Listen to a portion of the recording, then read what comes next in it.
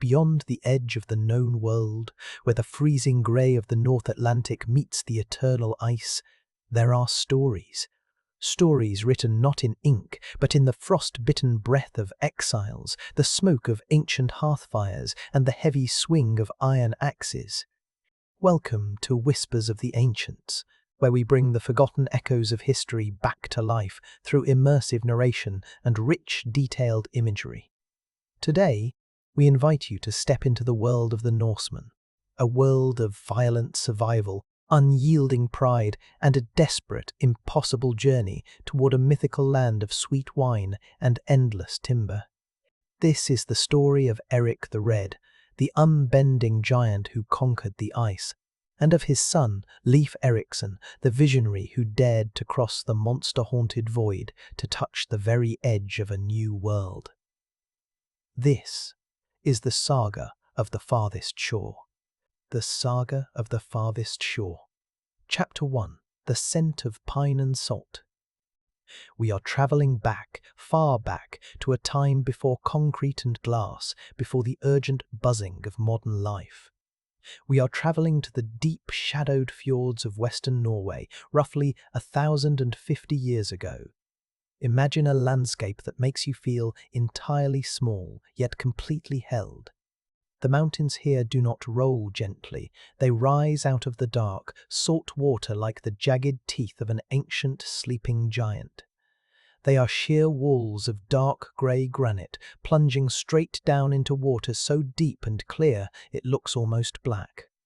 Clinging to the lower slopes, wherever the stone allows a handful of soil to rest, is a thick, impenetrable blanket of dark green pine and spruce.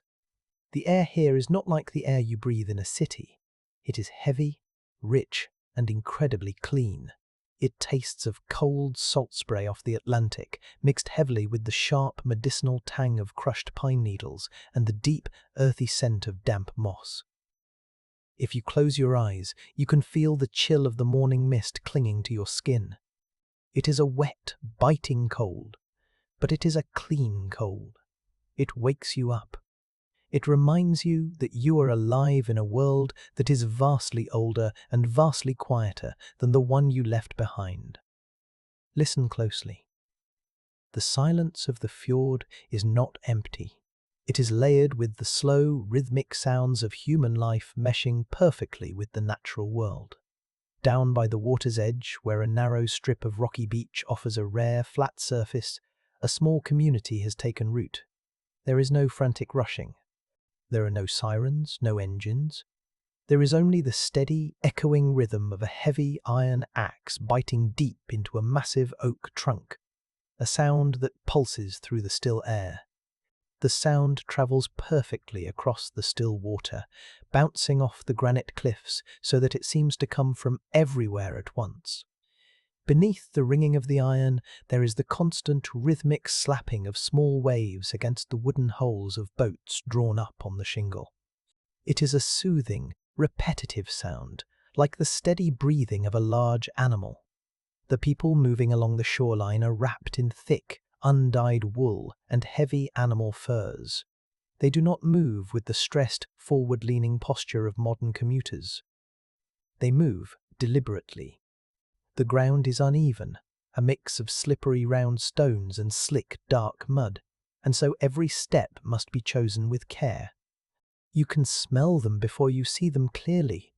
The rich, complex scent of wood smoke that has seeped into every fibre of their clothing, mingled with the oily smell of unwashed sheep's wool and the sharp, metallic tang of the cold iron tools they carry. We are watching a community that operates like a single, complex organism. There is no isolated, lonely protagonist here. Survival in this beautiful but unforgiving landscape requires a deep, unbreakable web of reliance. Near a cluster of long, low buildings with roofs covered in living, green turf, a group of women are working. They are sitting on low wooden stools, their hands moving with a fluid, unconscious grace that only comes from decades of repetition. They are repairing a massive fishing net, their thick bone needles dipping and weaving through the coarse hemp rope. They are talking, their voice is a low, rolling murmur that harmonizes with the sound of the water. They are not talking of wars or kings. They are discussing the changing weather, the thickness of the winter coats on the sheep, and the health of the children playing near their feet. The children are everywhere, small, bundled figures tumbling over the rocks, completely integrated into the daily labour. They are not cordoned off or kept separate. They learn the rhythms of the world by simply existing within them. A toddler, his cheeks bright red from the cold air, is carefully stacking smooth, flat stones near the water's edge, perfectly mimicking the adults who are repairing a dry stone wall nearby. He is learning the weight of the world, the texture of the earth, through the simple, unsupervised play of a child completely at home in the wild. Somewhere within the dim, smoky interior of the largest turf-roofed house, a new life has recently joined this rhythmic world. We will come to know him as Leif, but for now he is simply a tiny, fragile bundle of heat and breathing.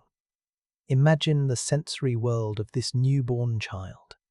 He does not know the blinding glare of fluorescent lights or the sterile chemical smell of a hospital ward. His world is an intimate tapestry of shadows and firelight.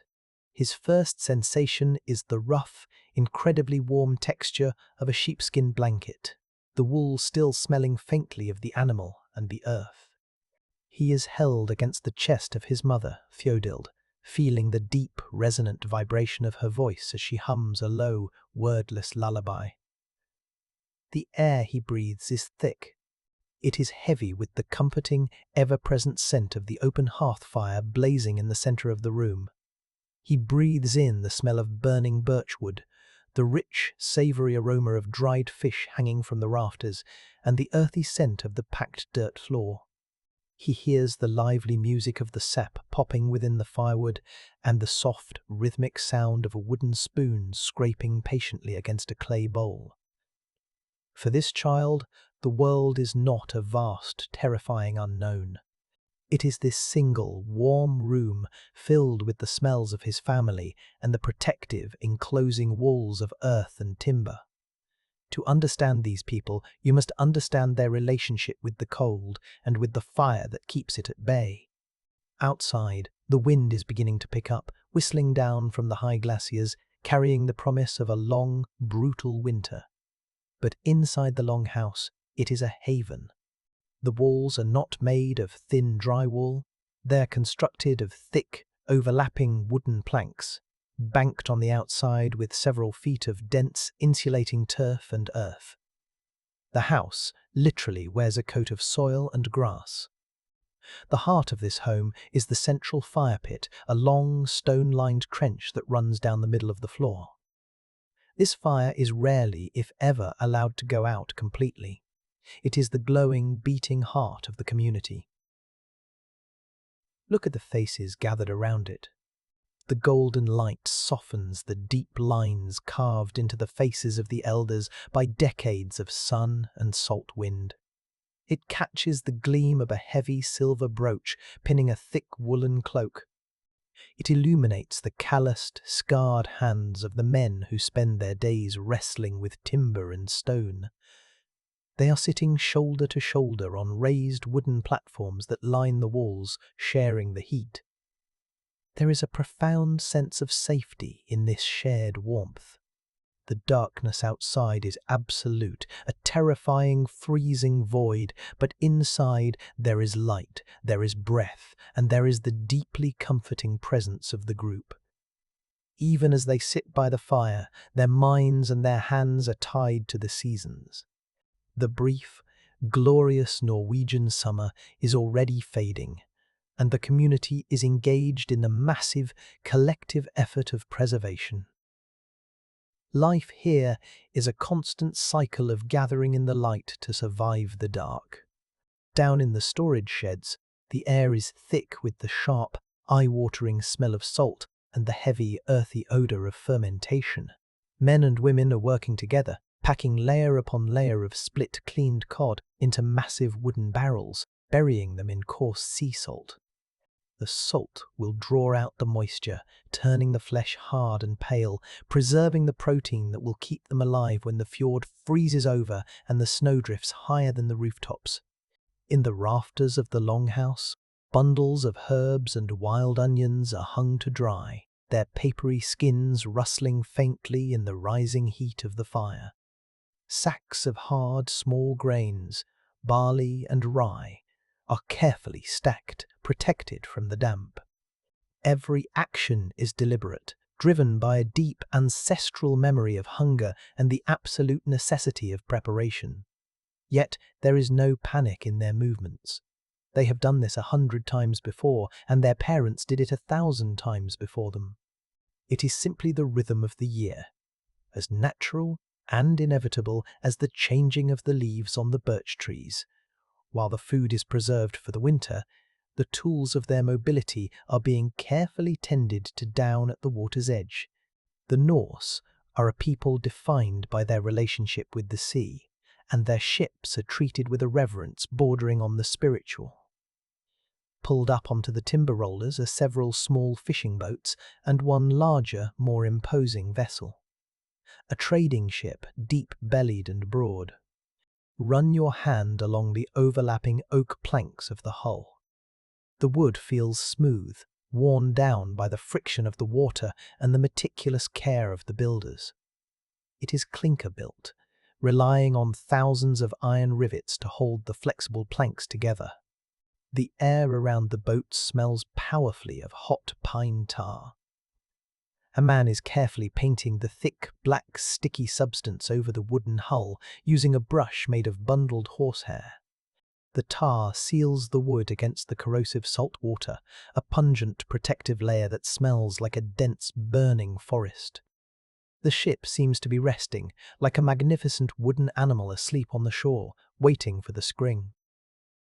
The people do not view these vessels merely as objects. They are lifelines. They are the only means of connecting with the wider world, of trading the dried fish and thick wool for the iron and silver they cannot pull from the rocky soil of the fjord. The ship is a promise of movement. As the afternoon wears on, the quality of the light in the fjord begins to change. The sun, already low in the sky, dips behind the towering granite peaks of the western wall. The direct light vanishes, leaving the water and the settlement bathed in a soft, diffused glow. The shadows stretch out, long and cool, painting the deep green of the pines into an almost solid black. This is the hour of transition. The sharp, rhythmic sounds of the day's labor, the chopping of wood, the hammering of iron, begin to slow and eventually cease. The silence of the natural world rushes back in to fill the space. The water, previously agitated by the wind and the boats, smooths out, turning into a perfect, dark mirror reflecting the bruised purple and grey of the evening sky. A thin, white mist begins to form over the surface of the fjord, twisting and curling in the dropping temperature. The people begin to move back toward the warmth of the longhouses. They walk slowly, their boots crunching softly on the frost that is already beginning to form on the grass. The smell of the wood smoke from the roof vents seems to grow stronger, heavier, pulling them inward.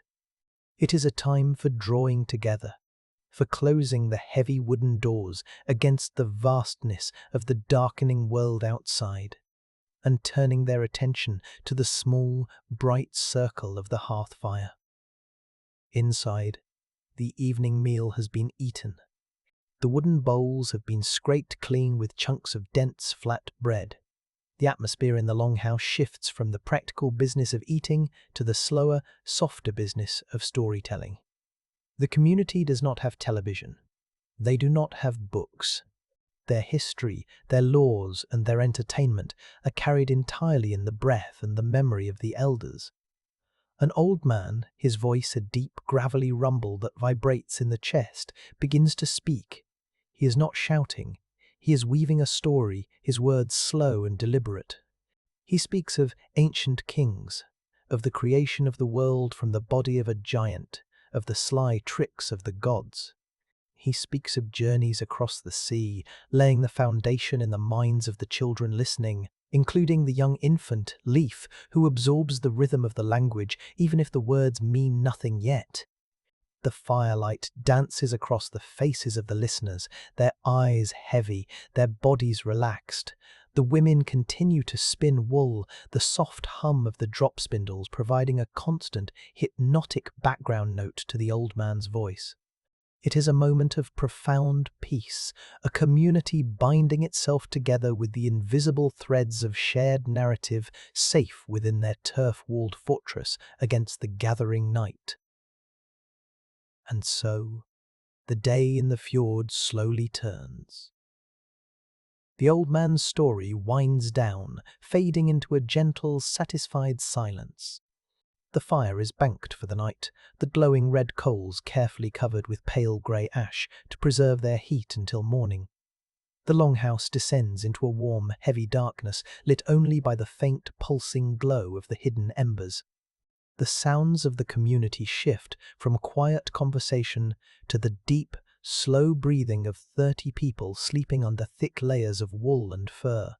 Outside, the fjord is completely still. The mist has thickened, obscuring the granite cliffs, turning the world into a soft, grey dream. The water laps gently, patiently against the wooden hull of the sleeping ship. The air is freezing, crisp, and completely clear, the smell of the pine and the salt settling over the dark earth. Everything is at rest. The people, the tools, the sea itself, all waiting quietly for the dawn. Breathe out one last time and let the image of the dark, quiet water remain. Let us leave them here, safe in the harbour, as the turning of the years slowly prepares to push them out into the vast, unknown grey of the ocean. For now, they are home. And all is well. Chapter 2. The Red-Haired Storm. The peace of the fjord, much like the surface of the water itself, is rarely permanent. Beneath the calm exterior, there are always currents moving. The light is returning now, a slow, pale grey creeping over the jagged granite peaks. The morning air is sharp, carrying the bitter bite of frost. The sounds of the settlement awaken. First, the low, comforting rumble of voices, then the inevitable burning sound of newly fed hearth fires. But today, the atmosphere feels different. There is a subtle tightness in the air, a tension that was absent yesterday. You can see it in the posture of the men as they emerge from the longhouses, wrapping their thick woolen cloaks tighter around their shoulders against the chill. They do not linger to chat by the doorways. Their movements are quicker, more purposeful, their eyes darting toward the largest house in the settlement. It is as if the entire community is collectively holding its breath, waiting for a storm to break, not from the heavy iron-grey sky above, but from within their own ranks. The storm has a name, and its centre is a man with a beard the colour of fresh rust. His name is Erik. History will remember him as Erik the Red, a name earned not just from the fiery colour of his hair and beard, but from the unpredictable, flashing heat of his temper. To understand Erik, you must understand the landscape that shaped him. He is a man carved from the same unyielding stone as the mountains that surround them. He is immense, broad-shouldered, and deeply scarred by a life lived pushing against the hard edges of the world. As he steps out of his longhouse, the physical space around him seems to contract. He does not walk, he strides, his heavy, leather-clad boots hitting the frozen mud with a deliberate, heavy impact. Smell the air around him. It is the familiar scent of wood smoke and old wool, but beneath that there is the sharp, metallic tang of nervous energy. He is a man who thrives on motion, on conflict, on the constant assertion of his own will against a world that is always trying to grind him down. His hands, thick and calloused, rest habitually on the heavy iron belt that holds his axe. He is not necessarily a cruel man by the standards of his time, but he is a volatile one. He is a fire that warms the community when contained, but threatens to burn it down when the wind catches it right. Today, the wind is blowing hard. The source of the tension is not grand politics or distant wars. It is the most primal, deeply rooted source of conflict in an agrarian society, land and honor. Here, in the steep, shadowed valleys of Norway, fertile earth is rarer than silver. Every patch of grass, every stream, every stand of straight timber is measured, claimed, and fiercely protected. The argument that has been simmering for days, and is now threatening to boil over, involves a neighbouring farmer. It is a dispute over a shifting boundary line, a few yards of rocky soil that might support a handful of sheep. To the modern mind, it seems trivial. But in a world where survival depends entirely on what you can pull from the earth, there is no such thing as a trivial loss. Moreover, in this society, a man's worth is entirely bound up in his reputation, his standing among his peers. To yield, to back down without a fight, is to show weakness. And weakness in the north is far more dangerous than the winter cold. It invites further challenges. The men gathering in the open space between the houses know this perfectly well. They are talking in low, tight clusters, their breath pluming white in the freezing air. They are calculating alliances, weighing loyalties, measuring the potential cost of the brewing violence against the absolute necessity of maintaining their honor. The quiet rhythm of the settlement has been broken. Watch the children. While the adults form tight, anxious circles, the children are a silent, observant audience scattered along the periphery.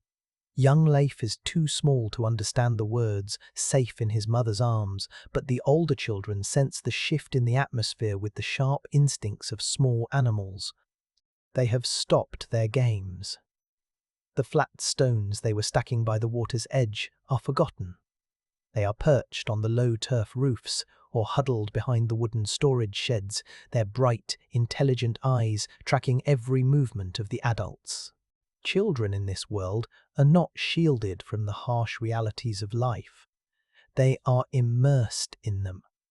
They watch the way the men position themselves, the subtle shifts in stance that signal aggression or submission. They listen to the cadence of the voices, learning the dangerous vocabulary of honor and insult long before they can wield a sword. They see the tight, pale faces of the women who are quietly continuing their tasks, spinning wool, carrying water, but with an unnatural, rigid focus.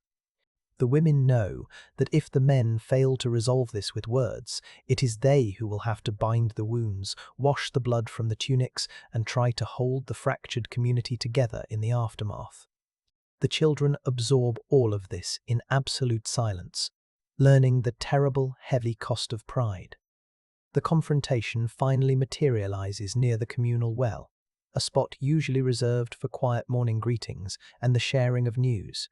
The neighbouring farmer, a lean, grey-haired man with eyes like chipped flint, stands his ground as Erik approaches. The physical contrast between the two men is stark, the fiery, explosive energy of Erik against the cold, unyielding stillness of the older man. The dialogue begins low, almost a murmur, but the cadence is entirely wrong for a friendly exchange. It is clipped, hard, the words bitten off short. Notice the physical details of the moment. The air is so cold that every word spoken produces a sharp puff of white vapour, making the anger visible, hanging in the space between them. The only other sound is the slow, deliberate groan of the well rope swinging slightly in the wind. The rest of the community stands absolutely still, forming a loose, watchful ring around the two men. Nobody intervenes. This is a matter between two free men, bound by ancient, unwritten rules of conduct. To step in prematurely would be a profound insult to both. The tension is a physical weight pressing down on the muddy ground. It is the agonizing, stretched-out silence before a thunderstorm breaks, when the air pressure drops and the hairs on your arms stand up. They are waiting to see if words will be enough to bridge the gap between their pride. They are not enough. The shift from words to violence in this world is rarely a slow build. It is often a sudden, terrifying, sharp sound. We will not dwell on the brutality of the act itself, for our purpose is to observe the community, not the blood.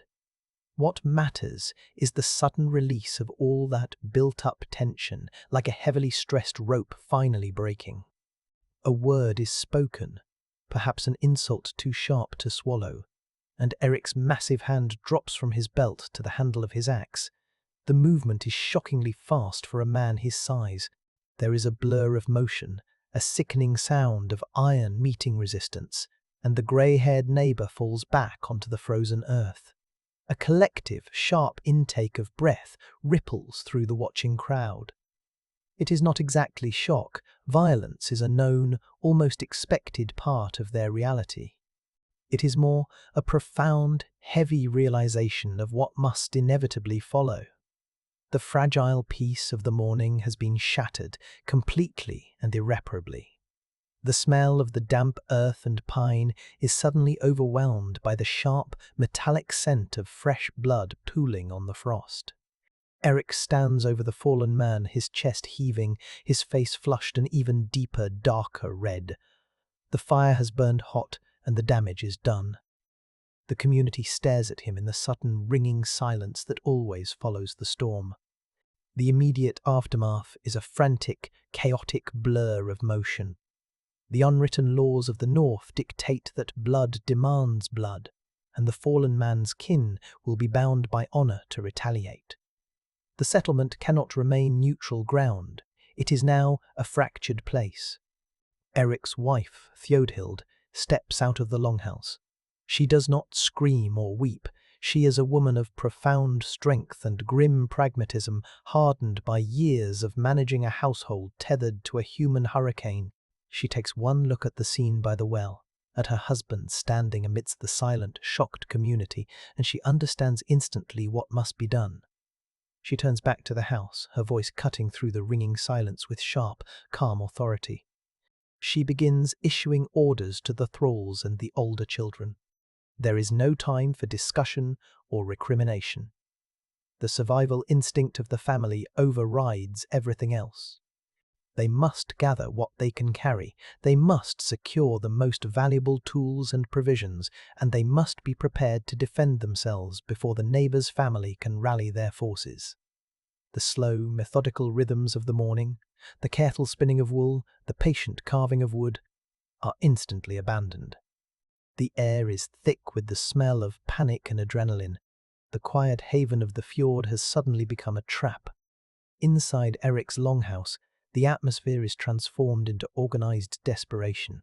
We are intimately close to the frantic packing. Feel the rough texture of the heavy canvas sacks being dragged across the packed dirt floor.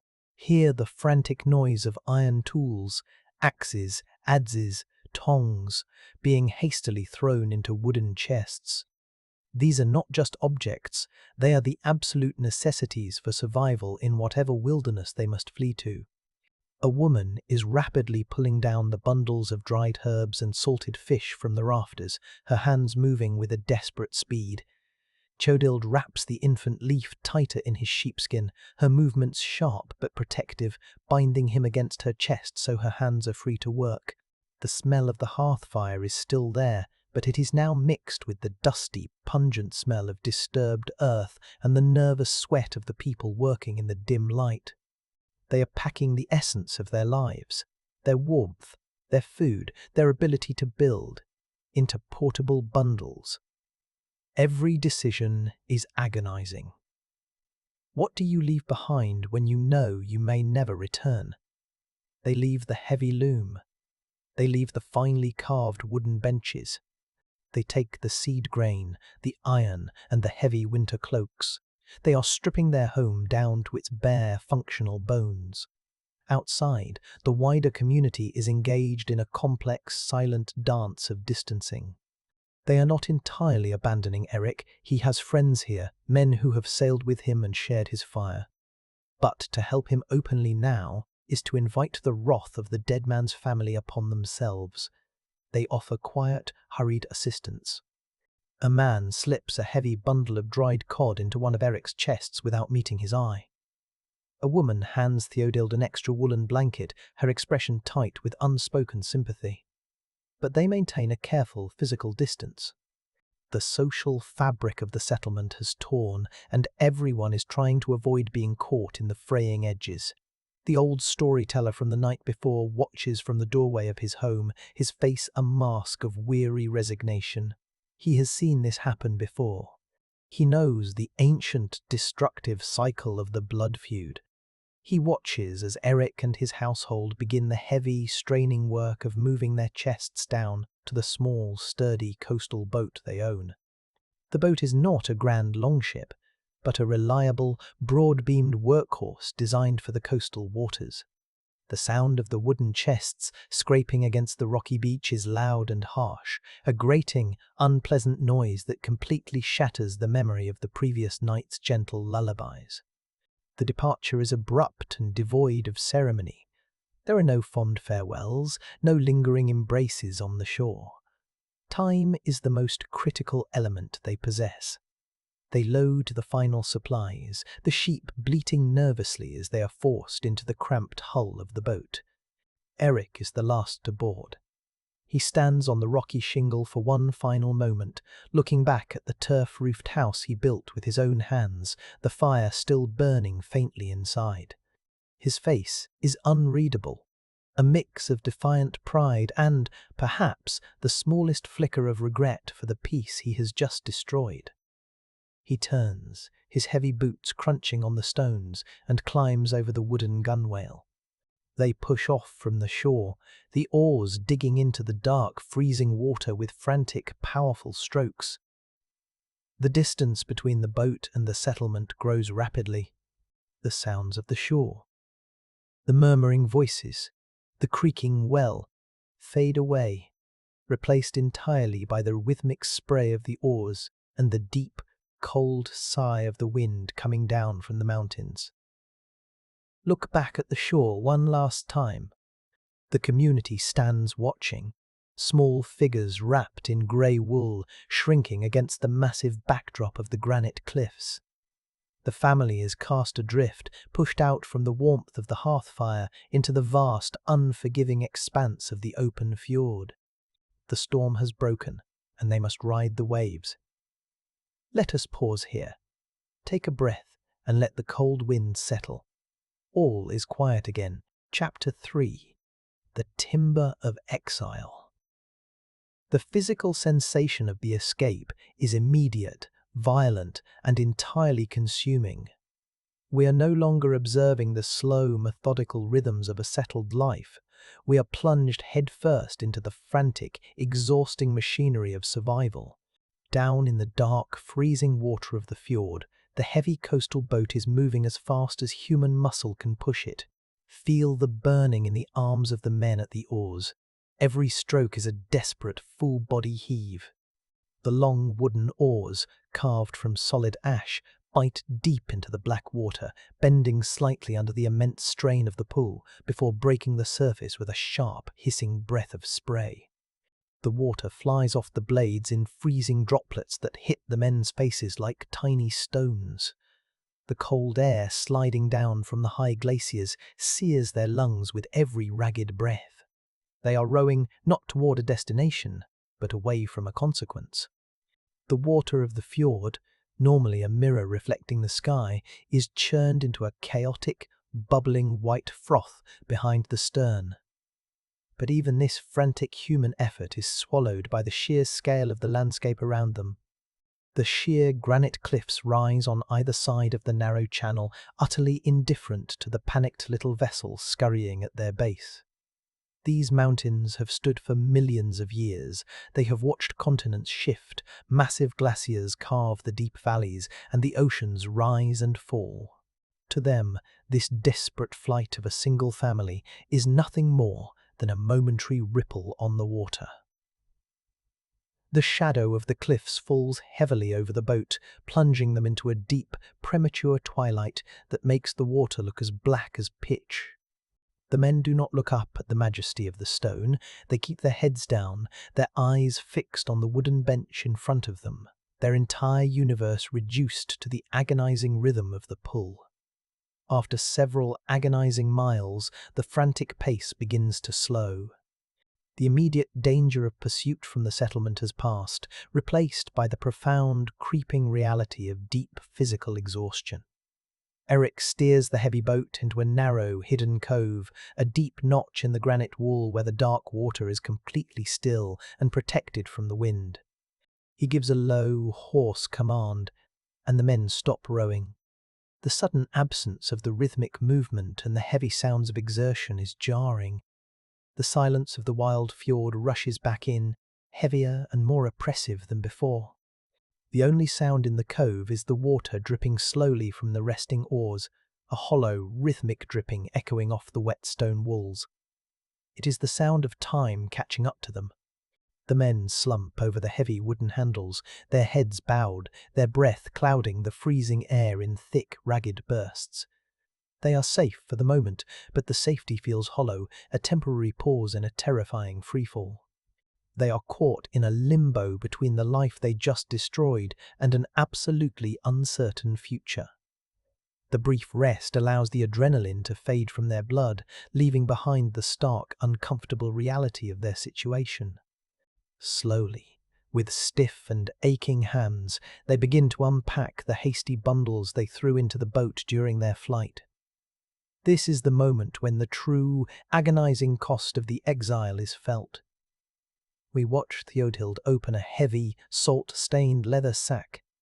Instead of the finely carved wooden bowls or the soft, perfectly spun theal wool she left behind in her home, she pulls out a rough iron cooking pot, a small bag of precious seed grain, and heavily salted, rock-hard fish. The contrast is sharp and painful. They have been stripped down to the absolute base elements of survival. The beautiful things, the comfortable things, the things that made a turf house a home. They are all gone, abandoned to the blood feud. There is no space in the boat for luxury, only for the heavy, ugly tools required to carve a new existence out of the rock. The cold begins to seep deeply into their sweat-dampened clothes. The smell of the raw, untouched wilderness around them, the scent of damp moss, decaying pine needles, and freezing, grimy water replaces the comforting, familiar scent of the hearth fire they left burning in the settlement. Throughout this grim inventory, Erik sits in the stern of the boat, completely still. He is a man who operates on forward momentum, on the sheer force of his will and his anger. But here, trapped in the shadowed cove with his family shivering around him, the momentum is gone. His massive frame is tense.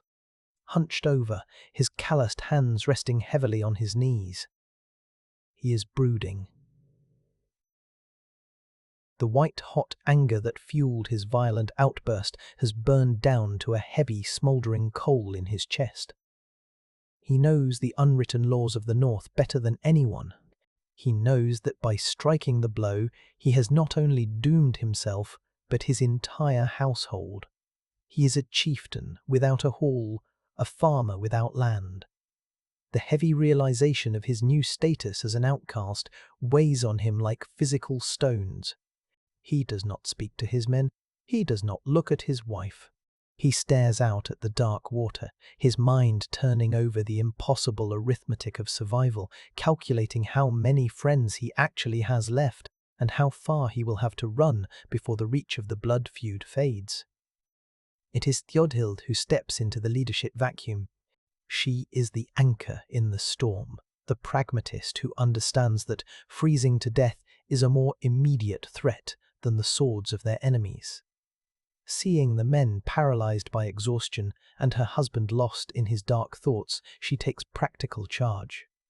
She does not raise her voice, she does not panic.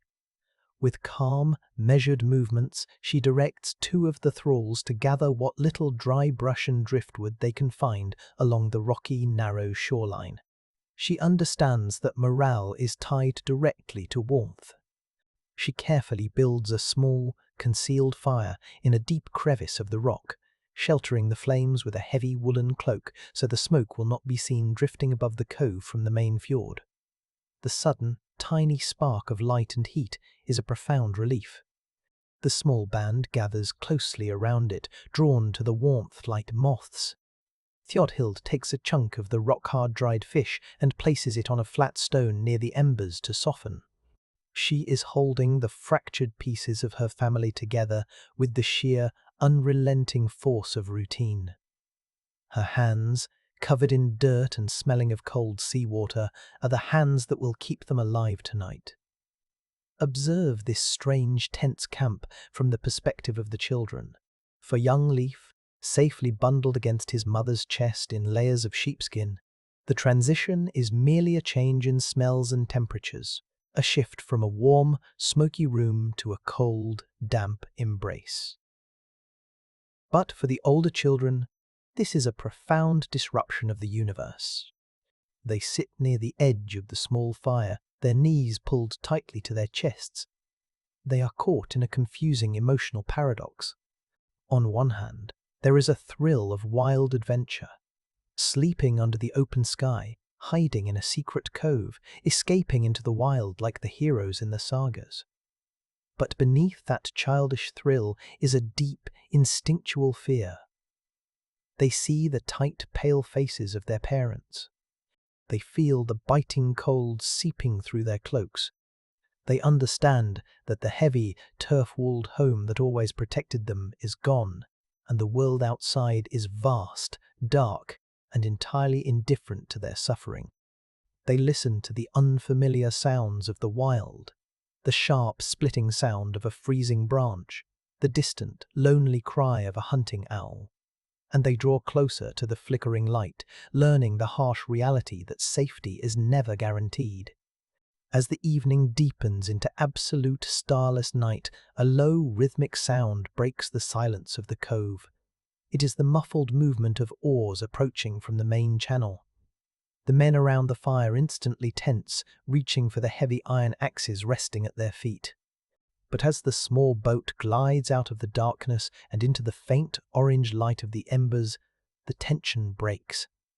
It is not their enemies coming to claim blood. It is a handful of loyal retainers, men who have farmed with Erik, sailed with him, and chosen to bind their fate to his, even in exile. They pull their boat alongside, stepping silently onto the slippery rocks. There are no loud greetings, only the quiet clasping of forearms and the shared, heavy breath of men who have made a dangerous choice. This arrival shifts the dynamic of the camp. They are no longer just a fleeing family, they are a small, fiercely bonded band. The shared risk creates a profound intimacy. They sit around the fire, sharing the softened fish and passing a leather skin of water, their faces illuminated by the glow. The settlement they left behind is dead to them. But here, in the freezing dark, the nucleus of a new community is being forged under absolute pressure. The arrival of the retainers forces a grave decision. Erik finally breaks his silence. His voice is a low, gravelly rumble that barely carries over the sound of the wind whistling above the cove. They cannot stay in the fjord. They cannot even stay in Norway. The family of the man Erik killed is powerful, and the blood feud will hunt them from valley to valley. To stay is to engage in a never-ending cycle of violence that will eventually consume them all. The decision is stark and absolute. They must leave the country entirely. They must sail west, out into the open ocean, toward the isolated colonies of Iceland. It is a terrifying prospect. Iceland is a harsh volcanic rock sitting on the edge of the Arctic Circle, weeks away across one of the most violent oceans on Earth. But it is a place where a man can claim empty land and start again without the ghosts of his past. The men around the fire nod slowly in agreement. There is no debate because there is no other choice. The firelight catches the grim determination in their eyes. They are choosing the terror of the unknown ocean over the certainty of the sword. With the decision made, the focus shifts entirely to the practical reality of the journey. The broad-beamed coastal boat they fled in is sturdy, but it is not designed to cross the North Atlantic. They need a true deep-water ship. In the days that follow, they move stealthily along the coast, trading what little silver they have, calling in old debts and finally securing a robust, ocean-going trading vessel, a Nar. The sensory experience changes again. The smell of the damp earth is replaced by the overpowering scent of hot pine tar and old wool. They spend frantic, freezing hours transferring their meagre supplies into the deep hull of the Nar. They check the heavy iron rivets, they inspect the massive square woolen sail, and they pack the wooden water casks. The ship feels entirely different from the coastal boat. It is heavy, solid, a wooden fortress designed to ride the massive ocean swells rather than cut through the coastal chop. It is their only hope, a fragile, floating island of human ingenuity preparing to throw itself against the fury of the sea. Finally, the preparations are complete. The wind shifts, blowing cold and steady from the east, a perfect wind to push them out of the fjords and into the open water. The crew boards the ship. The heavy anchor stone is hauled up, dripping with dark mud. As the massive red sail is unfurled, catching the wind with a sharp, explosive report, the ship begins to move. They sail out of the protected, deep-water channels and toward the grey horizon. Erik stands at the steering oar, his face set like the granite cliffs they are leaving behind. He does not look back, but Theodild and the others turn their heads, watching the jagged, snow-capped peaks of Norway slowly shrink into the distance. It is a quiet, profound moment of severing. The smells of the pine forests, the sound of the water lapping against familiar shores. They are watching their entire known world fade away into a thin grey line. They are turning their faces toward the vast, terrifying unknown, carrying nothing but their tools, their wool, and the heavy burden of their exile. The fjord is gone. The ocean awaits. Chapter 4. The Grey Horizon. The transition from the sheltered, deeply shadowed waters of the Norwegian fjord to the vast, open expanse of the North Atlantic is not a gentle, gradual fading. It is a violent, shocking threshold that must be crossed. As the heavy trading ship, the Nar, clears the final, protective arm of towering granite that has shielded them since their departure, the world instantly and radically expands. The wind, which had been funneled, broken, and tamed by the mountains, suddenly hits them with its true, unobstructed force. It is a physical blow. The massive square sail, woven from the wool of 100 sheep, was pulled taut with a sound like a thunderclap. The thick oak mast, as thick as a man's waist, groans aloud under the sudden, immense pressure. The water changes its character entirely. It is no longer the dark, still, glassy mirror of the inland channels. It is a chaotic, churning expanse of deep slate grey, crested with aggressive, hissing whitecaps that tear off and fly through the air as stinging spray. The true scale of the North Atlantic is impossible to comprehend. From the safety of the shore, it must be felt beneath you, a terrifying realization that you are now entirely at the mercy of something unimaginably vast and completely indifferent to human life. The protective, vertical walls of their known world are gone, replaced by a horizon that stretches endlessly in every single direction, an unbroken, terrifying ring of iron grey that seems to swallow the sky. Listen closely to the ship. A Norse vessel does not plough stubbornly through the water like a modern steel freighter trying to break the ocean's will. It is built to bend, to yield, and to ride the chaos. It is clinker-built, its overlapping oak planks held together by thousands of iron rivets that allow the entire wooden structure to flex and twist.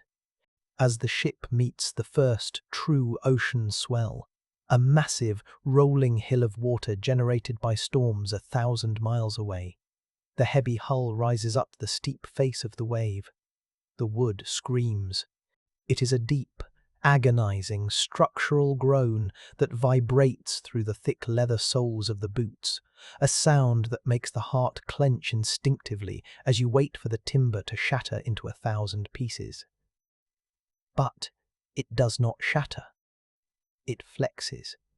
The beautifully carved prow hangs for a breathless, suspended second at the absolute crest of the swell, and then plunges smoothly down into the deep trough, throwing a massive, heavy sheet of freezing spray over the open deck.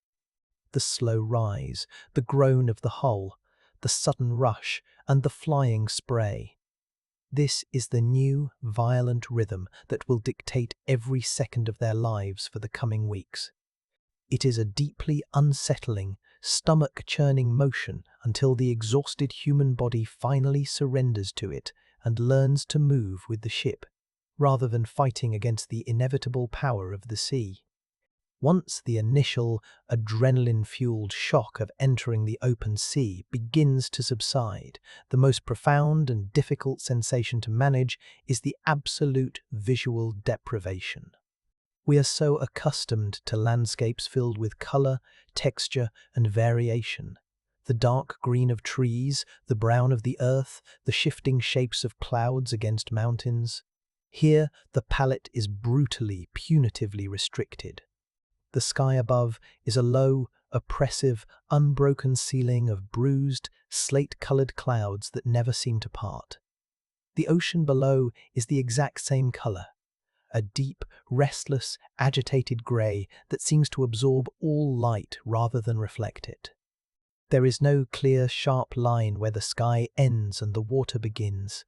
The horizon is simply a blurry, misty smudge where the two immense greys merge into one another. This total lack of visual stimulation forces the mind inward, often to dark places. There are no distractions, no distant landmarks to mark progress, no changing scenery to occupy the eye. You can sit on a wooden sea chest and stare out into the driving mist for 8 hours and see absolutely nothing change. It requires a profound, almost superhuman internal fortitude to sit in this grey void day after day, week after week, without succumbing to the creeping, claustrophobic panic of absolute isolation. The only splash of colour in their entire, contracted universe is the dark, earthy red and undyed white of the massive woolen sail billowing overhead, a desperate flag of life in a dead world. The cold of the North Atlantic is not simply a temperature recorded on a scale. It is a physical presence, a heavy, damp, malicious weight that presses against every exposed inch of skin and constantly probes for weaknesses in their clothing. It is a wet, cold, heavily saturated with coarse salt that completely ignores the first few layers of woven wool and settles deep into the bones. Smell the air on the pitching deck. It is intensely sharp, a pungent, eye-watering mixture of ozone, crushed kelp, and the freezing spray that constantly washes over them. Beneath the clean, aggressive smell of the ocean is the heavy, inescapable, deeply human scent of the ship itself. It smells of thick, bubbling pine tar, which coats the rigging ropes and seals the oak hull, and the greasy, unwashed smell of raw, lanolin-soaked sheep's wool from their heavy, constantly damp cloaks. When a rogue wave crashes violently against the side of the hull, the wind whips the freezing mist directly across the deck, coating everything. Wood, iron, and human, in a fine, glittering layer of rime ice. the salt crystallizes quickly in the men's thick beards and the women's braided hair, turning them prematurely white and stiff. There is no escaping this cold, there is no warm hearth fire to retreat to at the end of the day. They must simply endure it, wrapping their thick, heavy cloaks tighter around their shivering shoulders and generating whatever meager heat they can from the slow, internal burning of their own carefully rationed calories. At the very stern of the ship, standing alone on a slightly raised wooden platform, is the Navigator. He is the most important man on the vessel, holding 30 lives in his hands. He does not have a magnetic compass. Such a tool will not be seen in these dark waters for centuries. He does not have a paper map or a sextant. He is guiding this fragile wooden bowl across an empty, trackless ocean, using a deeply inherited ancestral memory and a profound, almost mystical attention to the natural world. Watch his weathered face. He is not staring blankly into the mist.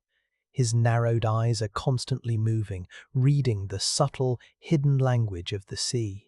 He watches the exact way the wind catches and tears the crests of the waves. He feels the primary, deep ocean swell, rolling beneath the chaotic, wind-driven surface chop, knowing that this massive, dominant rhythm points the way across the globe like a paved highway. He looks intensely at the color of the water, knowing that the deep, terrifying blackish blue of the abyssal trench will eventually, slowly, turn to a lighter, milkier green as they approach the hidden underwater shelves of distant, unseen islands. He is entirely present, his mind merged perfectly with the heavy wood of the steering oar and the relentless movement of the water. He is the single point of focused, unyielding intention that keeps them from sailing blindly off into oblivion. For the rest of the crew, survival is not a matter of high navigation, but of grueling, repetitive, mind-numbing physical labor. The brilliant, flexible nature of the clinker-built hull, while absolutely essential for riding the massive waves without breaking, means that the ship is never entirely watertight. The freezing ocean water constantly seeps and presses through the overlapping oak planks, gathering in the deep, dark bilges at the very bottom of the hull.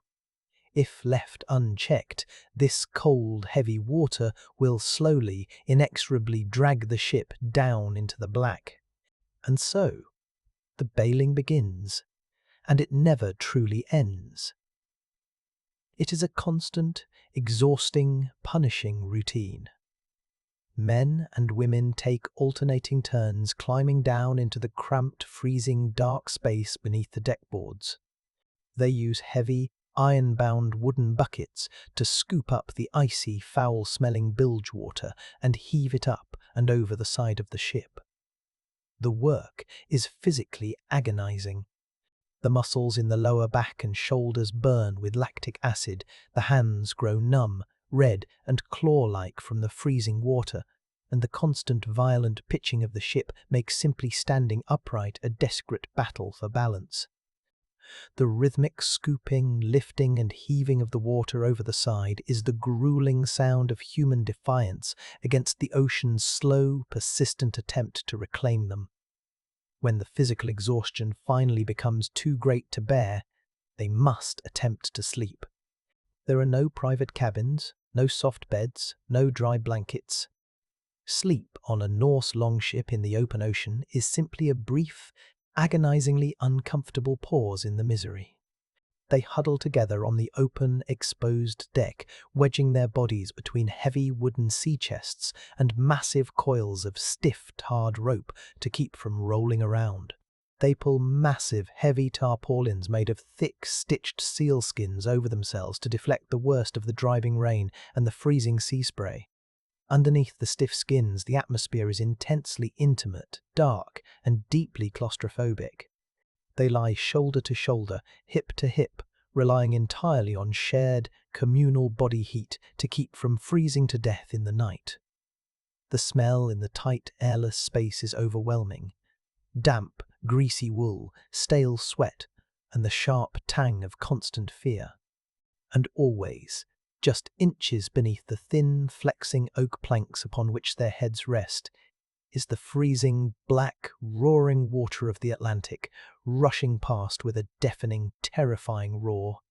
It is an act of sheer will to close your eyes, knowing that only a single inch of bending wood separates you from the crushing abyss. But deep exhaustion eventually overpowers even the sharpest fear, and they slip into a thin, restless, dream-filled sleep, their bodies swaying in perfect, unconscious unison with the endless rolling of the ship. Meals offer absolutely no comfort. They are merely a mechanical fueling of the biological machine. There is no fire allowed on the wooden deck to cook over, no warm, comforting broth to chase away the deep chill.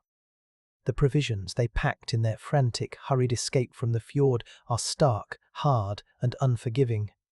They eat scray, massive cod that has been split open, gutted, and hung in the freezing winter wind until it is completely dehydrated, as hard and stiff as a pine plank. It must be brutally torn apart with the teeth and chewed for a very long time before it softens enough to be swallowed, tasting aggressively of raw sea salt and old, dusty fish. To wash this dry meal down, they have small, strictly controlled rations of water drawn from the heavy wooden casks tied to the mast. As the days pass, the water grows stale and flat, taking on the strong taste of the oak staves and the faint, slimy texture of growing algae. It is survival at its absolute, most basic level, stripping away all the communal joy and warmth of eating around a shared hearthfire. They chew their dried fish in grim silence, their eyes fixed on the empty grey horizon, counting the calories in the days, waiting for the endless ocean to finally end.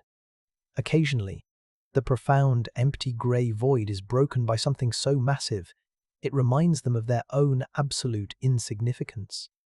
On the 5th day of the voyage, the ship is riding deep in a trough between two towering grey swells. Suddenly, the water just yards from the porthull erupts. The sound is immense, shocking the crew. A deep, explosive, bass-heavy exhalation of compressed air and mist that sounds like a mythical dragon waking from a slumber in the deep. A massive, dark grey shape, substantially larger and heavier than the ship itself, breaches the surface of the water. It is a great whale. For a few terrifying, awe-inspiring seconds, the colossal creature glides smoothly alongside them, perfectly matching the speed of the Nar. The crew freezes entirely, their hands gripping the gunwales so tightly their knuckles turn white, staring down at the thick, barnacle-encrusted skin and the dark, deeply intelligent eye that seems to briefly, calmly assess their fragile wooden craft. The sheer, undeniable mass of the animal makes the heavy oak ship feel like a brittle, hollow toy that could be shattered with a single flick of its tail. And then, with a slow, immensely powerful undulation of its enormous flukes, it dives, disappearing silently back into the crushing black depths, leaving behind nothing but a swirling, bubbling patch of white foam on the grey water. The encounter leaves a profound, heavy silence in its wake. It is a stark, visceral reminder that they are merely trespassers here, temporary, fragile visitors moving slowly across a vast, ancient world that belongs entirely to giants. As the first week bleeds slowly into the second, time itself begins to lose its meaning. The constant, unchanging grey of the sky, the endless, repetitive rhythm of the waves, and the grueling cycle of bailing water blur the days together into a single, continuous loop of endurance. Monday is entirely indistinguishable from Thursday. There is only the light, cold grey of the day and the terrifying, absolute black of the night. The sharp, hot panic of their exile from Norway fades away, replaced by a dull, meditative, hardened endurance. They exist in a strange state of suspension, completely severed from their past lives in the east and entirely unable to see their future in the west. They are a floating, isolated community, bound tightly together by wet wool, shared body heat, and the quiet, persistent hope radiating from the Navigator at the stern. Let us leave them here for now, bobbing slowly on the vast, indifferent swells of the North Atlantic. Settle deeper into your own comfort. Feel the solid, unmoving ground beneath you and listen to the imagined roar of the wind outside. They are safe for now, held within the flexible wooden walls, waiting patiently for the endless grey to finally break. Chapter 5. The Green Cloak of the Faroes. The change comes slowly, a subtle, almost imperceptible shift in the immense, unchanging machinery of the ocean. For days, the world has been nothing but grey water and grey sky, an endless loop of bailing and shivering. But on the morning of the second week, the Navigator at the stern raises his head, his nostrils flaring slightly. He tastes the wind. It is no longer the pure, sterile, biting cold of the deep Atlantic. There is a faint, incredibly distant earthy sweetness to it, the smell of damp soil, crushed grass, and ancient stone carried over miles of water. He looks down over the heavy wooden gunwale. The colour of the ocean is changing. The profound, bottomless, terrifying black blue of the abyssal trench is slowly giving way to a lighter, milkier green. They have crossed the deep ocean and are now riding up onto a hidden underwater shelf. The swells are becoming sharper, shorter, breaking with a completely different, choppier rhythm. The crew, sensitized to every microscopic change in their brutal environment, feels the shift instantly. They stir from under their stiff, salt-encrusted sealskin tarpaulins, pulling themselves up to look over the wooden sides of the ship, their eyes straining desperately against the ever-present mist, hungry for the solid anchor of land. When the land finally appears, it is not a gentle, welcoming shore slowly rising from the sea. It is a sudden, dramatic, towering revelation. The heavy mist that has clung to the water for days suddenly parts, drawn back like a thick grey curtain, revealing a massive, solid wall of rock directly in their path. These are the Faroe Islands. They do not slope gently into the sea. They thrust violently upward, sheer, vertical cliffs of dark basalt rising hundreds of feet straight out of the crashing, foaming surf. But what strikes the exhausted, salt-blinded Greenlanders most is not the intimidating stone, but the absolute explosion of colour. After weeks of visual deprivation, the islands are a vibrant, shocking green. A thick, lush blanket of grass clings tenaciously to every horizontal surface, capping the dark cliffs like a brilliant, heavy emerald cloak. It is a green so intense, it almost hurts the eyes. A vibrant, screaming promise of life and fertility rising triumphantly out of the dead grey water. The crew falls completely silent, staring in profound, open-mouthed awe at the sheer verticality and sudden beauty of the world before them. The stunned silence of the crew is immediately and completely shattered by the inhabitants of the islands. As the heavy ship draws closer to the cliffs, a sound begins to build.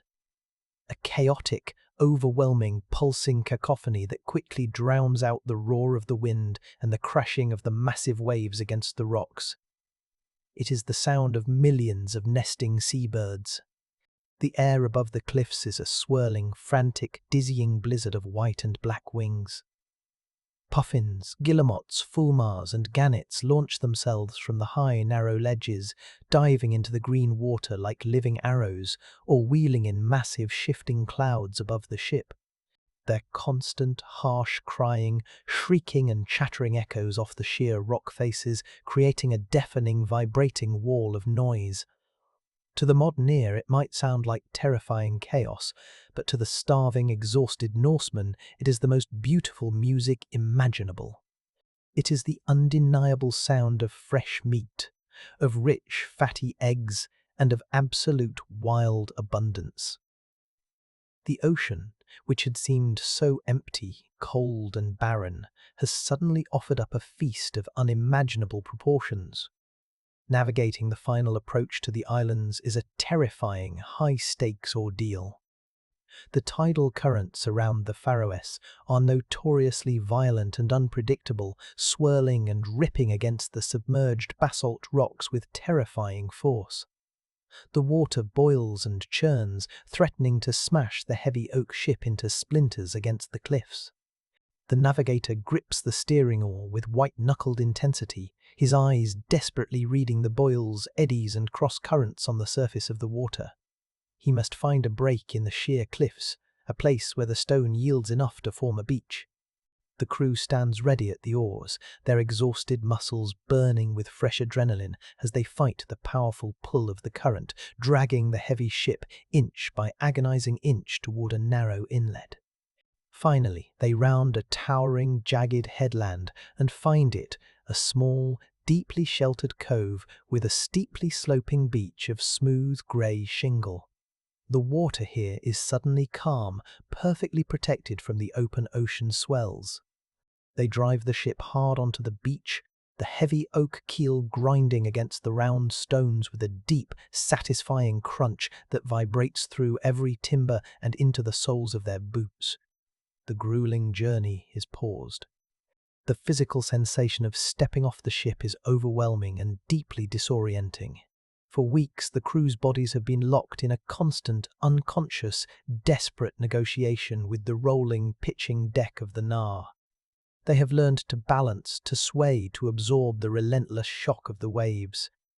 Now, as they drop their heavy bodies over the side of the hull and their leather boots finally hit the solid, unmoving stones of the beach, their legs betray them.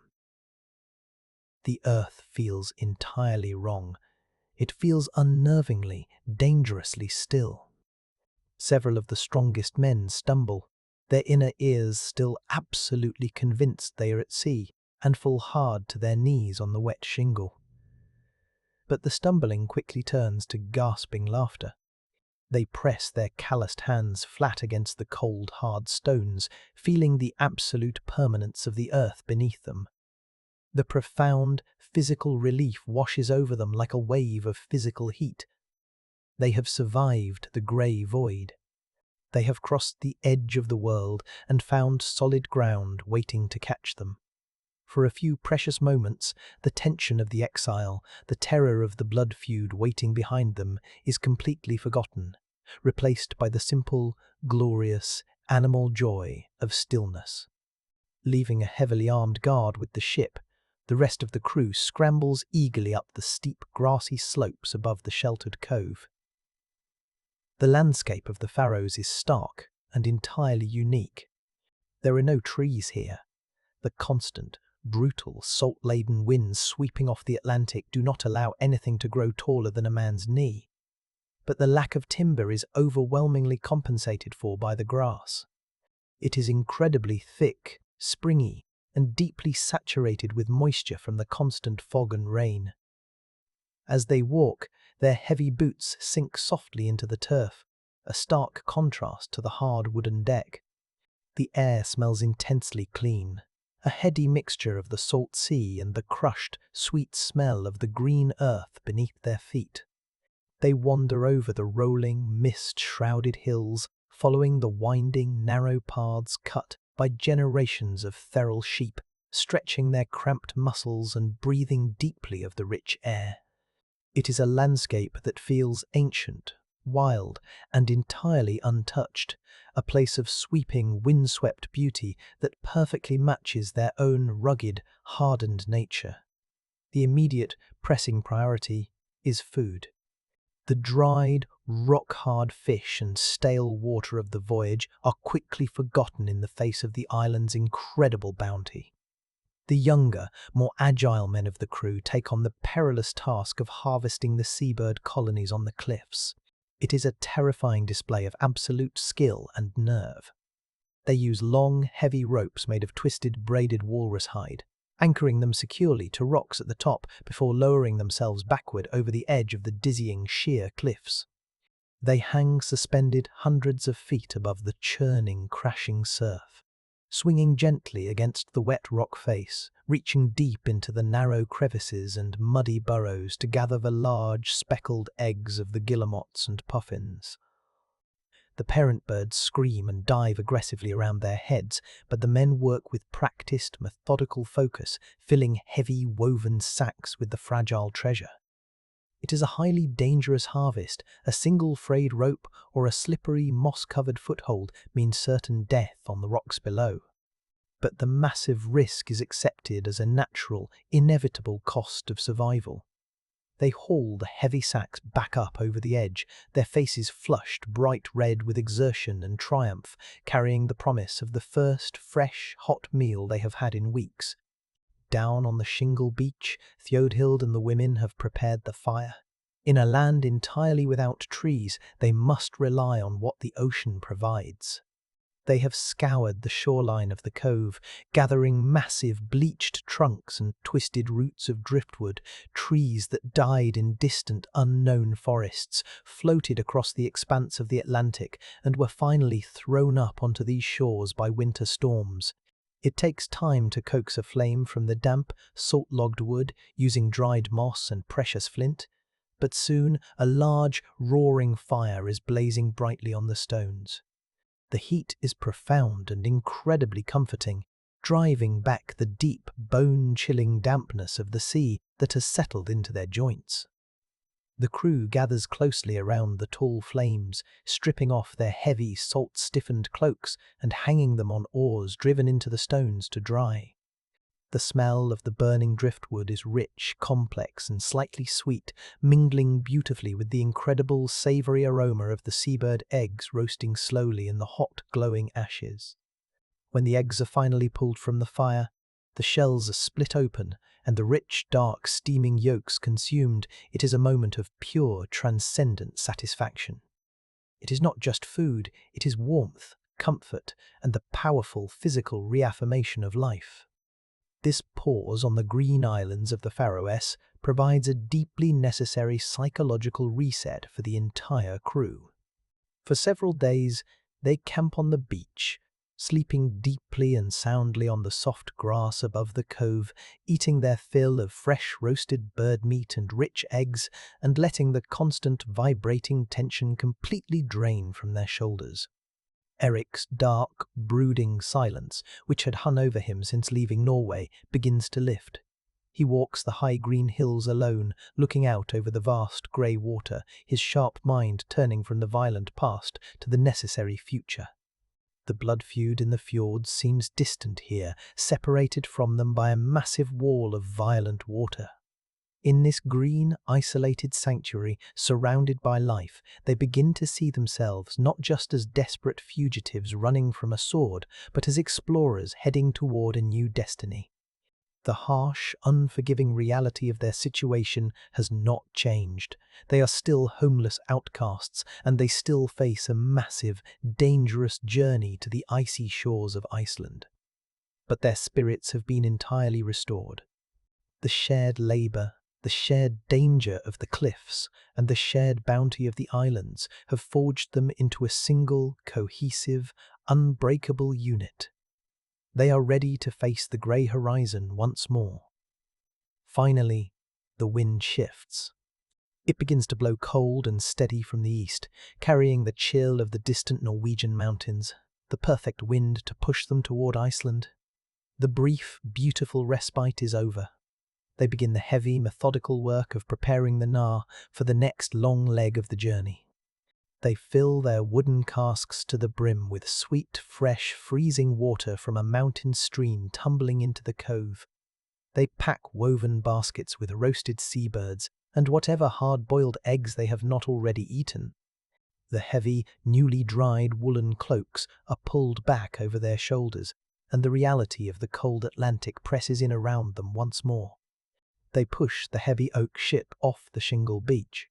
the men straining with effort as the oars dig into the water, pulling them out of the sheltered cove and back into the ripping, chaotic coastal currents. As the massive red sail is raised and catches the strong wind with a sudden, powerful report, they look back one last time at the sheer, towering green cliffs of the Faroes. The islands shrink quickly into the mist, a brief, beautiful memory of solid, vibrant ground. They turn their faces west again, toward the true edge of the world, their bodies fueled and their minds hardened, ready for whatever the ocean will throw at them next. Chapter 6. The Spindle and the Sail. Leaving the sheltered emerald coves of the Faroe Islands feels like stepping out of a warm hall and back into a howling blizzard. The Nar pushes back out into the open, churning grey of the North Atlantic.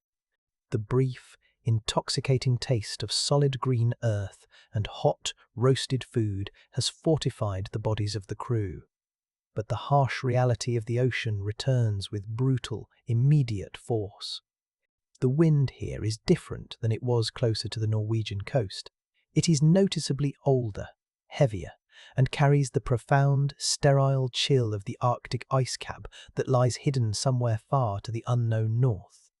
But as the heavy oak ship crests the first of the massive, rolling oceanic swells, the true, unsung hero of this desperate journey is revealed. It is not the strong men gripping the oars or bailing the bilges, but the colossal, straining square of fabric billowing overhead. The sail. It is massive, dyed a deep, earthy red and patterned with stark, undyed white stripes straining violently against the heavy wooden yardarm. It is a living, breathing thing, snapping and pulsing with the fierce energy of the wind and the steady groan of the wood. Without it, the heavy, clinker-built hull would simply be a wooden coffin slowly drifting in the current. And this magnificent, towering engine of their survival was not forged by the heat of blacksmiths or carved by the sharp adzes of carpenters. It was grown slowly on the backs of sheep, and born entirely from the infinite quiet patience of women. To look up at the massive sail is to see the physical, heavy manifestation of hundreds of hours of silent, meticulous, repetitive labour. Back in the longhouses of Norway, long before the first spark of the blood feud forced them into the boats, the creation of this sail began. It started in the crisp autumn air with the shearing, the women pulling the heavy, greasy fleeces from the tough, hardy northern sheep. It continued through the long, dark winter with the painstaking, tedious separation of the fibres, pulling the coarse, weather-resistant tog hair away from the incredibly soft, insulating thiel down. It was a task that required a gentle, practiced touch and an astonishing, almost meditative resistance to boredom. But that separation was only the very beginning. The raw wool then had to be washed, carded into smooth rolls, and finally, endlessly spun into strong yarn. Every single thread in the massive canvas, currently holding back the sky above them, was created entirely by hand, using nothing more complex than a simple wooden drop spindle. The spindle is a deceptively simple tool, one of the oldest human inventions, a short, carved wooden shaft with a heavier, stabilizing whorl or weight at the bottom.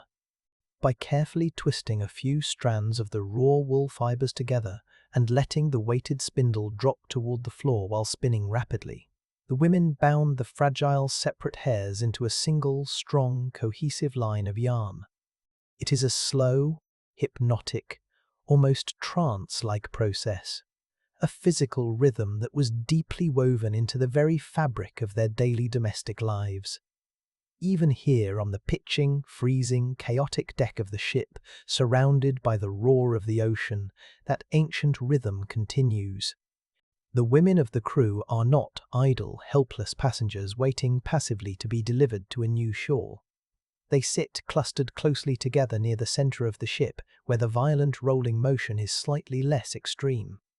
They sit with their knees drawn up tightly to their chests, wrapped in layers of thick, heavy cloaks against the freezing, salt-laden spray.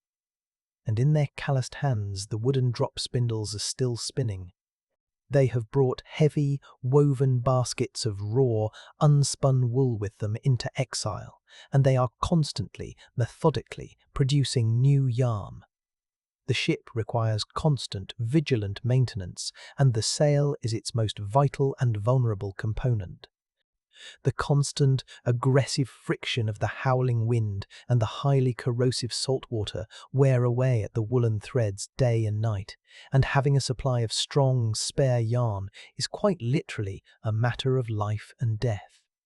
Despite the bone-numbing cold, despite the terrifying, constant proximity of the black, freezing water rushing past the hull, their hands move with that same practiced, fluid, unconscious grace. Twist the fibre, drop the weight, spin the shaft. Twist, drop, spin.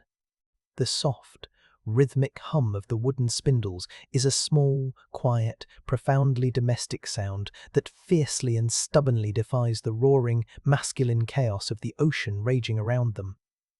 The sensory details of their vital work are a sharp, grounding contrast to the sterile, wet grey of the sea.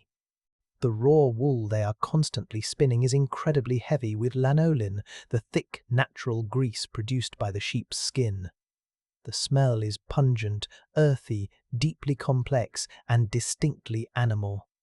It is the exact smell of a warm, crowded barn on a freezing winter night, a scent that speaks instantly of home, of safety, and of the solid earth they left behind.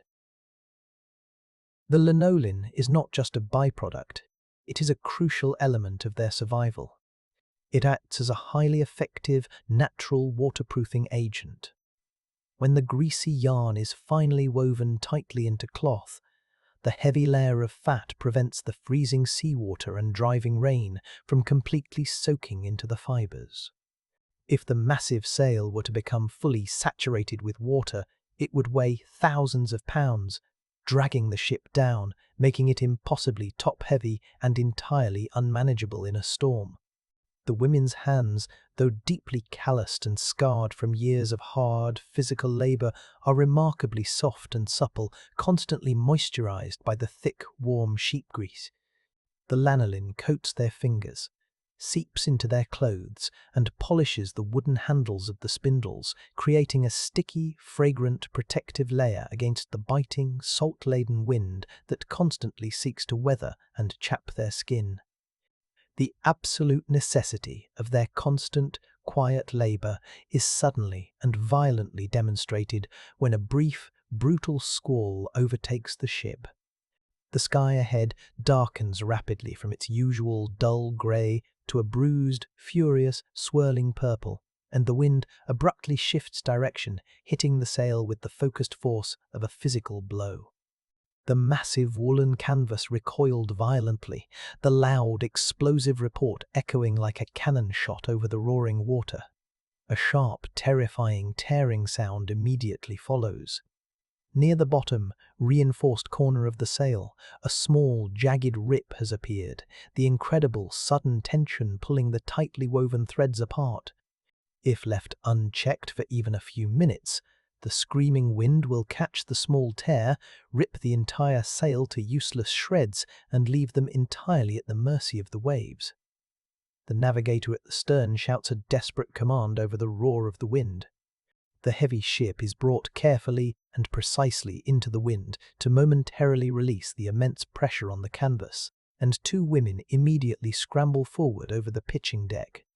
They do not have the luxury of returning to a dry, warm, well-lit longhouse to make their repairs.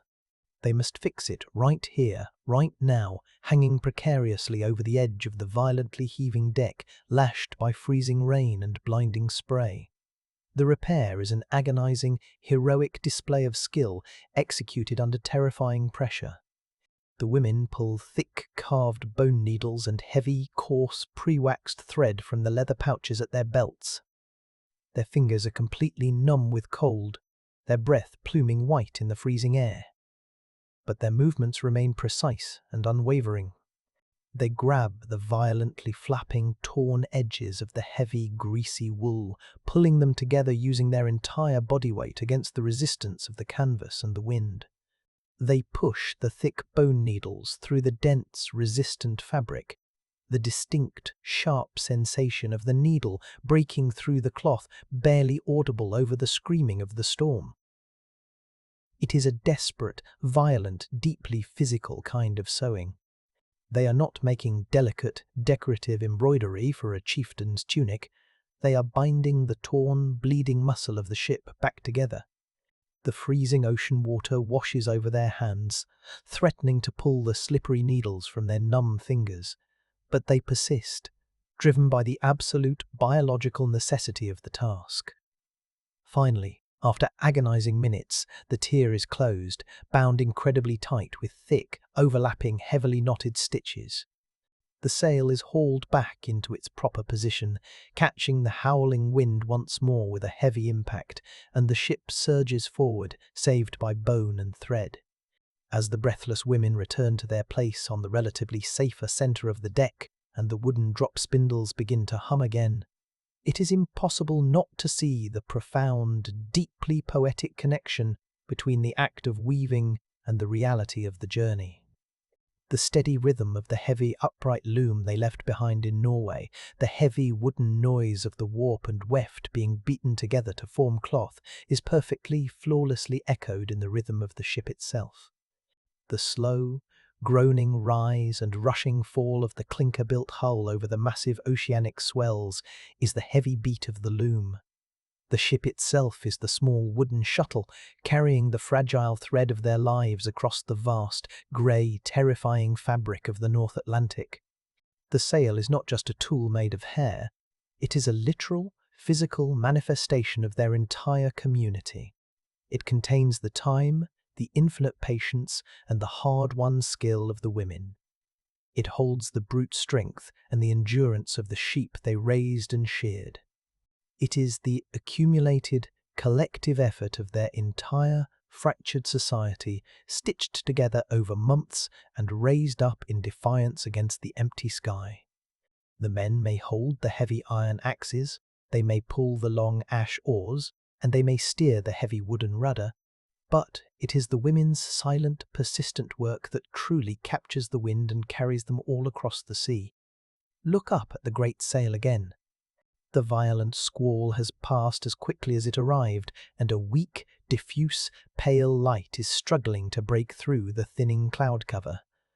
The light catches the distinct colours of the woven wool, the dark, earthy, blood red and the stark, undyed white stand out brilliantly against the monotonous, soul-crushing grey of the sky and the water. The red dye comes from the earth, from crushed madder root and specific types of boiled lichen. A literal, physical piece of the land they left behind, flying high and proud above the empty ocean. The patterned sail is a bold, visual statement of human presence and defiance in a place that is entirely hostile to humanity. It is a flag of survival, a vibrant, woven assertion of colour, intent and artistry against the terrifying, empty canvas of the North Atlantic.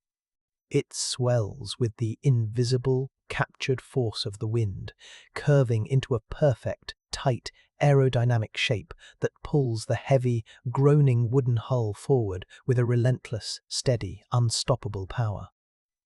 Beneath the great red and white canopy, the women continue their vital work.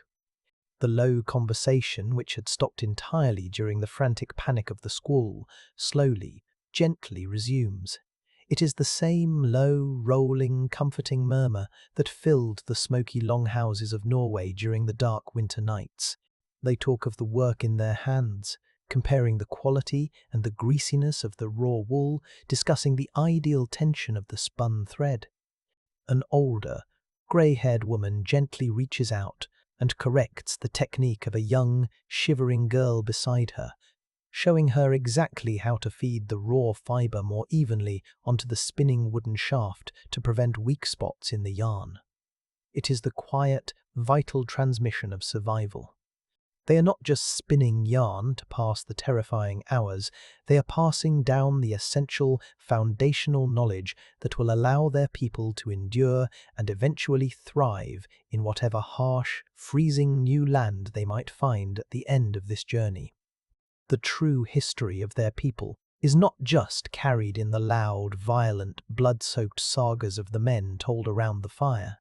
It is woven silently, persistently, and with profound strength into the very threads that hold their ships, their clothes, and their lives together. The wind holds steady, a strong, consistent, freezing push from the east.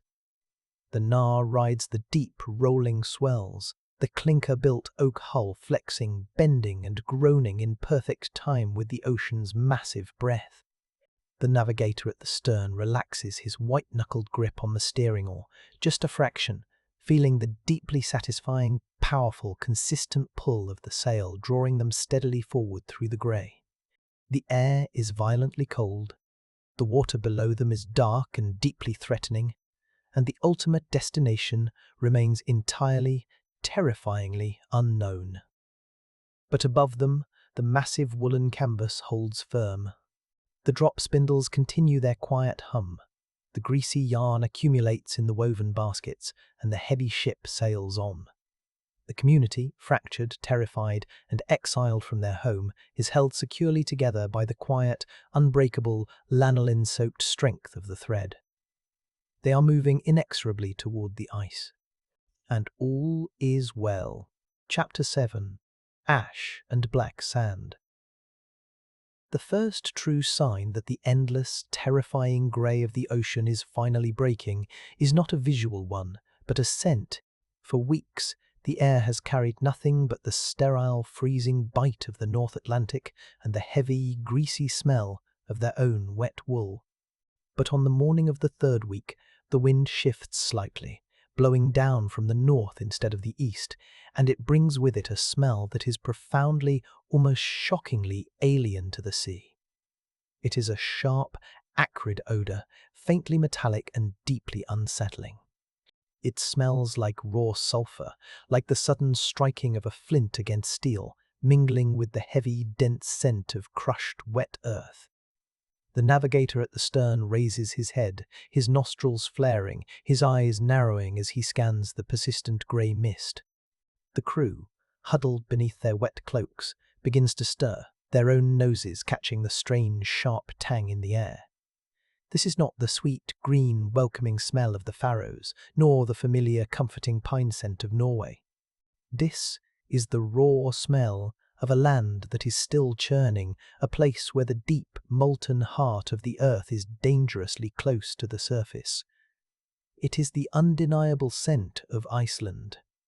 As the morning wears on, the heavy, persistent mist that has been their constant companion finally begins to burn off under a pale, weak sun, slowly revealing the shape of their new home. It is a stark, shocking contrast to anything they have ever seen before. There are no towering green cliffs here, no dense forests covering the gentle slopes. The land before them is a terrifying study in brutal, absolute extremes. Massive, jagged, tortured plains of dark, porous rock stretch out toward the horizon, looking exactly like a frozen, turbulent sea of black glass. Cutting sharply through this dark, shattered expanse are brilliant, blindingly white glaciers, massive, ancient rivers of ice that pour down from unseen mountains deep in the interior. It is a landscape that feels inherently hostile to life, a place of fire and ice locked in a constant, silent, geographical war. And here and there, rising from the dark earth like breath from a massive beast, are thick plumes of white steam, hissing sound, constantly from deep vents in the rock, a constant reminder that the ground beneath their feet is alive, restless, and angry. Navigating the coastline of this new, violent world is a terrifying ordeal that tests the very limits of the navigator's skill. The shores of Iceland are not lined with gentle, welcoming beaches. They are heavily defended by jagged, submerged volcanic reefs and sheer walls of black basalt that shatter the incoming ocean swells into violent, exploding foam. The navigator stands rigid at the steering oar, his muscles locked, his eyes desperately reading the boils, cross-currents, and subtle changes in the water's colour, searching for a safe break in the rocky armour. He is looking for a fjord, a deep inlet cut by ancient glaciers that will offer them shelter from the relentless, pounding Atlantic storms. They sail cautiously for 2 agonizing days along the coast, the sound of the crashing surf, a constant, nerve-wracking roar in their ears. Finally, they spot a wide, deep cut in the landline, a channel where the water visibly smooths out and the dark rock walls pull back slightly to invite them in. They turn the heavy Nar into the inlet, the brutal wind immediately dropping as the high walls of the new fjord begin to shelter them from the open sea. The landing is unlike any they have experienced before, entirely devoid of comfort or softness. As they guide the ship toward the head of the fjord, the water becomes incredibly calm, a dark, heavy mirror reflecting the pale grey sky. They find a gently sloping beach, but it is not made of pale, warm sand or smooth, rounded pebbles. The earth here is pitch black. It is pure volcanic ash and crushed basalt, ground down to a fine, dark powder over millennia by the relentless action of the sea and the ice. When the heavy oak keel finally grinds into the shore, the sound is strangely muffled by the soft, dark earth. The men drop over the side of the hull into knee-deep water, the freezing shock instantly waking their exhausted bodies. As they drag the ship higher onto the beach with heavy ropes, their boots sink deep into the black sand. The visual contrast is striking and deeply unsettling. The pale, salt-stained skin of the Norsemen, the rich, earthy red of the massive sail, and the absolute, consuming blackness of the earth beneath them. The immediate, pressing task is the unloading of the livestock. This is perhaps the most precarious and important part of the entire landing. Deep in the dark hold of the Nar, surviving for weeks in complete darkness, constant terror, and terrifying motion, are the absolute core components of their future survival: the sheep, a few hardy cattle, and perhaps a pair of small, incredibly sturdy Icelandic horses. The animals are exhausted, terrified, weak, and covered in their own filth. The men rig heavy, temporary wooden ramps from the gunwales down to the black sand.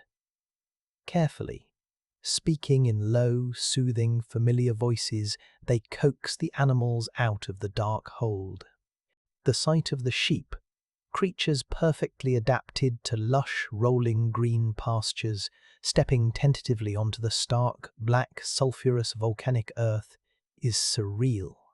They lower their heads, sniffing the strange, dusty ash, completely disoriented and fearful. The survival of these animals is paramount. Without their milk, their meat, and their wool, the exiles will absolutely starve and freeze before the first winter is out. With the ship finally secured and the animals safely unloaded, the sheer, crushing magnitude of their task becomes fully apparent. They are standing on a barren, black shore at the absolute edge of the habitable world, with the brutal northern winter rapidly approaching, and they have absolutely nothing. There are no pre-built longhouses to walk into, no established fields to harvest, no neighbours to ask for aid. They must build their entire reality, their entire means of survival, from scratch. And the most terrifying realization of all is the absolute lack of timber. In Norway, wood was abundant. The forests were a green ocean stretching as far as the eye could see. Here, the hillsides are covered only in low, twisted scrub birch and dwarf willow. Useful for firewood, perhaps, but entirely useless for building a massive, load-bearing longhouse. The landscape has brutally stripped them of their primary building material. They must adapt immediately, or they will die. They must learn to build not with wood, but with the earth itself. The heavy, back-breaking work begins almost instantly. It is grueling, muddy labor that occupies every single waking hour of the brief daylight. The men take their broad, iron-bladed spades and begin cutting deeply into the earth of the valley floor, slicing out massive rectangular blocks of turf. The turf in Iceland is incredibly dense, held tightly together by a thick, tangled mat of roots from the tough, cold, hardy grass that clings to the volcanic soil. The blocks are heavy, smelling richly of damp soil, crushed roots, and ancient decay. The physical sensation is completely different from the sharp, satisfying, ringing blows of an axe against timber. It is a heavy, rhythmic slicing, a constant, muddy, exhausting wrestling match with the ground. They are literally carving their new home directly out of the hillside. The women and older children carry the heavy, wet blocks to the building site, stacking them with incredible, practiced precision, creating thick walls that are several feet wide at the base. These turf walls are not elegant and they are not beautiful, but they are profoundly effective. They provide massive, necessary insulation, holding the heat of a fire inside and blocking the howling Arctic winds that will soon scour the open fjord. While the thick walls of turf are raised, the most critical structural challenge remains: the roof. A turf house needs a strong, solid wooden skeleton to support the massive, crushing weight of the earthen roof, especially when the heavy winter snows begin to pile up.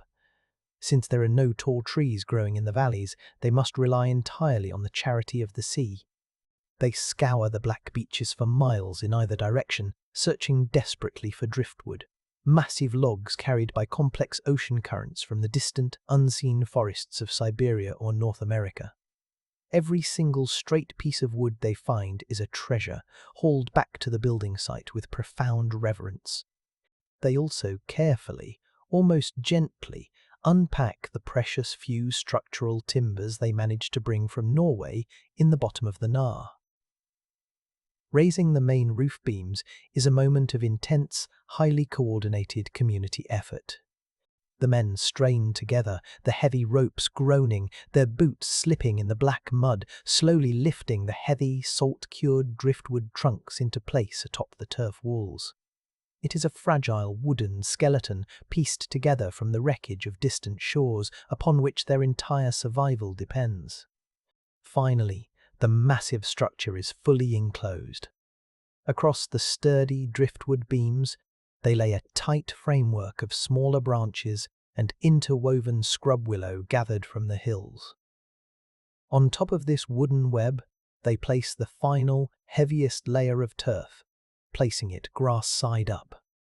The living roots of the grass will soon grow down into the soil blocks beneath, binding the entire roof into a solid, waterproof, living mat that will blend seamlessly into the hill.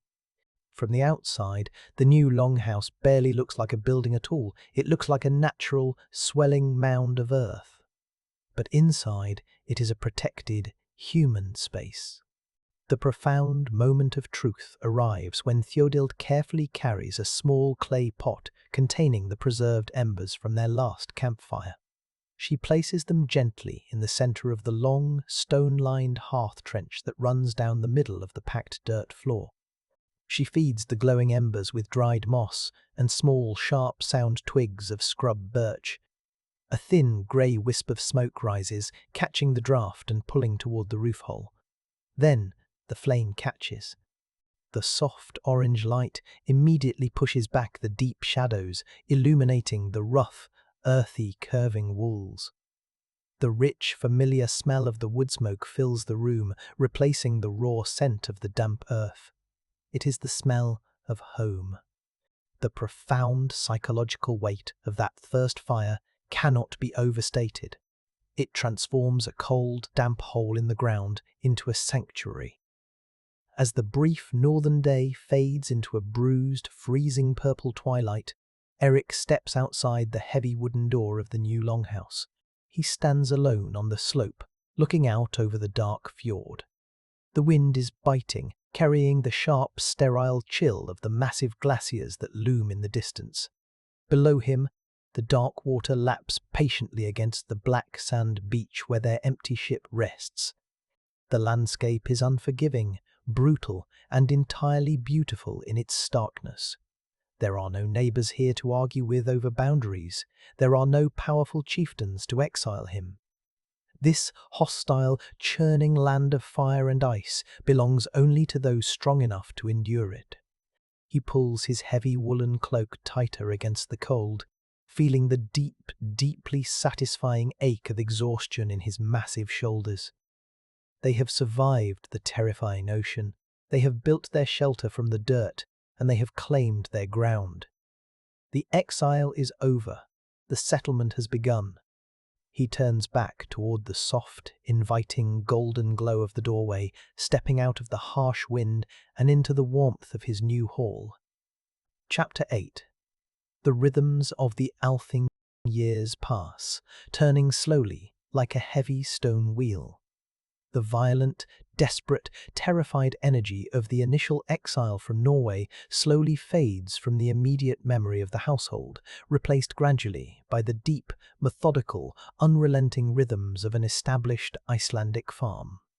The massive, thick turf walls of Erik's longhouse have settled deeply into the hillside, bound tight and made permanent by the aggressive roots of the tough green grass growing thick on the roof. Inside those earthy, smoky walls, young Leif is growing up. He is no longer the fragile, tightly bundled infant carried away in the freezing dark from the Norwegian fjords. He is a strong, quiet, intensely observant youth, shaped entirely by the harsh, magnificent beauty of this active volcanic land. His entire world is one of rugged sheep and pitch-black sand, of howling, house-shaking winter gales and brief, fiercely bright, exhausting summers. But the most important, defining rhythm of his young life is not the predictable changing of the seasons or the cycle of the harvest. It is the great annual journey to the summer assembly. It is the journey to the Althing. As the heavy winter snows finally begin to retreat from the high mountain passes in late June, the profound, isolating silence of the farm is broken. The air in the valley buzzes with an electric anticipation. The journey overland to the assembly is a sensory feast, a massive release of energy after months of being trapped indoors by the lethal cold. They travel on the backs of sturdy, incredibly tough Icelandic horses, creatures perfectly and uniquely adapted to the rugged, ankle-breaking terrain. Feel the rhythmic, jarring, repetitive jolt of the heavy leather saddle as the horses pick their way carefully across miles of shattered, razor-sharp lava fields and ford rushing, freezing, pale blue rivers of pure glacial meltwater. The smell of the shaggy horses, a pungent mix of hot sweat, wet hair, and oiled leather, mingles with the sharp, incredibly clean, sulphur-tinged air of the highlands. It is a time of mass movement and sudden freedom, a massive, chaotic, communal migration as families from every isolated, lonely fjord on the island converge slowly toward a single, central point on the map. Their destination is Thingvellir, a place of dramatic, almost theatrical natural architecture that feels designed by the gods themselves for the exact purpose of gathering. It is a massive, gaping rift valley where the great tectonic plates of the earth are literally, visibly tearing apart, leaving towering walls of fractured basalt. As Leif and his family crest the final rocky ridge, the valley opens suddenly before them, a wide, sweeping green plain cut deeply by fissures of dark rock and a rushing, crystal-clear river. But what instantly captures the eye and the ear is not just the majestic landscape, it is the sudden, explosive, overwhelming presence of humanity. For 2 brief weeks every summer, this empty, silent valley becomes the bustling, chaotic, loud capital of Iceland. Hundreds of temporary booths, built of low stone walls and covered with brightly coloured, heavily dyed woolen tents, dot the green plain like a sudden bloom of massive, square flowers. The thick smoke from hundreds of individual campfires rises steadily into the pale summer sky, creating a low, fragrant haze that smells intensely of roasting mutton, boiling barley, and sweet wood smoke. The atmosphere at Thingvellir is vibrant, deafeningly loud, and profoundly intoxicating. After the deep, unbroken silence of the isolated coastal farms, the concentrated noise is almost a physical weight pressing against the chest. Everywhere you turn your head, there is constant motion and overlapping sound. Hardened farmers are loudly trading massive bundles of raw, greasy wool for precious imported Norwegian iron. Women are sitting in the grass, exchanging intricate, delicate bone carvings and vital gossip from across the island. Young, boastful men are arranging strategic marriages and violently testing their physical strength in heavily wagered wrestling matches on the riverbank. It is a vital, necessary release of pent-up social energy, a crucial mixing of bloodlines, goods, and news in a population spread far too thin over a landscape that constantly tries to kill them. The air rings from dawn to dusk with the constant, steady ringing of blacksmiths' hammers repairing essential tools, and the low, rolling cadence of a dozen different regional dialects of Old Norse mingling around the glowing fires. At the absolute geographical center of this chaotic, swirling energy is the Lore Rock, a natural, elevated platform of dark basalt that serves as the undisputed heart and mind of their society. Here, the haggling noise of the traders and the boisterous laughter of the young people fade away entirely, replaced by a deep, incredibly respectful silence that ripples outward through the massive crowd. A single man steps up onto the rock, his figure silhouetted against the sky. He is the law speaker, the single most important and respected figure in all of Iceland. He has no king to back his authority, no standing army to enforce his will, and no stone castle to retreat to. His only power, his only weapon, is his memory and the sheer projecting force of his voice. For hours at a time, his voice rings out over the valley, deep, resonant, and practiced, reciting the incredibly complex, entirely unwritten laws of the land, entirely from memory. He speaks of the exact boundaries of property rights, of the specific, highly calibrated blood prices for various injuries, and of the exact unforgiving penalties for theft, cowardice, and insult. The massive crowd listens with absolute, unwavering intent, absorbing the intricate code that holds their fragile, violent society together without the iron fist of a monarch. Directly below the towering Law Rock, the various district courts are in session. This is where the bitter disputes of the past year are finally publicly settled. It is a tense, highly stylized, intensely intellectual arena. Observe the men arguing their complicated cases. They do not use heavy swords or iron axes here. They use words as finely honed weapons, engaging in complex, rapid-fire legal maneuvering, citing obscure precedents from memory, and calling upon elaborate, carefully constructed networks of family alliances to sway the judges. The tension in the air is palpable, a tight, vibrating, dangerous energy that ripples through the packed rings of spectators. Sometimes, when the words are not enough to satisfy honor and the legal knot cannot be untied, a dispute must be settled by hongang, a formalized, brutal duel fought with swords and shields on a small, sandy island in the middle of the river.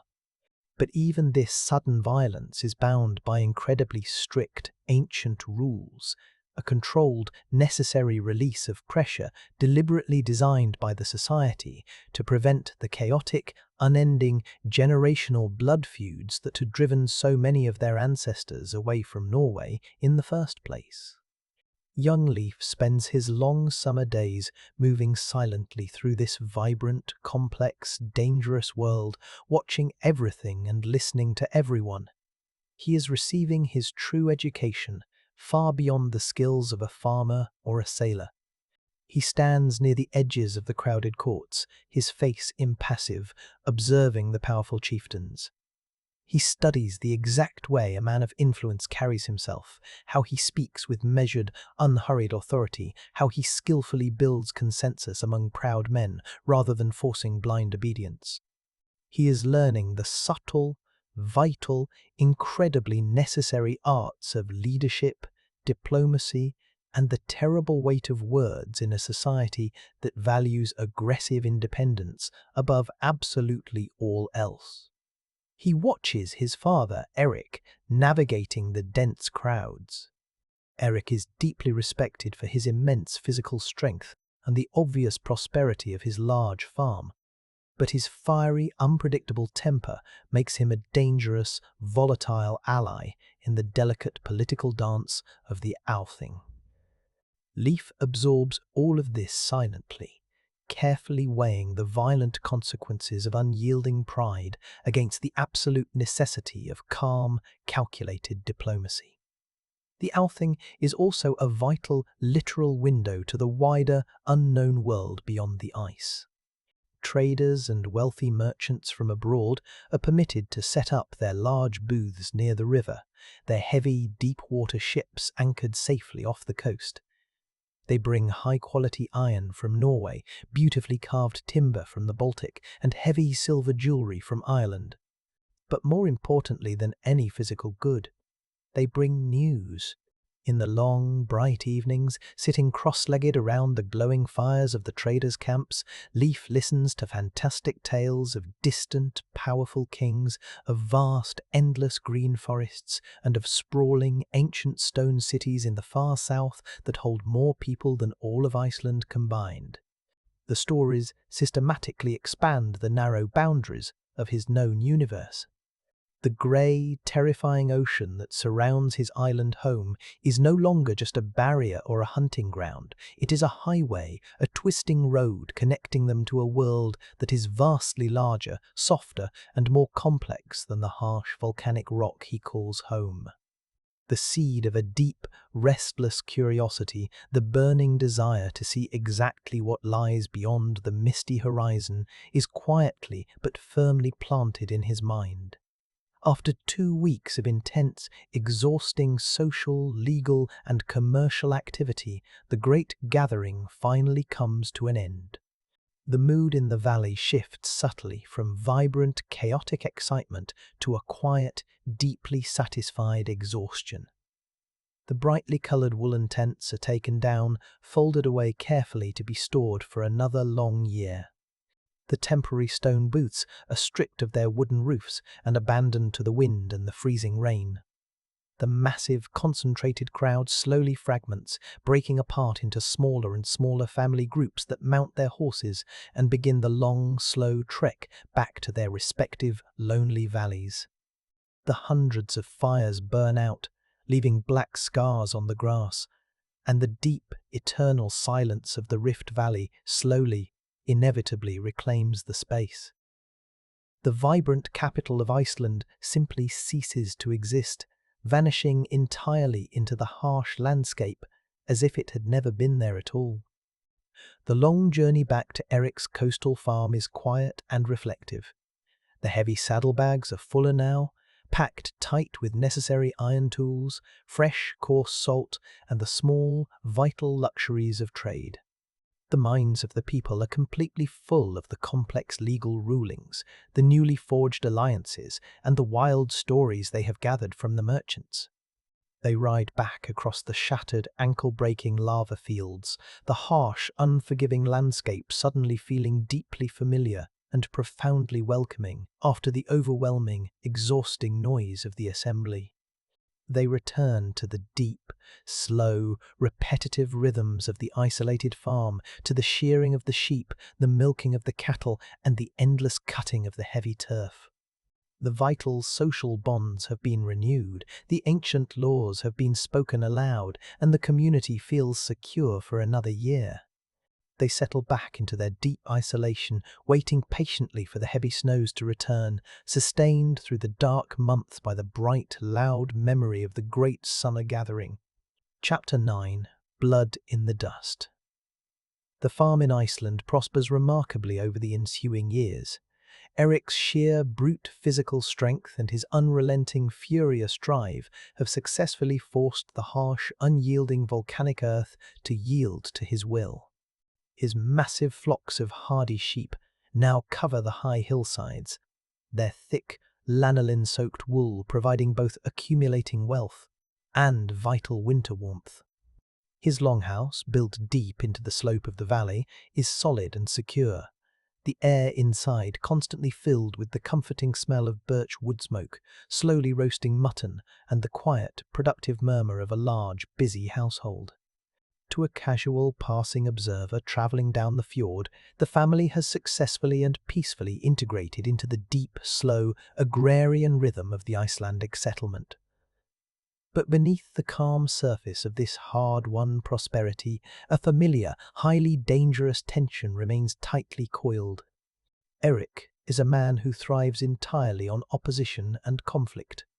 The very same qualities that allowed him to survive the terrifying exile from Norway and carve a prosperous farm out of a volcanic wasteland.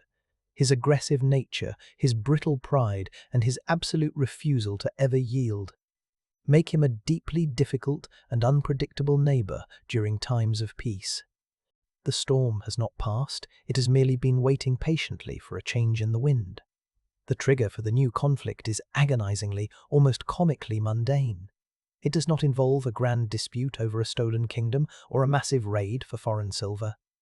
It is a simple disagreement over property, the borrowing and the delayed return of some heavily carved wooden benchboards, or perhaps a minor, petty argument over the exact boundaries of grazing rights on a patch of marginal, rock-strewn scrubland.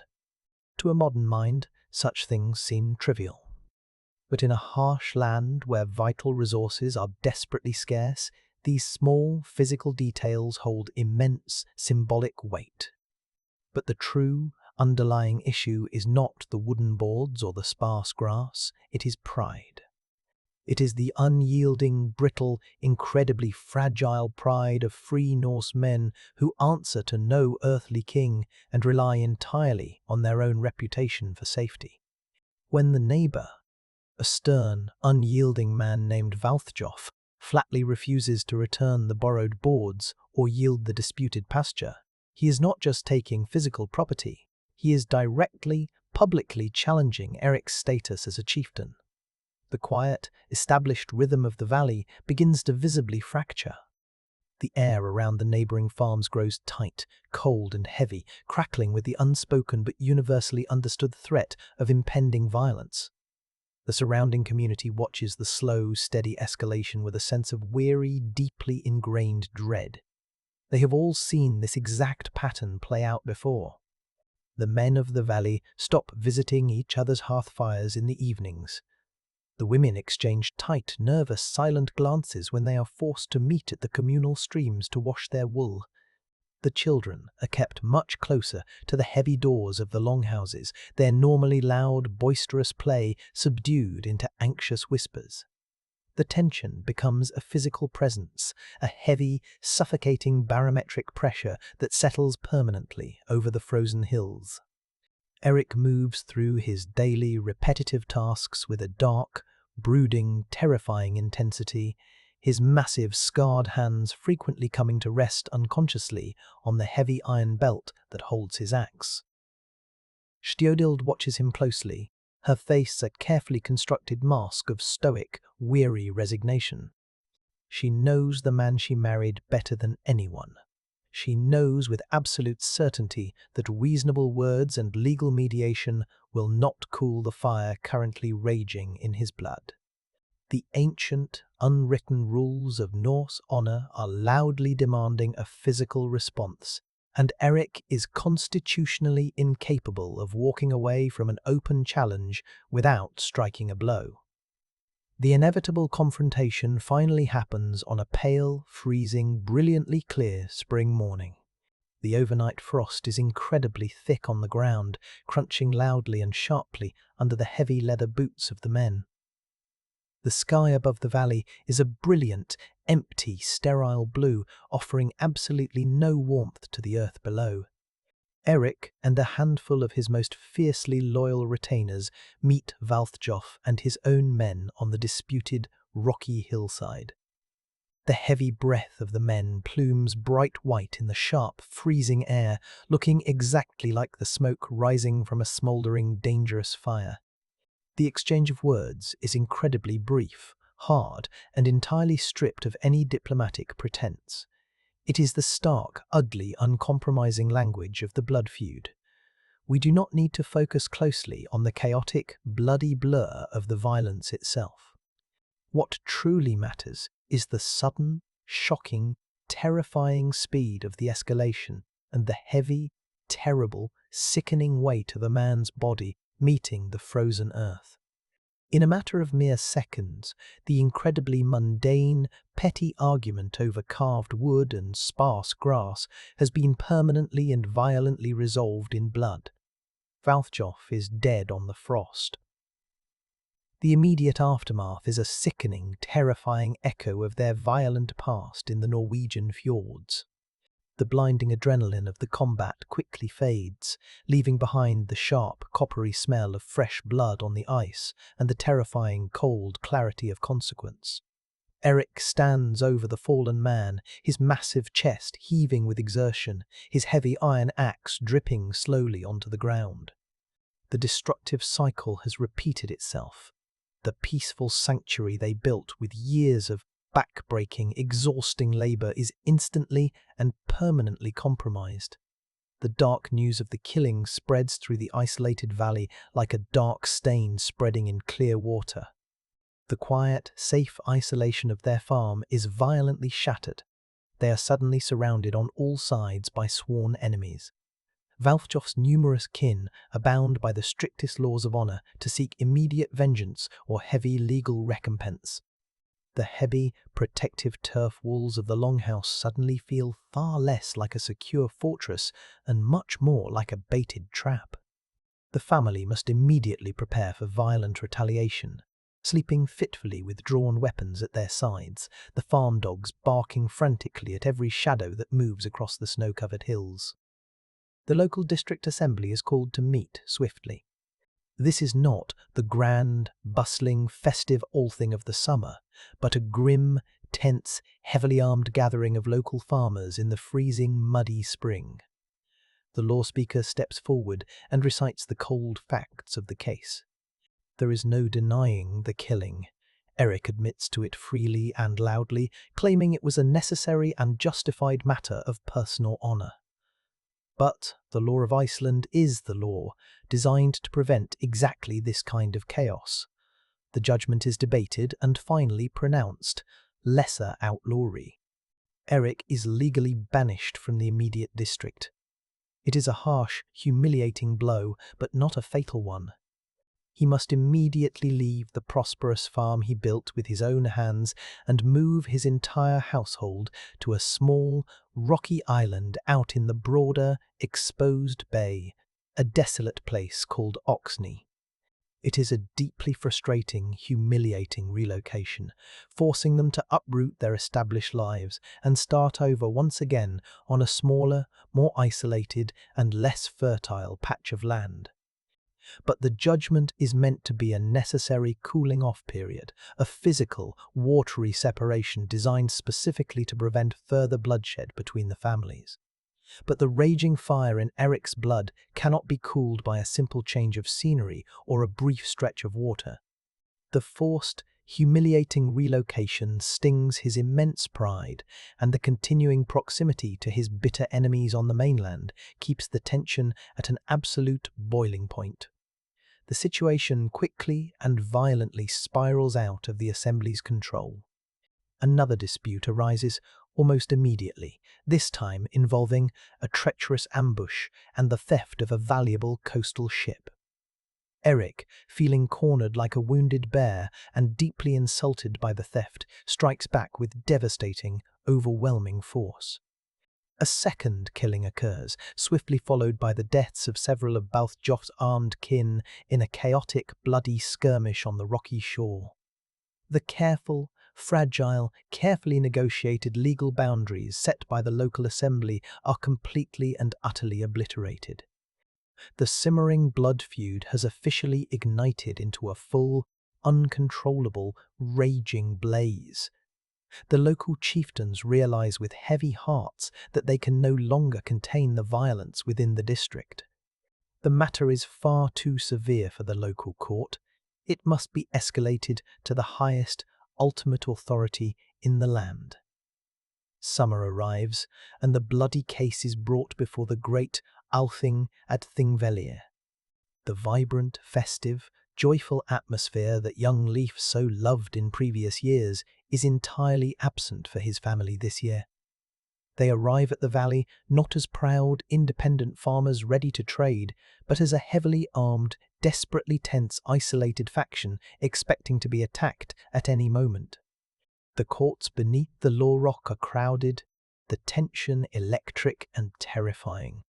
The legal maneuvering by the chieftains is fierce and incredibly complex, but the physical evidence of the escalating, uncontrolled violence is absolutely undeniable. The law speaker steps onto the high rock, his voice ringing out over the silent crowd with a terrible, heavy finality. The verdict delivered is the harshest the society can possibly impose short of immediate execution, full outlawry. Erik is stripped of all legal protection and status. He is banished not just from the local district, but from Iceland entirely. He must leave the country for 3 full years. If he is found standing on Icelandic soil after the summer season ends, any man may strike him down and kill him without facing any legal penalty whatsoever. He is, legally speaking, a dead man walking. The return journey to the island farm is a grim, utterly silent procession. The immense prosperity they slowly built over the hard years must be entirely abandoned. For the second time in her life, Theodhild must grimly oversee the complete tearing down of her home. The packing this time is not frantic or panicked, it is slow, intensely weary, and deeply practiced. They pull the dried fish from the smoky rafters, carefully pack the heavy essential iron tools into chests, and fold the massive lanolin-soaked woolen sails. The children, older now and fully understanding the gravity of the situation, help in absolute, terrified silence. The deep, familiar smell of the turf house, the scent of damp earth, old wool, and familiar wood smoke, feels like a physical, sharp ache in the chest. They are being pushed violently to the very absolute edges of the known world. They have been exiled from the deep fjords of Norway, and now they are being exiled from the exile of Iceland. They are quite literally running out of map. They move everything they own down to the freezing black sand beach where their heavy ships are waiting on the rollers. The heavy wooden chests are loaded over the gunwales. The terrified sheep are driven down the ramps into the dark holds. Erik stands alone on the dark earth, his massive, heavily muscled frame silhouetted against the bright, cold, indifferent sky. He looks back at the harsh, beautiful hills of Iceland, his face an unreadable mask of pride and suppressed fury. He has lost his land, his hard-won status, and his home. But he does not look east, toward the impossible, deadly return to Norway. He turns his head, staring out across the vast, empty, terrifying expanse of the Western Ocean. He remembers the faint, whispered, incredible rumours of the traders he heard at the Althing. Tales of a rock, a skerry, or perhaps a massive landmass seen by a blown-off course sailor far to the unknown west. He has absolutely nowhere else to go. The terrible choice is made for him. He steps heavily into the boat, leaving the black sand behind forever, and turns the carved wooden prow toward the absolute, terrifying unknown. Chapter 10. Sailing off the edge. The departure from the black sand beaches of Iceland feels fundamentally, profoundly different from their frantic flight from the Norwegian fjords years ago. When they fled the steep, shadowed valleys of Norway, They were running in blind terror from something definitively known.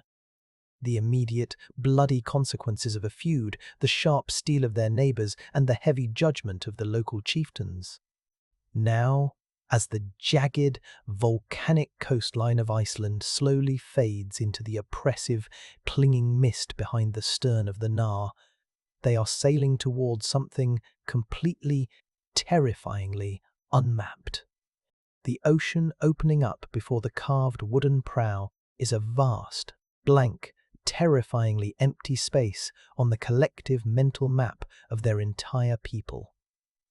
There are no established trade routes here, no distant, wealthy monasteries to raid for silver, no familiar coastal landmarks to guide the weary eye. It is an absolute, indifferent void. The crew sit silently on their heavy wooden sea chests, tightly wrapped in their thick, lanolin-soaked woolen cloaks, staring out over the bow. The fear they feel now is no longer the sharp, hot, adrenaline-fueled panic of being actively hunted. It is a cold, creeping, existential dread. They have consciously pushed themselves off the very edge of the known world, severing their final, fragile tie to human civilization, and have surrendered their lives entirely to the chaotic whims of the grey water and the bending oak of the ship. Within mere hours of leaving the relative safety of the Icelandic coastal shelf, the brutal physical reality of their new course becomes shockingly apparent. The temperature of the air and the water drops with a terrifying, sudden violence. This is not the damp, heavy, penetrating chill of the North Atlantic they have grown accustomed to over the years. This is the pure, crystalline, lethal bite of true Arctic water. The wind blowing down continuously from the hidden north feels heavy, incredibly dense, and physically painful against any exposed inch of skin. It feels as though the air itself is laced with microscopic shards of glass. The moisture from the breath of the crew instantly freezes, crystallizing on their long beards, their eyelashes, and the edges of their thick woolen hoods, turning them all into pale, ghostly figures. The water of the ocean itself seems to change its very texture, moving sluggishly, heavily, as if the profound cold is thickening the very fabric of the sea, turning it to dark syrup. It is a violent, aggressive, malicious cold that threatens to numb the mind just as quickly as it freezes the body.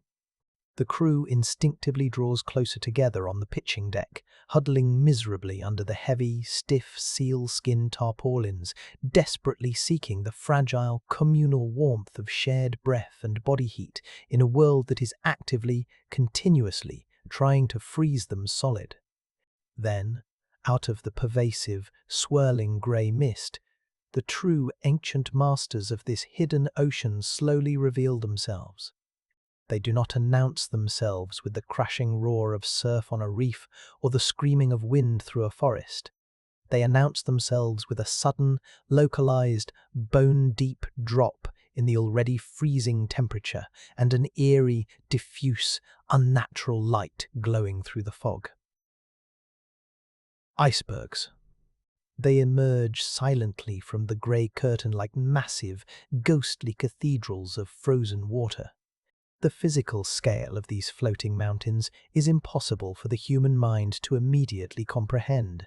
Some are the size of small, rocky islands, towering hundreds of feet into the bruised sky, dwarfing the mast of the Nar and making the ship look like a discarded child's toy. They are not simply a flat, dead white. They seem to glow from deep within with a profound, terrifyingly beautiful shade of deep, translucent sapphire blue. As the heavy oak ship drifts slowly past these silent, majestic giants, the crew stares upward in absolute paralyzed awe and terror. The icebergs are not entirely silent. As they slowly decay in the salt water, they emit a strange, sharp, staccato series of reports. The sound of ancient, highly compressed air bubbles, trapped for millennia, finally bursting as the ice melts. It is the only sound in the vast, dead silence of the Arctic Ocean, a slow, cold, relentless ticking clock that perfectly measures the immense geological age of the ice against the fragile, momentary, desperate lives of the humans drifting below. Navigating this constantly shifting, frozen labyrinth requires a level of intense, exhausting, sustained concentration from the entire crew that borders on madness. The massive, towering icebergs are undeniably dangerous, capable of crushing the ship with a single carving collapse, but they are at least highly visible. The true, insidious terror lies in the smaller, heavily submerged chunks of ice, the deadly growlers that float just inches below the surface of the dark, churning water, rendered almost invisible by the chop.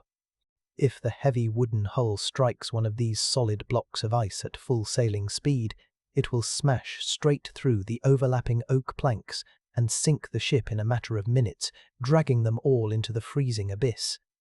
The men stand a desperate, freezing watch at the very tip of the bow, their eyes watering and straining against the brutal glare and the mist, shouting rapid, frantic directions back down the length of the ship to the navigator at the steering oar.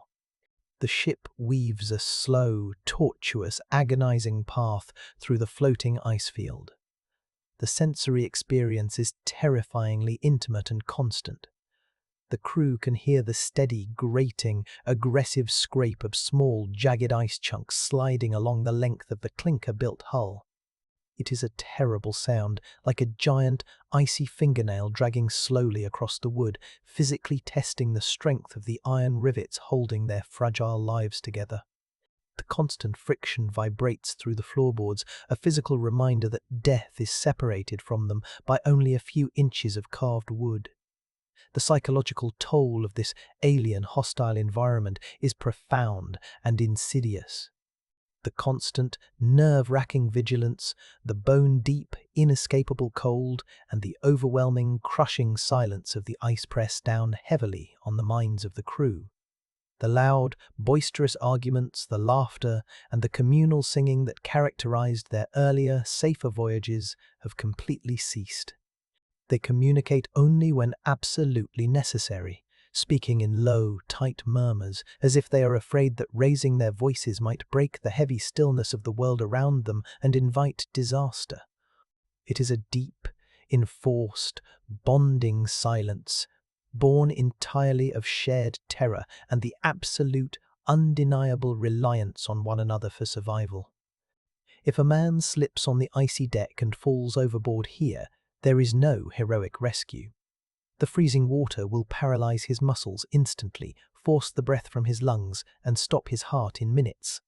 They are suspended in a terrifying, hostile limbo, caught squarely between the fiery, bloody hell of the Icelandic feud and the frozen, endless purgatory of the unknown ocean. They endure the slow passage of time by retreating deep inward, focusing entirely on the immediate, repetitive, physical tasks of bailing the freezing bilge water and carefully adjusting the stiff, frozen ropes. The greatest fear of the northern sailor, whispered about in the dark corners of the longhouses, is the sea fence, the solid, impenetrable wall of pack ice that forms the true boundary of the Arctic. As they push further and further west, blindly seeking land, the scattered icebergs and the deadly growlers begin to thicken noticeably, slowly merging together into larger and larger, flat white flows. The open, dark water channels narrow dangerously, becoming twisting, unpredictable veins winding blindly through a vast, blinding expanse of white. The navigator must learn to read the sky itself to survive. He looks up, searching for the ice blink, a distinct, bright, white glare reflected clearly on the underside of the low, grey cloud cover, indicating an impassable field of solid pack ice lying just ahead over the horizon. He also searches desperately for the water sky, a darker, bruised, almost purple patch of cloud that signals open, navigable water. It is a high-stakes, terrifying puzzle, if he reads the sky wrong, if he guides the ship into a blind, narrowing channel and the wind suddenly shifts, the massive ice floes can close together behind them, trapping the wooden ship completely and slowly crushing it to kindling under the immense, unstoppable, grinding pressure of the moving ice. As the days drag on into weeks, the normal, grounding rhythm of human life completely breaks down. They have sailed so far north that the sun no longer truly sets. The familiar cycle of day and night vanishes. The day simply fades slowly into a long, eerie, prolonged, shadowless twilight that lasts for agonizing hours, casting long, strange, blue shadows across the broken ice fields. The total loss of a clear, biological day and night cycle is deeply, psychologically disorienting. The body's internal clock is completely confused, unable to find the natural cue for rest. Sleep is snatched only in brief, exhausted, shivering increments beneath the stiff, frozen tarpaulins, constantly interrupted by the shouting of the watch or the terrifying scrape of ice on the hull. The constant, unchanging, flat light bouncing off the ice strains the eyes mercilessly, causing a dull, persistent, throbbing ache in the temples. The world feels entirely unreal, suspended in a permanent, glowing, frozen state of neither day nor night, aggressively stripping away the comforting, terrestrial rhythms the crew has known their entire lives. The physical exhaustion becomes a heavy, crushing physical burden. The extreme, relentless cold forces the human body to burn through calories at an alarming, unsustainable rate, but their food rations are strictly limited. The hard, aggressively salted, dried fish offers absolutely no comfort or true, lasting warmth. The required shifts at the freezing bailing buckets and the heavy ash oars are grueling, the men and women moving with a stiff, painful, mechanical slowness. Their joints ache with a deep, throbbing pain. Their hands are raw, bleeding, and painfully chapped from the constant exposure to salt and cold, and their faces are hollow and gaunt.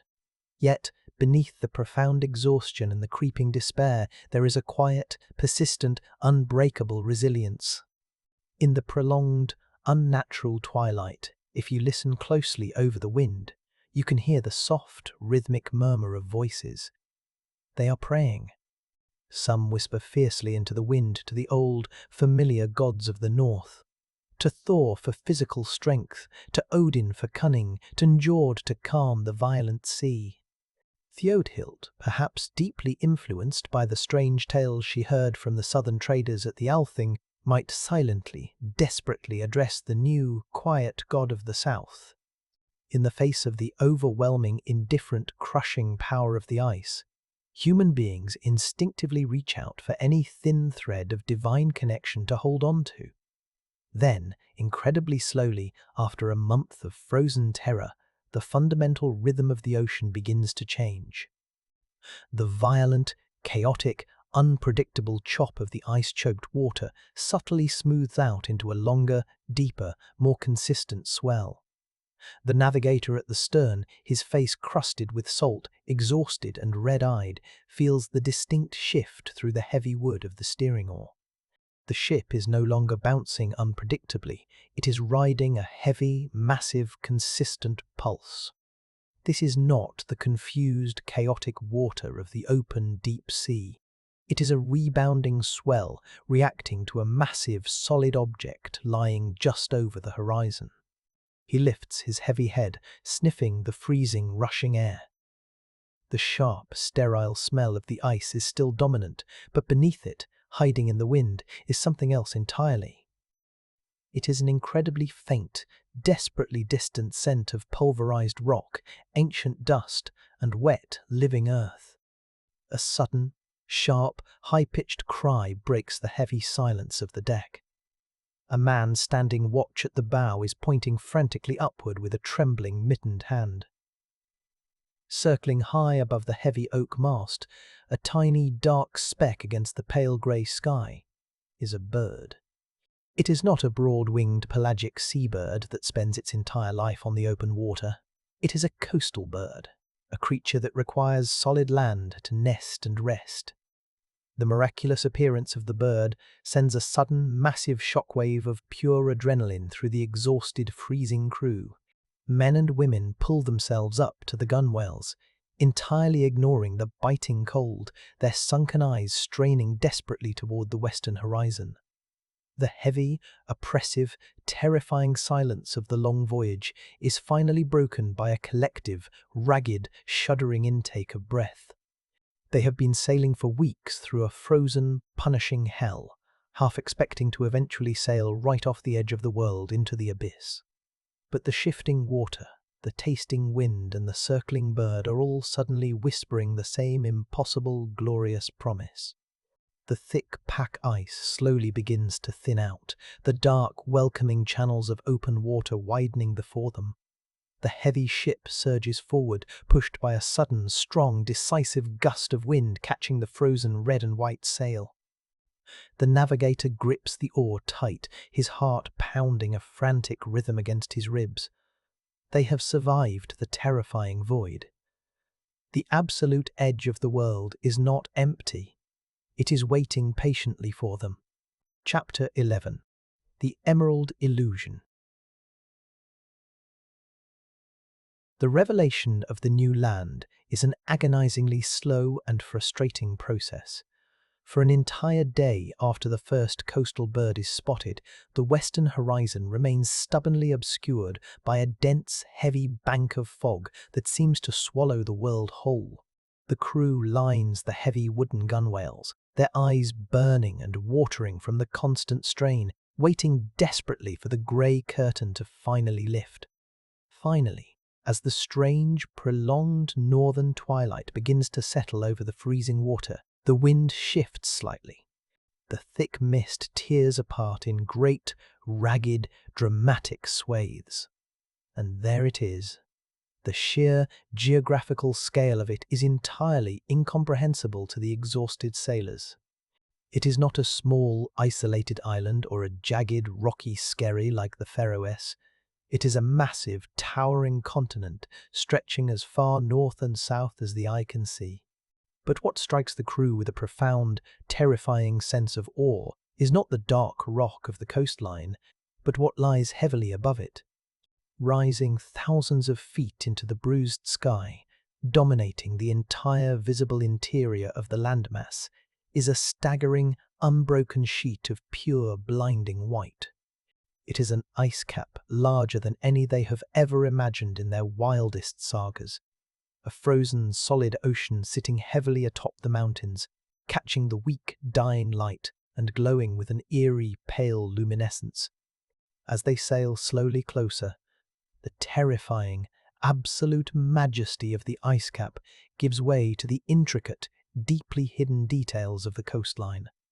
The land does not meet the sea in a straight, simple line. It is deeply, violently fractured, torn open by massive, winding fjords that reach miles inland like the probing, desperate fingers of the ocean. The navigator steers the Nar quickly away from the chaotic open water and the grinding pack ice, guiding the heavy wooden ship into the mouth of the widest, deepest fjord they can find. The transition from the ocean to the inland water is sudden and profound. The violent crashing of the surf and the howling constant wind are instantly cut off, blocked entirely by the towering sheer walls of the stone channel. The water inside the fjord is completely still, a perfect dark mirror reflecting the grey sky and the towering cliffs. The ship glides silently through the water, the only sound the soft, rhythmic movement of the long ash oars. It feels as though they have sailed completely out of the brutal, noisy reality of the ocean and into a vast, silent, echoing cathedral of stone and water. Sailing deeper into the sheltered fjord, the landscape undergoes a shocking, entirely unexpected, beautiful transformation. The harsh, barren rock near the exposed coast slowly begins to soften. Wherever a valley opens up between the steep, protective cliffs, wherever the weak sun can reach and a steady stream of glacial meltwater flows, the earth explodes with sudden colour. It is the brief, frantic, desperate burst of the Arctic summer. The valleys are carpeted in incredibly dense, vibrant green. It is a lush, thick growth of low, sweet grasses, bright, spongy mosses, and creeping, brilliant wildflowers that rush to bloom and seed before the lethal winter inevitably returns. To the crew, accustomed to the stark, black volcanic ash of Iceland and the endless sterile grey of the sea, this sudden, concentrated explosion of green is entirely miraculous. It is a stunning, breathtaking visual paradox. The lush, welcoming, fertile valleys nestled directly, terrifyingly, beneath the cold, indifferent, crushing gaze of the eternal ice cap. The silence of the deep fjord is absolute, heavy, and unbroken. As they finally drop the massive stone anchor near a promising green shoreline, the sudden resonance of the water echoes loudly, rolling back and forth between the high stone walls for a long time before finally fading away into nothing. This is not the familiar silence of a sleeping settlement. It is the profound, heavy, ancient silence of a place that has never once known human presence. There are no iron axes ringing against timber, no bleating of domestic sheep, no distant voices carried on the wind. The air is perfectly still and smells entirely, intoxicatingly clean, a sharp, complex mixture of cold glacial water, damp earth, and the sweet herbal scent of the blooming wildflowers. It is a virgin world, untouched, unnamed, and unshaped. The crew stands on the deck, speaking only in hushed, reverent whispers, feeling the heavy, almost sacred weight of being the very first human beings to ever breathe this air and look upon these hidden valleys. When they finally launch the small wooden boat and row eagerly toward the shore, the sensory experience is a profound physical relief. The heavy, salt-stiffened leather of their boots sinks deeply into the thick, spongy moss. It is soft, yielding, and deeply saturated with fresh water. They walk cautiously, almost reverently, up the gentle slope, their hands brushing against the dense thickets of scrub willow and dwarf birch that cling to the earth. The plants are small, twisted by the brutal wind and the cold, but they are wood. They are vital fuel for a fire. They find clear, rushing streams of pure meltwater, so cold it makes their teeth ache instantly, tasting of pulverized stone and absolute purity. They drop to their knees and drink deeply, greedily washing the stale, woody, algae-tinged taste of the ship's casks from their mouths. The land feels rich, fertile, and desperately brief, a sudden bright bloom of life clinging stubbornly to the edge of an uninhabitable frozen waste. Erik stands slightly apart from the resting crew, his keen, calculating eyes scanning the valley and the high, green pastures. He is not just looking at the beauty of the wildflowers. His mind is turning over the complex, brutal mechanics of survival and ambition. He has been exiled twice, stripped violently of his lands, his wealth, and his status. But here, in this massive, empty, silent world, he is not an outcast, he is a king. He sees the immediate potential for vast flocks of sheep to graze on the summer grass, and the deeply sheltered coves where ships could anchor safely from the storms. But he knows with absolute certainty that he cannot hold this massive land with just a single ship and a handful of loyal retainers. He needs people. He needs a massive influx of strong, desperate men and women to carve a permanent settlement out of the wilderness. As he looks at the brilliant green valleys contrasting so sharply against the white ice, a cynical, brilliant piece of political marketing forms in his mind. He will not call this place Iceland or Rockland.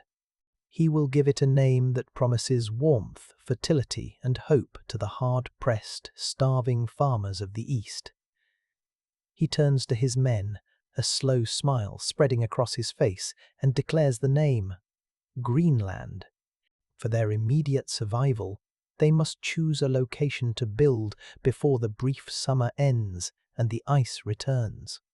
They spend weeks exploring the deep, complex network of fjords, sailing past towering cliffs and massive groaning glaciers that carve huge blocks of ice into the sea with a deep, echoing rumble. Finally, Erik selects a wide, highly fertile valley at the very head of a long, heavily protected fjord, a place he confidently names Eriksfjord.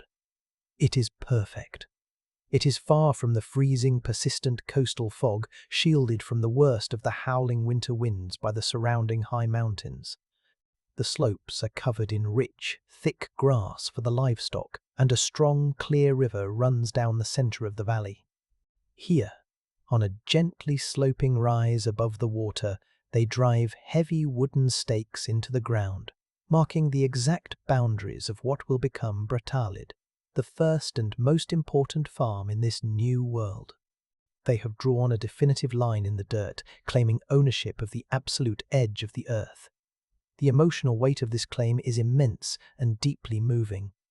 For years, this family has lived under the constant, suffocating, terrifying pressure of the blood feud, always looking over their shoulders, always expecting violence to arrive at their door in the middle of the night. They have been judged, condemned, and cast out by their peers. But standing here, amidst the profound, echoing silence of Eriksfjord, the heavy burden of the past begins to physically lift from their shoulders. The laws of Norway and Iceland cannot possibly reach them across the ice-choked ocean. There are no angry neighbours to argue with, no powerful chieftains to appease with silver. They are completely, terrifyingly alone, but they are also absolutely, intoxicatingly free. The air feels lighter in their lungs. The men and women look at each other, their faces deeply lined with exhaustion and salt, but their eyes are bright with a new, dangerous kind of hope. They have lost everything they ever knew, and in doing so, they have gained an entire continent. The first night they spend sleeping on the new shore is unlike any they have known in years. They do not sleep huddled miserably together on the pitching deck, nor do they sleep behind heavily barred doors with drawn weapons resting in their hands. They lie comfortably on the soft, thick moss, covered only by their woolen cloaks. The sky above the deep fjord is a brilliant, clear twilight, a deep, beautiful blue that never fully fades to black. The silence of the night is broken only by the sounds of a wild, entirely uninhabited land. They hear the sudden, sharp, high-pitched bark of an Arctic fox hunting in the scrub, and the distant, deep, rumbling report of a glacier moving high up in the mountains. The air is freezing, but the fire of scrub birch burns bright, hot, and smokeless, filling the small camp with the deeply comforting smell of wood smoke. For the first time in years, young Leif and his siblings sleep deeply, without the underlying, buzzing tension of fear, wrapped securely in the profound, ancient peace of the silent valley. But the deep peace of the green valley is an illusion, and they know it. As the weeks pass rapidly, the quality of the light begins to change subtly. The sun dips noticeably lower in the sky, and the long, lingering twilight grows shorter every evening. The nights become truly dark again, and the morning frost on the moss grows thicker, lingering longer into the day before melting. The bright green of the scrub willow begins to turn a pale, brittle, warning yellow. The brief, glorious Arctic summer is dying. The immense white presence of the ice cap seems to loom larger, pressing down heavily on the valley. The crew looks at the changing leaves and feels the sharp chill in the wind, a stark, terrifying reminder of their true situation. They are entirely alone. They cannot send a ship back for help. They must use the precious few weeks remaining to build heavy shelter and secure food, or the brutal, inescapable reality of the Greenland winter will easily erase their small, fragile settlement from the earth, leaving behind absolutely nothing but silence. Chapter 12. Building Brattahlid. The transition from the awe of exploration to frantic, intensely focused physical energy is immediate and absolute.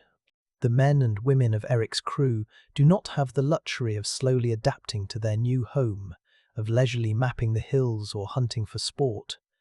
They are racing desperately against a ticking, invisible clock measured entirely by the steadily falling temperature and the rapidly shortening days. The brief, brilliantly green Greenland summer is a beautiful deception, and the hardened Norsemen know the brutal, lethal reality that will soon follow it. The absolute necessity of building heavy, secure shelter overrides all other concerns, hopes, or fears. The sheep, horses, and cattle are immediately turned loose to gorge themselves on the rich, untouched valley grass, instinctively fattening themselves up for the lean, dark months ahead, while every available human hand is turned toward the earth. They are not simply building a house to sleep in. They are constructing a fortress against the cold, a deep, thick-walled sanctuary that must sustain 30 people and their most valuable animals through months of absolute darkness and howling Arctic gales. The site for the farm, to be known forever as Brattahlid, is marked with heavy wooden stakes driven deep into the soil, and the heavy labour begins. The architecture of survival here in the far west is different, thicker and heavier even from what they knew in Iceland. The winter will be longer, the winds fiercer, the cold deeper. They need walls of massive, almost defensive thickness. The primary building material is not timber or stone, but the living turf itself. The men take their broad, iron-bladed spades, freshly sharpened on the whetstones, and begin cutting deeply into the virgin valley floor. The work is incredibly heavy, exhausting, and unglamorous. The turf in Eriksfjord is ancient, a dense, heavily interwoven mat of tough, wiry roots and rich black soil that has never once been broken by a human plough. When the heavy iron spades slice through the earth, the smell released into the crisp air is powerful and intoxicating. The deep, pungent scent of damp, disturbed soil, crushed roots, and millennia of slow, undisturbed decay. The rectangular blocks they cut are massive, far thicker and heavier than those used back east. It is a slow, muddy, agonizingly repetitive process, quite literally peeling back the living green skin of the valley to build their own protective earthen shell. As the heavy, wet blocks of earth are cut loose, the women and older children drag them to the building site using leather straps and wooden sledges, stacking them with precise, practiced, meticulous care. The walls of the great longhouse rise slowly from the ground. They are built using a complex, incredibly strong technique. An outer and inner layer of thick turf blocks, with the wide space deliberately left between them filled to the brim with packed earth, small stones, and gravel for maximum impenetrable insulation. It is a very physical, tactile, dirty kind of building. There is no clean, smooth lumber to handle. There is only the rough, damp texture of the dirt, the scratching of the grass, and the heavy weight of the mud.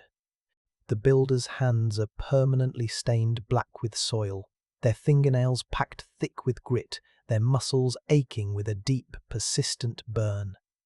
As the walls grow higher, they form a massive, solid rectangle, dug slightly into the natural slope of the hill behind it to present a lower, more aerodynamic profile to the screaming winter wind. From a distance, it looks as though they are not building a distinct human structure at all, but rather sculpting a small, unnatural, geometric hill directly out of the landscape. While the massive turf walls are slowly, painfully raised by the majority of the crew, a smaller, highly mobile party is engaged in the desperate, anxious search for the one vital thing the Green Valley absolutely cannot provide: heavy structural timber. The native scrub willow and dwarf birch are entirely too small and brittle to support the massive weight of a turf roof. They must rely entirely on the random charity of the ocean currents. They comb the rocky shorelines of the fjord for miles in either direction, searching the high tide lines for driftwood. This is a terrifying high-stakes gamble, If the complex ocean currents have not deposited enough large solid logs on these shores this year, they cannot finish the house, and they will freeze.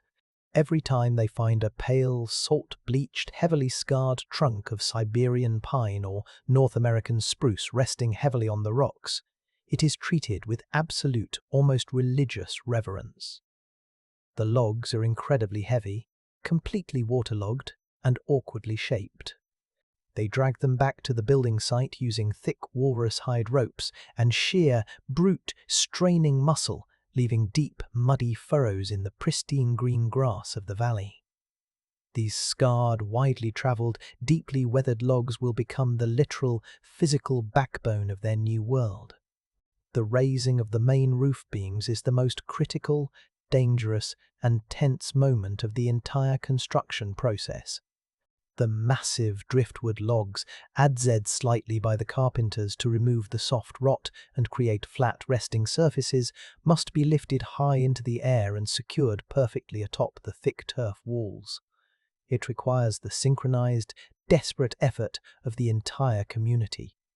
Heavy ropes are thrown over makeshift wooden tripods, and the men haul with burning muscles, their boots slipping in the mud, their breath pluming white, slowly hoisting the heavy timber into the cold air.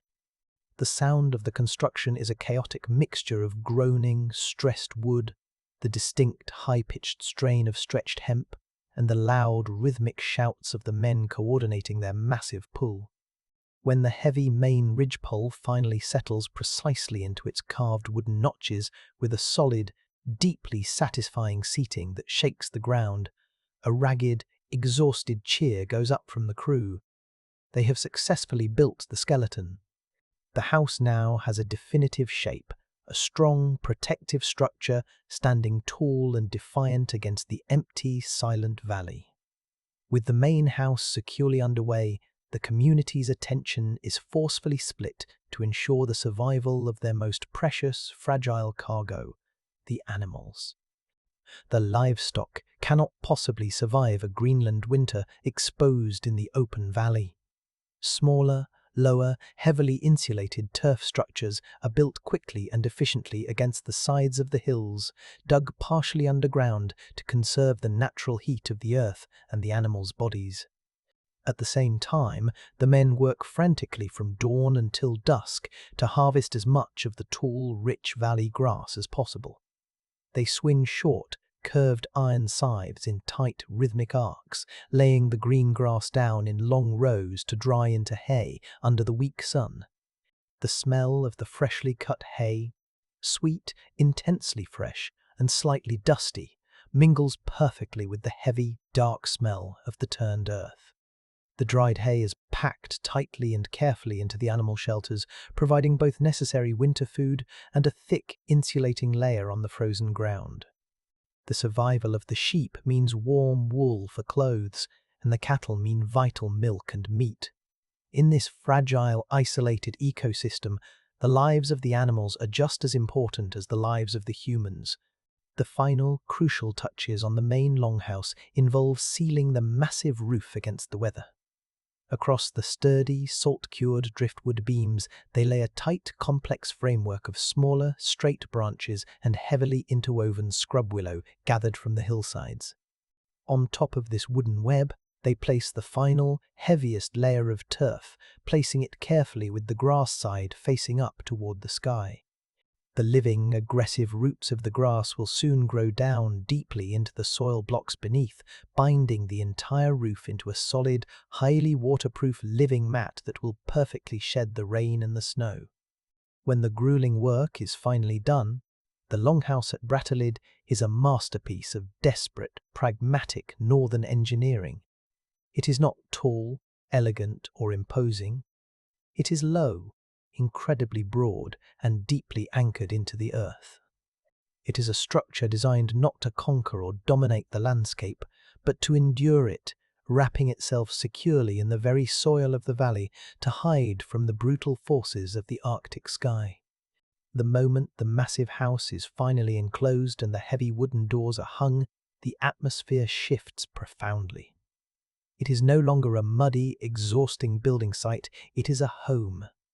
The long hearth trench is dug deeply down the exact center of the packed dirt floor, lined carefully with flat, heat-retaining stones gathered from the freezing riverbed. Shodilde, bearing the weight of the moment, carefully lays the first fire.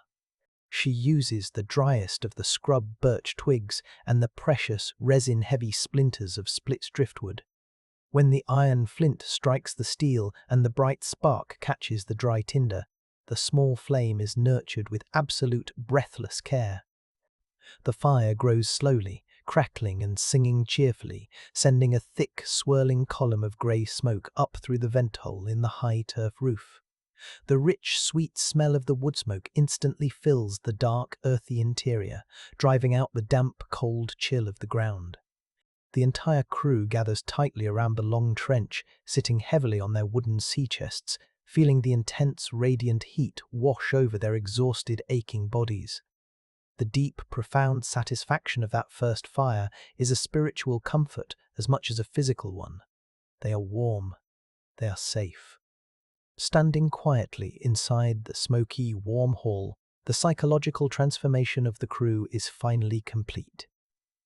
They arrived on these unknown shores as desperate, terrified outcasts, fleeing a bloody death sentence, stripped violently of their honor, their wealth, and their homes. But as they look around at the solid, massive, protective walls they built entirely with their own hands, a new, powerful identity settles over them. They are the founders. They are the first. They have claimed a massive continent and carved a sanctuary out of the ice. Erik sits at the head of the fire on a carved wooden seat, looking down the length of the great hall at his loyal men, his strong wife, and his growing children. His massive chest swells with a deep, quiet, unbreakable pride. The bloody feud in Iceland is a world away, irrelevant and powerless here. Here, he is the absolute, undisputed master of Brattahlid, the powerful lord of Eriksfjord, the architect of a new beginning for his people. The ultimate validation of their frantic, desperate labor arrives just days later. The temperature, which had been steadily, ominously dropping for weeks, plummets sharply overnight. The sky turns a heavy, bruised, threatening grey, and the wind begins to howl fiercely down the length of the fjord, carrying the pure, bitter, lethal chill of the inland glaciers. Then the snow begins to fall. It is not a gentle, pretty flurry. It is a heavy, blinding, horizontal whiteout that quickly and aggressively blankets the green valley, completely burying the scrub willow and the moss under feet of snow. The massive longhouse at Brattahlid vanishes almost entirely into the landscape, becoming just another white mound against the hill, distinguishable only by the thin column of smoke rising from the roof. The heavy, iron-bound wooden doors are pulled shut and barred firmly from the inside. The world outside is completely surrendered to the ice, the wind, and the dark. But inside, beneath the thick living turf and the ancient driftwood beams, the fire burns bright and hot. The people of the farthest shore settle in, locked safely away from the brutal world, ready to face the long, dark, terrifying test of their first Greenland winter. Chapter 13. The Soapstone Glow. The descent into the very first Greenland winter is not a sudden, dramatic drop into darkness, but a slow, agonizing, relentless suffocation of the light. Every single day, the weak sun crests the jagged southern mountains a few minutes later and dips below the horizon a few minutes earlier. The long, beautiful, lingering twilights of the brief summer are rapidly replaced by brief, pale, unenthusiastic afternoons that feel exactly like a slowly fading ember. And then, finally, the inevitable day arrives when the sun simply does not rise at all. It remains entirely hidden behind the massive peaks, casting a faint, bruised, deeply purple glow against the low cloud cover for perhaps an hour or two before the absolute, crushing darkness reclaims the sky. The isolated settlement of Brattahlid is plunged headfirst into the polar night, a period of profound, unrelenting, terrifying winter that will test the physical limits and psychological endurance of every single person trapped within the turf walls. The world outside the heavy, iron-bound wooden doors ceases to be a navigable landscape. It becomes a freezing, howling, lethal void. Inside the massive turf longhouse, the atmosphere is intensely intimate and completely, unavoidably claustrophobic. 30 people, along with several of their most valuable, aggressive sled dogs, are confined tightly to a single, continuous, enclosed space for months on end.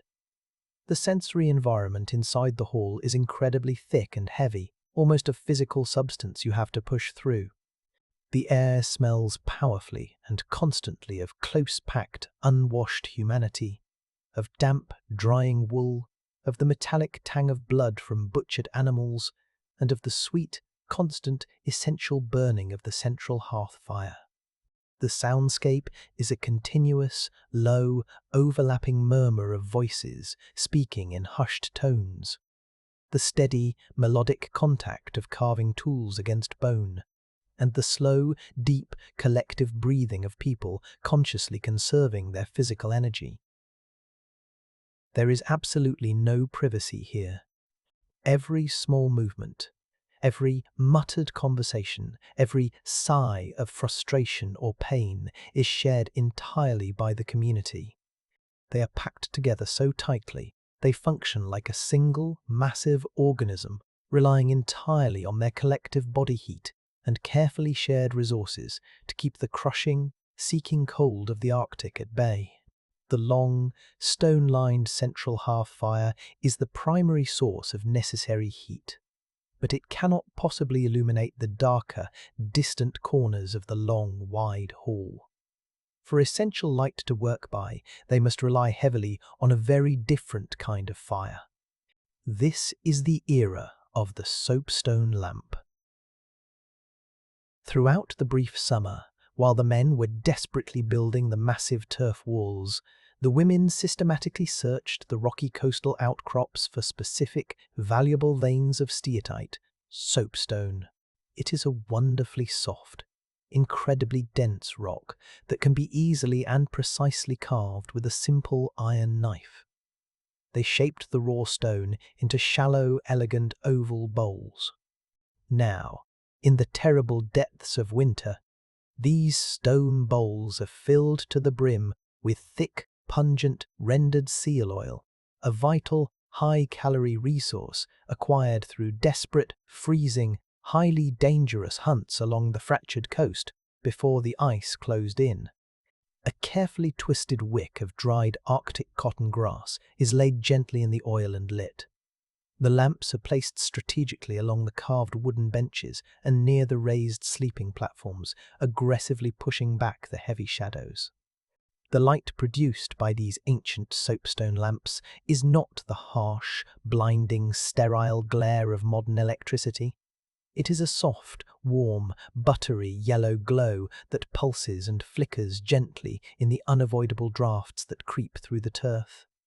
It is a deeply forgiving, almost holy light, softening the deep, tired lines etched into the faces of the crew and casting long, dancing, hypnotic shadows against the curving, soil-packed timber walls. The smell of the burning seal oil is incredibly strong, a heavy, fishy, greasy tang that permanently seeps into the fibers of their clothes and the strands of their hair. But it is a smell that instantly signifies survival. It means they have secured fuel. It means they have successfully conquered the dark. The lamps are tended by the women with a profound, almost religious devotion. To carelessly let a lamp go out is to invite the freezing, terrifying void directly into the home. The soft, golden bubbles of light become the absolute center of their waking lives, small, precious islands of warmth and visibility where hands can perform vital work and eyes can see the faces of their kin. The brutal winter is not a time of lazy hibernation. It is a time of meticulous, constant, absolutely necessary labor. The survival of the entire settlement depends entirely on the careful maintenance of their tools and their clothing.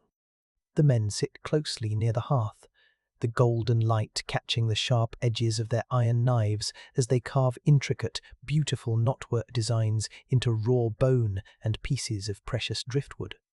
They painstakingly repair the heavy fishing nets, weaving new sections of strong hemp with heavy, calloused, scarred hands. They constantly sharpen their iron axes and spears, the steady, abrasive music of the whetstone providing a constant, strangely comforting background noise to the hall. Along the outer walls, safely beneath the glow of the soapstone lamps, the women fiercely continue the endless, vital cycle of the wool. The wooden drop spindles revolve with a persistent, low resonance, turning the greasy summer fleeces into the heavy, tightly spun yarn that will eventually become new cloaks, warm blankets, and crucial replacement sails for the ship. It is a quiet, highly industrious, deeply focused piece, a collective, sustained effort to ensure that when the spring finally comes, they will be fully ready and equipped to meet it. But the hands are not the only things that must be kept sharp and occupied during the long, terrifying months of absolute darkness. The human mind is equally vulnerable to the crushing weight and sensory deprivation of the polar night. To stave off the creeping, insidious madness of despair, they rely heavily on the oldest, most powerful human technology, the story. After the meagre evening meal of heavily salted, dried meat and rock-hard bread, the physical work slowly ceases. The entire community gathers closer, forming tight rings around the central fire. An elder of the community clears his throat, a deep, gravelly, commanding sound that demands and receives immediate, total silence. He begins to speak, his voice weaving expertly through the smoky, heavy air. He recites the ancient, blood-soaked sagas, the epic tales of old, familiar gods and terrifying giants, of legendary, wealthy kings and terrible sea-dwelling monsters. He speaks longingly of the deep, green fjords of Norway and the harsh volcanic plains of Iceland, deliberately anchoring this isolated, exiled, lonely community to a vast, shared, unbroken history. The warm firelight dances in the wide, captivated eyes of the children who absorb the rhythmic poetry and the harsh moral lessons of their culture, learning exactly who they are and where they come from in a world that has violently stripped them of everything else. Occasionally, the desperate physical need to breathe fresh, clean air temporarily overcomes the deep, instinctual fear of the cold. A brave man will carefully unbar the heavy, iron-bound wooden door, push it open forcefully against the deeply drifted snow, and step out into the terrifying Arctic night. The physical reality of the outside world is breathtakingly brutal. The temperature is so impossibly low that the ambient moisture in the air actually crystallizes, glittering like suspended diamond dust in the faint, cold starlight. The silence outside is absolute, so deep and unbroken that it actually rings painfully in the ears. But the vast sky above is rarely empty. Arching majestically across the heavens, completely dominating the darkness, is the aurora borealis. Massive, shimmering, impossibly vibrant ribbons of ghostly green and pale purple light twist and fold among the stars, moving with a slow, silent, terrifying grace. It is a profoundly beautiful, terrifying display of massive cosmic indifference. The man stands alone in the freezing air, his breath pluming in thick white clouds, staring up at the dancing lights, feeling infinitely, painfully small and entirely vibrantly alive before the brutal, penetrating cold violently forces him back inside the turf. The terrifying reality of that extreme cold is a constant physical pressure pushing aggressively against the outside of the turf walls. Despite the massive, multi-layered insulation of dirt and grass, the frost always finds a way in. It creeps slowly and silently through the microscopic gaps around the heavy wooden doorframes and the smoke hole. building up over the months in thick, white, fern-like crystalline structures directly on the inside of the interior timber. Any water left carelessly in wooden buckets near the outer walls freezes solid within hours. The people sleep, buried under layers of heavy, greasy wool and thick, raw animal furs, their precious body heat trapped carefully in small, highly personal pockets. Waking up in the pitch-black morning means violently shedding that trapped warmth and facing the biting, shocking chill of the open hall before the central hearth fire is fully built up again by the thralls. It is a daily, grueling physical battle against an active, hostile environment that seems to actively want to freeze them directly into the earth. Yet, within this terrible crucible of absolute darkness and lethal cold, a profound, beautiful transformation occurs. The subtle social divisions that existed back in the valleys of Iceland, the petty hierarchies, the old, festering arguments over land and honor are burned completely away. When your very life depends entirely on the man next to you, willingly sharing his last drop of seal oil, or helping to desperately brace a groaning, snow-laden roof beam against a screaming blizzard, petty, inherited grievances vanish entirely. The 30 people trapped inside the smoky belly of Brattahlid forge deep, emotional bonds that are infinitely stronger than iron. They learn the subtle, shifting moods of their companions, the unspoken, deeply held fears, the quiet, surprising strengths. They cease to be a loose collection of families and become a single, highly resilient entity, bound together forever by the shared trauma and the shared massive triumph of simply surviving the impossible. They are no longer just Erik the Red's desperate followers. They are the very first true Greenlanders. Finally, after months of unbroken, terrifying night, the sky to the far south begins to pale. The bruised, dark purple returns to the horizon, lingering just a few minutes longer each day. And then, the highly anticipated moment arrives. The entire crew gathers outside the longhouse, wrapped tightly in their heavy cloaks, the breath pluming rapidly from 30 eager mouths. They stare unblinking at the southern horizon. Slowly, agonizingly, a brilliant, blinding, pure sliver of gold reaches the jagged, icy peaks of the mountains. The sun has finally returned. The pure light hits the snow-covered valley, instantly turning it into a blinding, glittering, painfully bright expanse. The emotional release among the crew is overwhelming and instantaneous. Hardened, scarred grown men weep silently, the warm tears freezing quickly on their cheeks.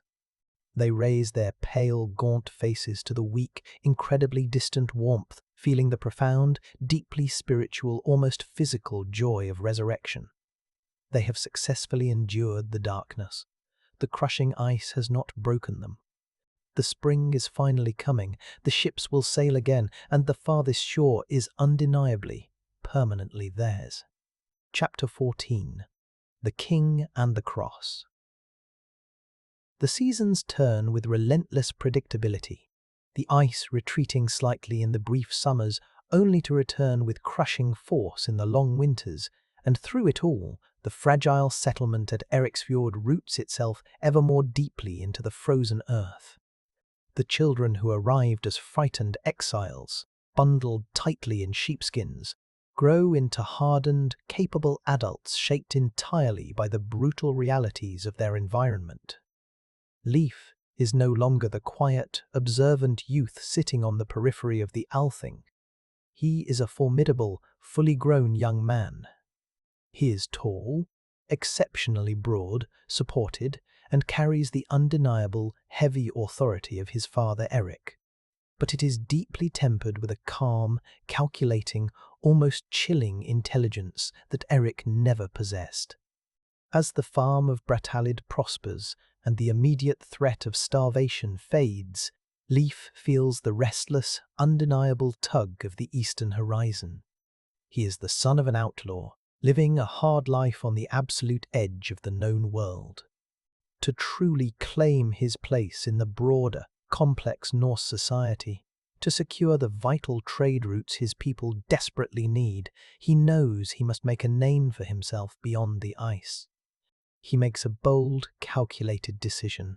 He will sail east, back across the terrifying ocean they conquered as fugitives, directly to the ancient, beating heart of their culture, the wealthy court of the King of Norway. The voyage east is a powerful, deeply symbolic reversal of their desperate, panicked flight years ago. This time, the Nar is not fleeing wildly from a blood feud, it is returning with clear, aggressive purpose. The ship rides low and heavy in the freezing water, its deep oak hold packed meticulously with the unique, incredibly valuable wealth of Greenland. The thick, pure white, luxurious furs of the Arctic fox and the massive polar bear. Huge, intricately carved walrus tusks that rival elephant ivory, and tightly bundled, massive coils of the finest, lanolin-soaked raw wool. Leif stands confidently at the steering oar, a proud, wealthy Greenlander guiding his ship toward the old world. As they finally approach the jagged Norwegian coast, after weeks on the open sea, the visual and sensory contrast between the harsh environment that forged him and the one he is now entering is startling. He is leaving behind a stark, minimalist world of pure, silent ice, black rock and howling wind, and entering a world of dense, endless, vibrant green pine forests and the complex, incredibly noisy machinery of a rising medieval kingdom. The arrival in the royal city of Nidaros, the seat of the powerful King Olaf Tryggvason, is a profound sensory shock. For a young man raised entirely in the profound, heavy silence of Eriksfjord, where the absolute quiet is broken only by the distant movement of a glacier or the wind tearing at the turf roof, the bustling timber town is completely overwhelming. The air is incredibly thick, almost difficult to breathe, laden with 1,000 unfamiliar, aggressive smells. The rich, heavy roasting fat of domestic meat pouring from dozens of open taverns, the sharp, pungent tang of horse manure packed into the muddy, winding streets, the metallic, sulphurous reek of a dozen blacksmiths working their forges simultaneously, and the surprisingly heavy, sweet scent of imported southern spices wafting from the wealthy merchant stalls. The sheer, physical density of humanity is staggering to him. Men and women are everywhere, packed shoulder to shoulder, shouting, trading, laughing, and arguing loudly in a dozen different, fast-paced dialects. The buildings themselves are astonishingly tall, built of massive, incredibly straight, perfectly joined timber, completely devoid of the humble, earthy, squat turf he has known all his life. It is a dizzying, intimidating world of constant noise, vibrant colour, and undeniable, concentrated wealth. Leif's highly anticipated audience with King Olaf is a terrifying masterclass in the deliberate theatre of power. He is led by armed guards into the great royal hall, a massive, towering timber structure so large it could easily swallow the entirety of Brattahlid whole. The air inside is warm and incredibly heavy, with the smell of expensive, burning beeswax candles and heavily spiced, roasting boar. The king sits at the far end of the hall on an elevated, intricately carved wooden throne, surrounded tightly by elite, heavily armed guards wearing highly polished chainmail that catches the flickering firelight with every movement. It is a terrifying display of organized, concentrated, centralized power that the fiercely independent, constantly feuding farmers of Iceland and Greenland cannot possibly match. Leif approaches the throne slowly, a rough-hewn man of the ice presenting his exotic, hard-won furs and heavy ivory. He speaks clearly and confidently, his deep voice easily cutting through the low murmurs of the crowded court. He is entirely unintimidated. He is actively studying the king, carefully reading the subtle, dangerous currents of power moving through the room, just as he once studied the law speaker at the Althing. But there is something deeply unfamiliar and highly unsettling in the king's great hall. Moving quietly among the heavily armed warriors and the loud, boastful merchants, there are men wearing simple, dark, unadorned robes. They do not carry iron swords or heavy axes at their belts. They carry heavy, mysterious books bound in thick leather and the metallic resonance of the bells. King Olaf is a completely new kind of Norse ruler. He has not only conquered the land with iron and blood, he has forcefully embraced a new, strange god from the distant south. The old, familiar gods of the Norse. Thor with his heavy hammer, Odin with his ravens, are being systematically, ruthlessly replaced. Leif observes this new faith with a sharp, highly pragmatic, deeply skeptical eye. He listens carefully to the robed monks chanting in a strange, rolling, beautiful language that echoes perfectly in the high timber ceiling. He smells the sharp, incredibly sweet smoke of frankincense burning in small metal censers. It is a religion of heavy books, of the rhythmic pealing of the bells, and, most importantly, of absolute centralized authority. A concept entirely alien to the wild, chaotic, intensely independent pantheon of the ice. The king quickly recognizes Leif's immense potential. He sees not just a wealthy merchant, but a strong, highly intelligent, charismatic leader who holds massive influence over a distant, newly settled, highly strategic land. Olaf makes his political proposition perfectly clear. And in the court of a powerful king, a proposition is simply a softly worded, undeniable command. He asks Leif to formally accept baptism, to publicly wash away the old gods of his father and firmly embrace the white Christ. More importantly, he directly tasks Leif with bringing this new faith, along with the king's priests, back to the heathen shores of Greenland. The underlying political implication is glaringly obvious to Leif. The new faith is the king's faith, and accepting it brings immediate royal favour, incredibly lucrative, exclusive trade rights, and the military protection of the crown. Refusing it means risking the terrible, bloody wrath of the most powerful man in the north, a man known for torturing pagans who defy him. Leif listens to the king, his scarred face an entirely unreadable mask. He silently, rapidly weighs the profound spiritual shift against the brutal, pragmatic reality of survival and future prosperity for his isolated people. The physical sensation of the baptism is a stark, shocking ritual of profound transformation. In a small, dimly lit, timber-built chapel smelling heavily of damp wood, old smoke, and burning wax, Leif is stripped completely of his heavy, familiar, lanolin-soaked woolen tunics and his iron belt. He is led naked to a large wooden barrel filled with freezing water. The sudden shock of the cold is deeply familiar to him, but the context of the immersion is entirely new. He is not falling accidentally into the lethal ocean, he is being pulled deliberately into a completely new world order.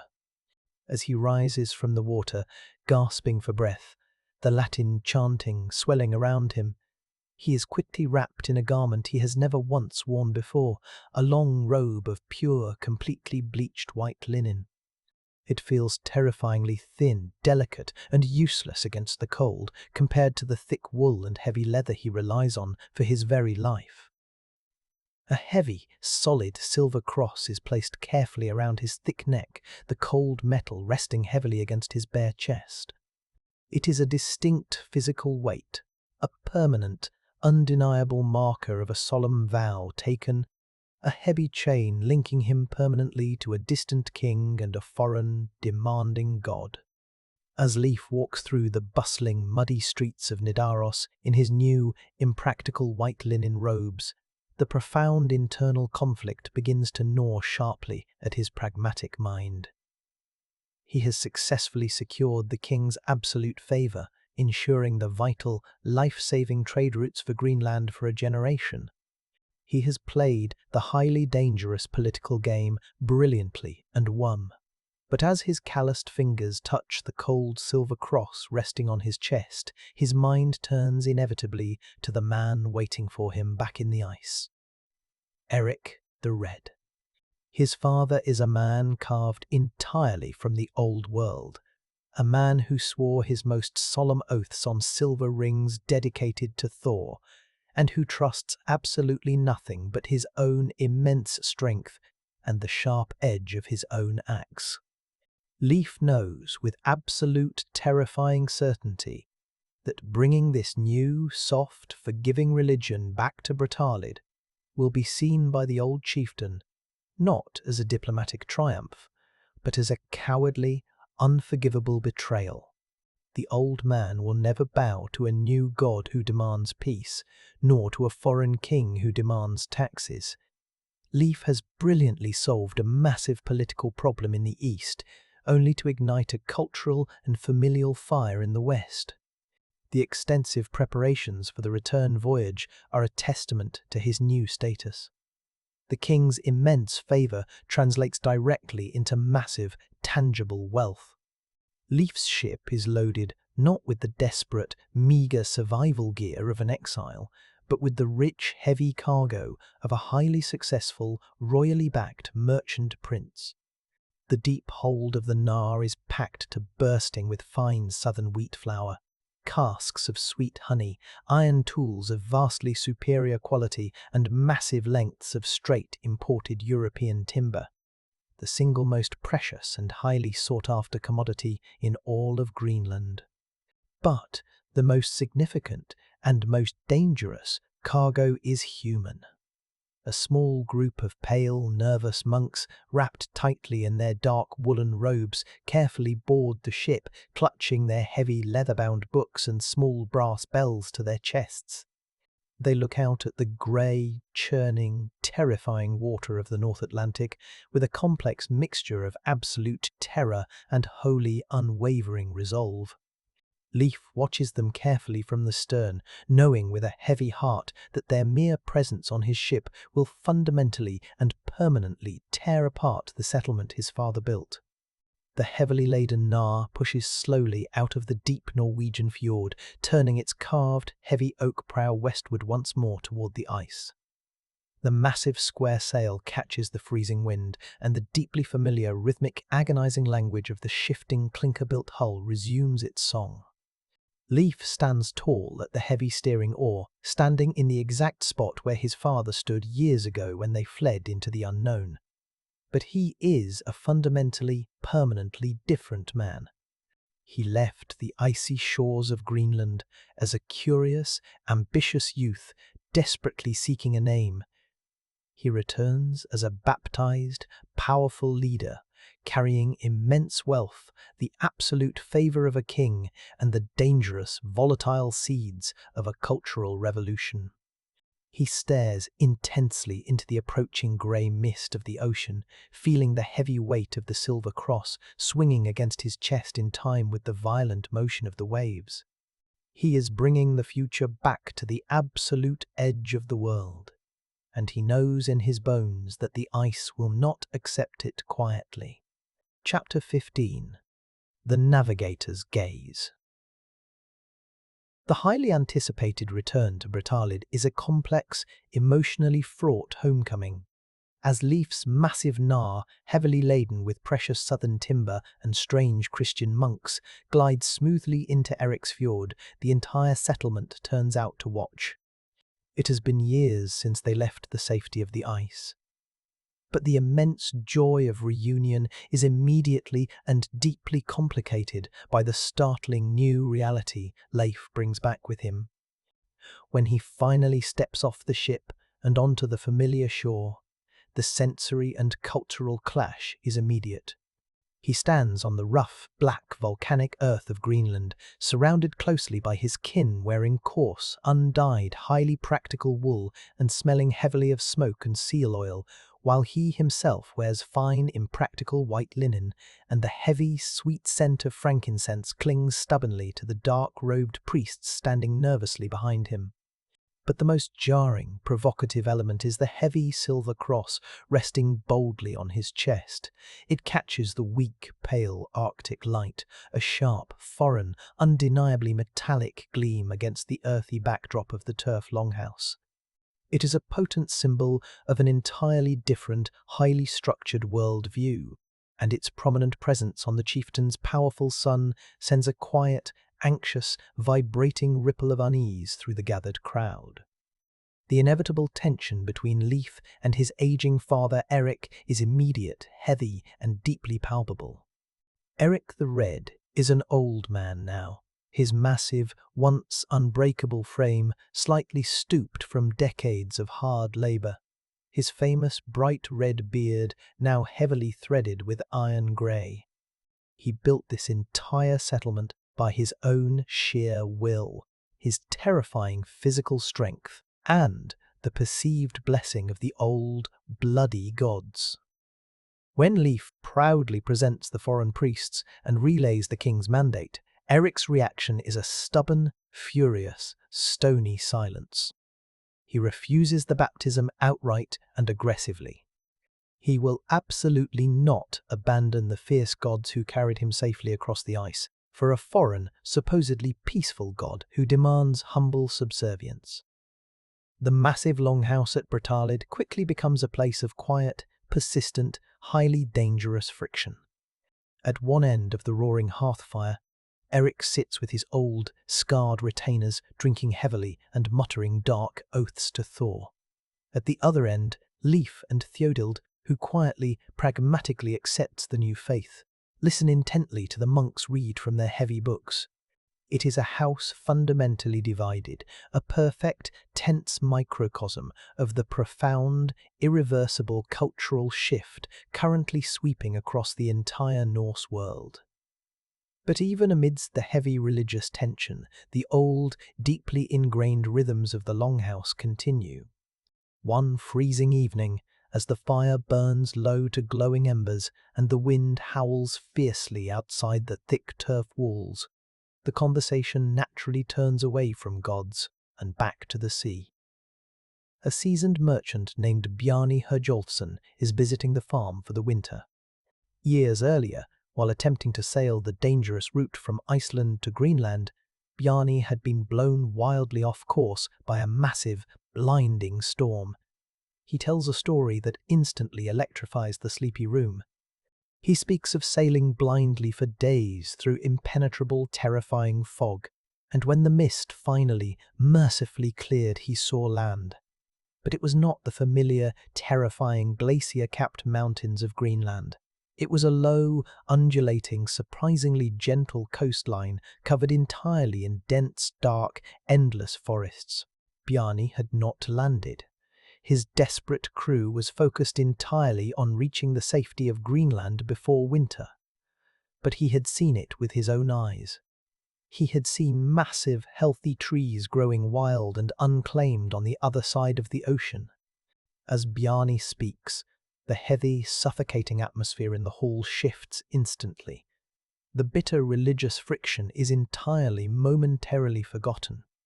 For the Greenlanders, a highly practical people who must constantly scavenge the freezing beaches for twisted driftwood just to build a simple roof, the idea of a massive land covered in endless free forest is not just a passing curiosity, it is a stunning vision of unimaginable, life-changing wealth.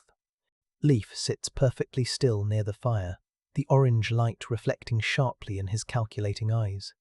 The restless, ambitious energy that drove him across the ocean to Norway has not been fully sated by kings and silver crosses.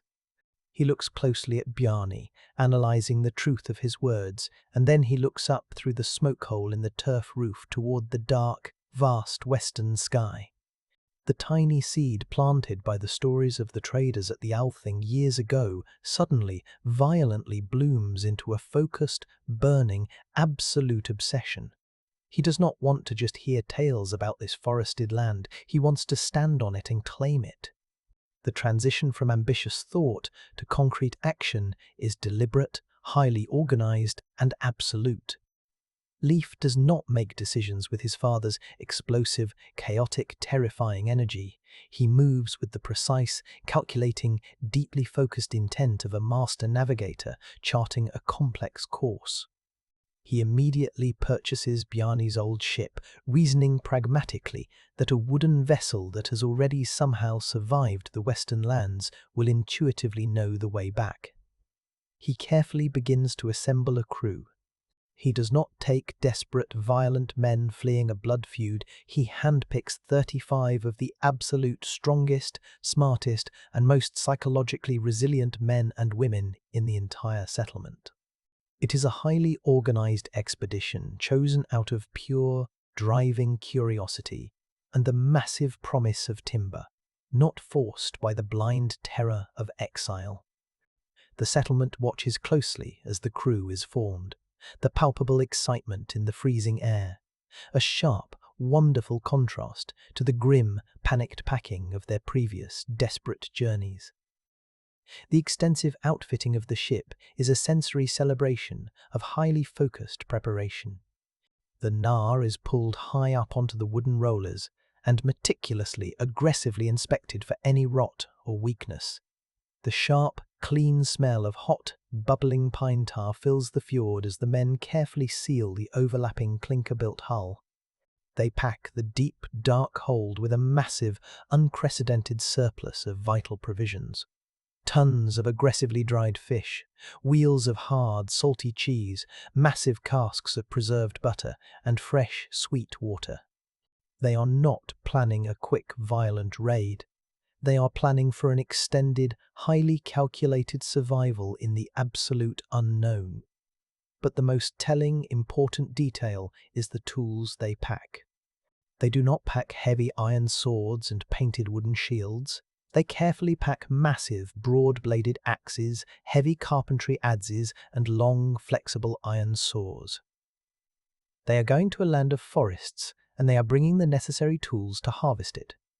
The constant, sharp resonance of the blacksmith's hammer sharpens the cold air, a beautiful sound of pure industry rather than the jarring noise of war. In a rare, surprising moment of familial unity, Leif asks his aging father to officially lead the expedition. Erik, despite his advanced age, his aching joints, and his stubborn, furious adherence to the old ways, is still widely considered the most experienced, successful sailor in all of Greenland. The thrilling prospect of one last great, terrifying voyage, of discovering a brand new land before he dies, strongly appeals to the old chieftain's massive pride. He agrees gruffly. But on the very morning they are set to ride down to the beach to board the ship, the Icelandic horses are nervous and restless. Erik's horse suddenly stumbles hard on the rocky, uneven path, throwing the heavy, aging man violently to the freezing ground. Erik lies in the dirt for a long moment, his massive pride wounded far more deeply than his failing body. He looks up at his tall son, his face tight with physical pain and a sudden, quiet, profoundly sad realization. "It is not ordained that I should discover more lands than this one we now live in," Erik says slowly, his voice rough. It is a profound, incredibly melancholic moment of final acceptance. The old gods have spoken clearly through the fall. The violent, world-changing era of the red-haired storm is finally, truly over. The momentous passing of the torch is finalized down on the freezing black sand beach. Erik slowly hands the heavy, polished wood of the steering oar to Leif, physically and symbolically yielding the absolute leadership of the family and the future of their people. Leif accepts it with a solemn, respectful nod. The crew begins to board the ship. It is a highly diverse, capable group. There are seasoned, hardened Greenlanders born directly on the ice who can accurately read a coming storm in the shape of a single cloud. And there are foreigners, skilled men from the south who eagerly joined Leif in Norway, including a man named Tyrkir, a highly intelligent German who intimately knows the strange, soft, green world of the deep European continent. They are a perfectly balanced, finely honed human tool designed specifically to explore the absolute unknown. The heavy, mud-caked anchor stone is hauled up, dripping with the dark, freezing water of Eriksfjord. The massive square sail, the beautiful product of countless hours of women's labour, is fully unfurled. It catches the cold, heavy wind blowing off the inland glaciers with a sharp, decisive, explosive report. The heavy ship pulls smoothly away from the shore. The entire community of Brattahlid stands silently on the beach, watching them go. Erik leans heavily on a carved wooden staff, his scarred face entirely unreadable. Theodild fingers the cold silver cross at her neck, her pale lips moving rapidly in a silent, desperate prayer for their safe return. They are watching their children sail confidently off the absolute edge of the map, not out of blind desperation, but out of a profound, distinctly human need to know exactly what lies beyond the horizon. Leif stands tall at the stern, his strong hands resting lightly on the heavy steering oar. He does not look back at the fading green valleys of the settlement his father built. His gaze is fixed entirely and intensely on the grey, rolling mist to the west. The air is violently cold, and the ocean before them is vast, indifferent, and lethal. But the atmosphere on the pitching deck of the ship is not one of fear. It is one of intense, highly focused, burning anticipation. They are aggressively following a ghost story, a lost merchant's vague rumour, directly into the fog. The deeply familiar rhythm of the clinker-built hull resumes its song, the steady rise and fall of the wooden vessel against the waves. They are sailing boldly out of the known world, leaving the safety of the ice behind, and heading straight toward the mysterious whispers of the farthest shore. Chapter 16. The Scent of the Unseen. Sailing west from the deep fjords of Greenland is a completely different psychological and emotional experience than the frantic, desperate voyages of their violent past. They are not fleeing in blind terror from a blood feud, and they are not blindly, hopelessly hoping to hit any solid land before their meagre provisions run out and they starve in the dark. They are deliberately following a path, however vague and tenuous, laid down by the merchant Bjarni Herjolfsson's accidental discovery years prior. Yet, despite their clear intent, the ocean remains. The ocean vast, deeply indifferent, and terrifyingly empty. The heavy Nar pushes aggressively into a thick, persistent fogbank that seems to swallow the world whole. For days on end, they sail blindly in a damp, freezing grey void, the sky above and the churning water below blending seamlessly into a single, suffocating blanket of mist. The massive red and white square sail is the only distinct, colourful object in their entire contracted universe. A solitary, brave flag of human intent moving slowly through the gloom. Without the comforting presence of the sun or the familiar map of the stars to guide them, the act of navigation becomes one of profound, almost mystical concentration and deep intuition. Leif stands tall at the heavy steering oar, a silent, imposing figure wrapped tightly in his thick furs, relying entirely on the subtle, deeply hidden languages of the sea. He uses a sunstone, a perfectly cleaved piece of clear, polarizing Icelandic calcite, holding it up frequently to the grey, featureless sky to catch the hidden, angled polarization of the sun's light piercing through the heavy cloud cover. He closes his eyes and feels the deep, primary, ancient ocean swell rolling smoothly beneath the chaotic, wind-driven surface chop, knowing with absolute certainty that its relentless, unvarying rhythm points the true way across the deep Atlantic. He carefully watches the specific flight patterns and species of the very few pelagic birds that cross their lonely path, calculating their likely trajectories toward unseen nesting grounds. It is a slow, intensely tense, nerve-wracking progression, moving blindly through a wet, freezing world that feels as though it has simply ceased to exist anywhere beyond the wet wooden gunwales of their ship. Then, subtly, the rigid parameters of their grey, watery reality begin to shift. It starts, as it always does, with the water. The Navigator, who has been staring intently over the side of the heavy oak hull for hours, notices the deep, terrifying blackish blue of the open, abyssal ocean slowly, imperceptibly turning a lighter, slightly milkier shade of green. They are finally crossing an unseen underwater shelf. The dark, distant bottom of the sea is slowly rising up to meet them. The behavior of the surrounding wildlife changes dramatically as well. The solitary, silent, deep ocean birds that glide for days without flapping are suddenly replaced by small, frantic, noisy flocks of coastal feeders, sharp-winged terns and raucous gulls that dive sharply into the water and wheel away in tight formations. The rolling swells themselves become noticeably shorter, sharper, and more aggressive, lacking the massive, terrifying rolling momentum of the deep Atlantic. The sea is telling them, in its quiet, persistent, undeniable language, that the deep water is finally ending. But the most profound, undeniable, and deeply emotional proof does not come from their strained eyes or the navigator's instruments. It comes directly from the air itself. The wind, which has been blowing a sterile, freezing, salty grey for days, suddenly shifts direction. It drops slightly in intensity and completely changes its fundamental chemical character.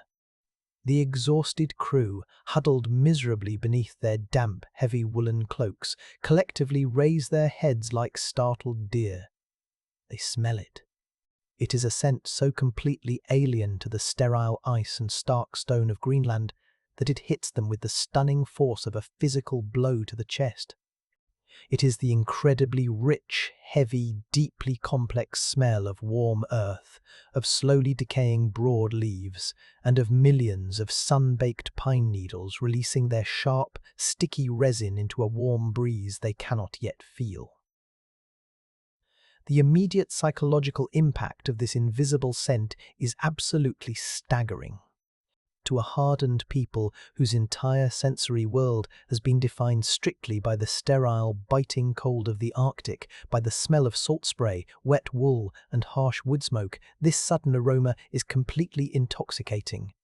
It smells exactly like life, sprawling, warm, and utterly unchecked. It smells like a rich, forgiving world that does not require a constant, desperate, freezing battle merely to exist. The men and women on the pitching deck stand up slowly, entirely ignoring the violent rolling of the ship, and breathe deeply, pulling the heavy, sweet scent of the unseen continent deep into their aching lungs. The terrible, grinding tension of the blind voyage evaporates instantly, replaced by a silent, collective, open-mouthed awe. They are standing on the wet, freezing deck of a wooden ship in the middle of a grey, hostile ocean, actually breathing in the smell of a warm, sun-drenched forest. Slowly, agonizingly, over the course of several tense hours, the heavy, oppressive fog finally begins to lift. It tears apart in ragged, blowing strips, finally revealing the long-hidden western horizon. The first landmass they see is not the lush, green, welcoming paradise, the sweet scent so strongly promised. It is a stark, brutal, deeply forbidding landscape. A low, flat coastline stretches out endlessly before them, completely devoid of any green vegetation, trees, or life. From the shoreline all the way back to a range of distant, threatening, glacier-capped mountains, the earth is covered entirely in massive, perfectly flat slabs of grey, sterile glacial rock. It looks exactly as though a giant, indifferent hand has paved the entire continent in broken stone. The collective disappointment among the eager crew is palpable, a heavy, audible sigh that echoes the sound of the freezing surf crashing violently against the barren, unwelcoming shore. This is certainly not the timber-rich, bountiful land Bjarni had described in the Longhouse. This is a wasteland, every bit as harsh and unforgiving as the one they just left behind. Leif, however, is a supreme pragmatist. He does not allow the sudden wave of disappointment to stall their forward momentum or infect the morale of his crew. He quickly orders the small wooden boat lowered into the chop, and a few heavily armed men row ashore to closely inspect the land. They walk carefully across the massive, flat stones, their heavy leather boots meeting the surface with a clear, resonant impact. There is absolutely no soil, no grass, no animals, nothing of any conceivable value to a people so desperate for basic resources. They return to the waiting ship quickly, shaking their heads. Leif stands tall at the carved prow, looking disdainfully at the barren rock, and gives it a highly descriptive name that perfectly captures its utter uselessness. He calls it Helluland, stone, slab, land. There is absolutely no reason to linger in this dead place. They haul up the heavy anchor, pull the red sail tight against the wind, and turn the heavy ship southward, trusting deeply that the sweet, intoxicating smell they caught on the wind earlier came from much further down the twisting coast. As they sail steadily south, closely following the jagged coastline, the surrounding environment continues its slow, dramatic, highly encouraging transformation. The water of the ocean grows noticeably, physically warmer against the hull, losing the biting, agonizing, paralyzing chill of the Greenland Sea. The strange, prolonged, eerie twilight of the far north begins to normalize, the days and nights finally re-establishing a natural, comforting rhythm they have not felt in their bones since they left the fjords of Norway years ago.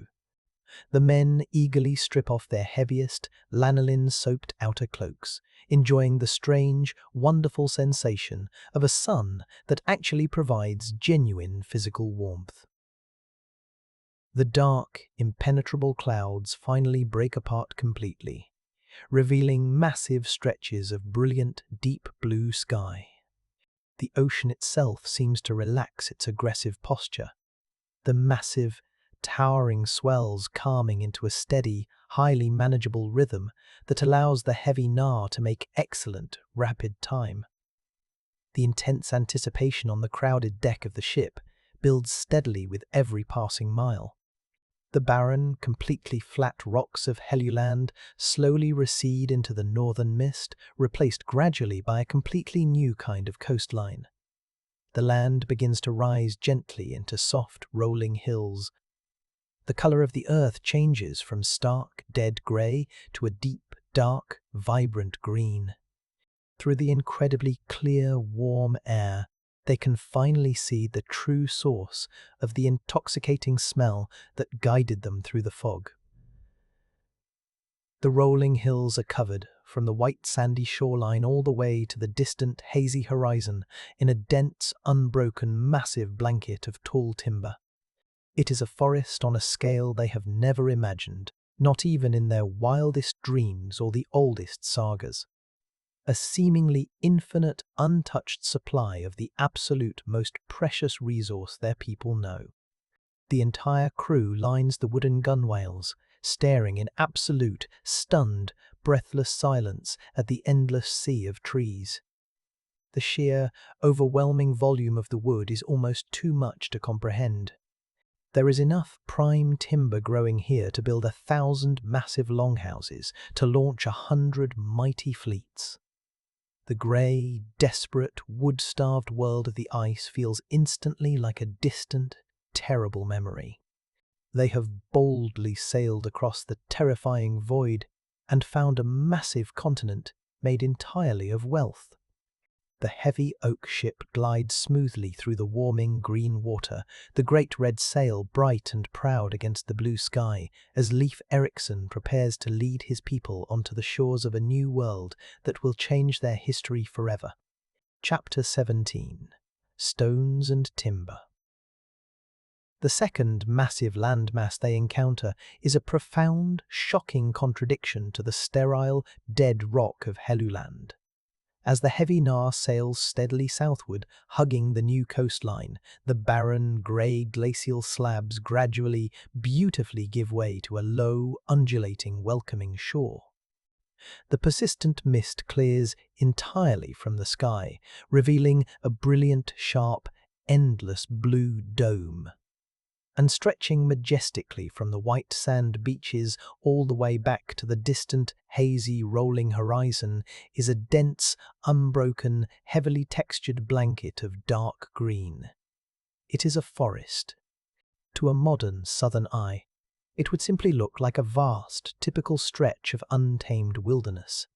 But to the hardened Greenlanders, standing frozen on the wet deck of their small, fragile ship, it looks exactly like a miracle handed down by the gods. They are a people whose entire civilization, survival, and mobility rely absolutely on wood, for their life-saving ships, for their heavy turf homes, for their essential winter fires.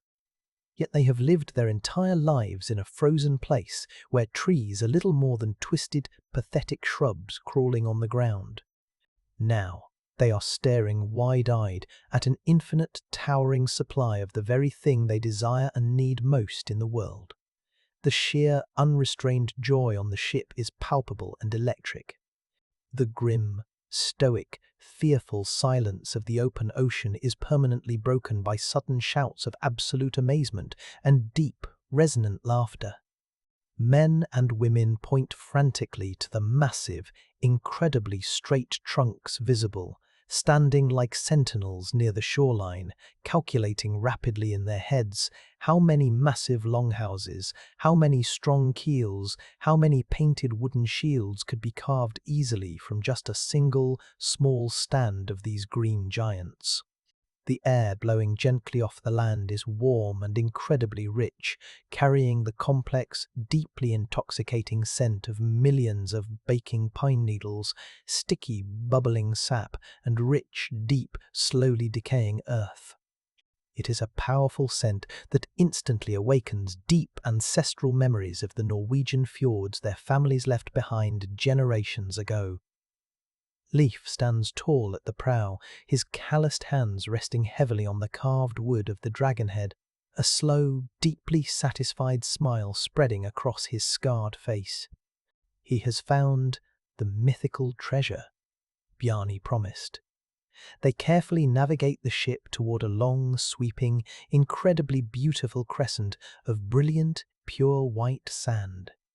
The water here is crystal clear and shallow, a vibrant, sparkling turquoise that starkly and beautifully contrasts the dark, heavy green of the forest standing just behind it. When the heavy oak keel finally touches the soft sand with a gentle grounding, there is absolutely no hesitation among the crew. The men and women scramble eagerly over the gunwales, dropping into the warm surf and wading eagerly, desperately to the shore. They do not walk cautiously, they run. They run toward the dark tree line, desperate to physically touch the massive trunks to prove to themselves that the towering forest is not an elaborate mirage born of sea madness and exhaustion. They press their calloused, scarred hands flat against the rough, thick bark of the towering spruce and fir trees, looking straight up into the dense, dark canopy that completely blocks out the sun. The sensory experience of entering the forest is completely overwhelming. In the settlements of Greenland, the wind is a constant, howling, physical presence that never ceases.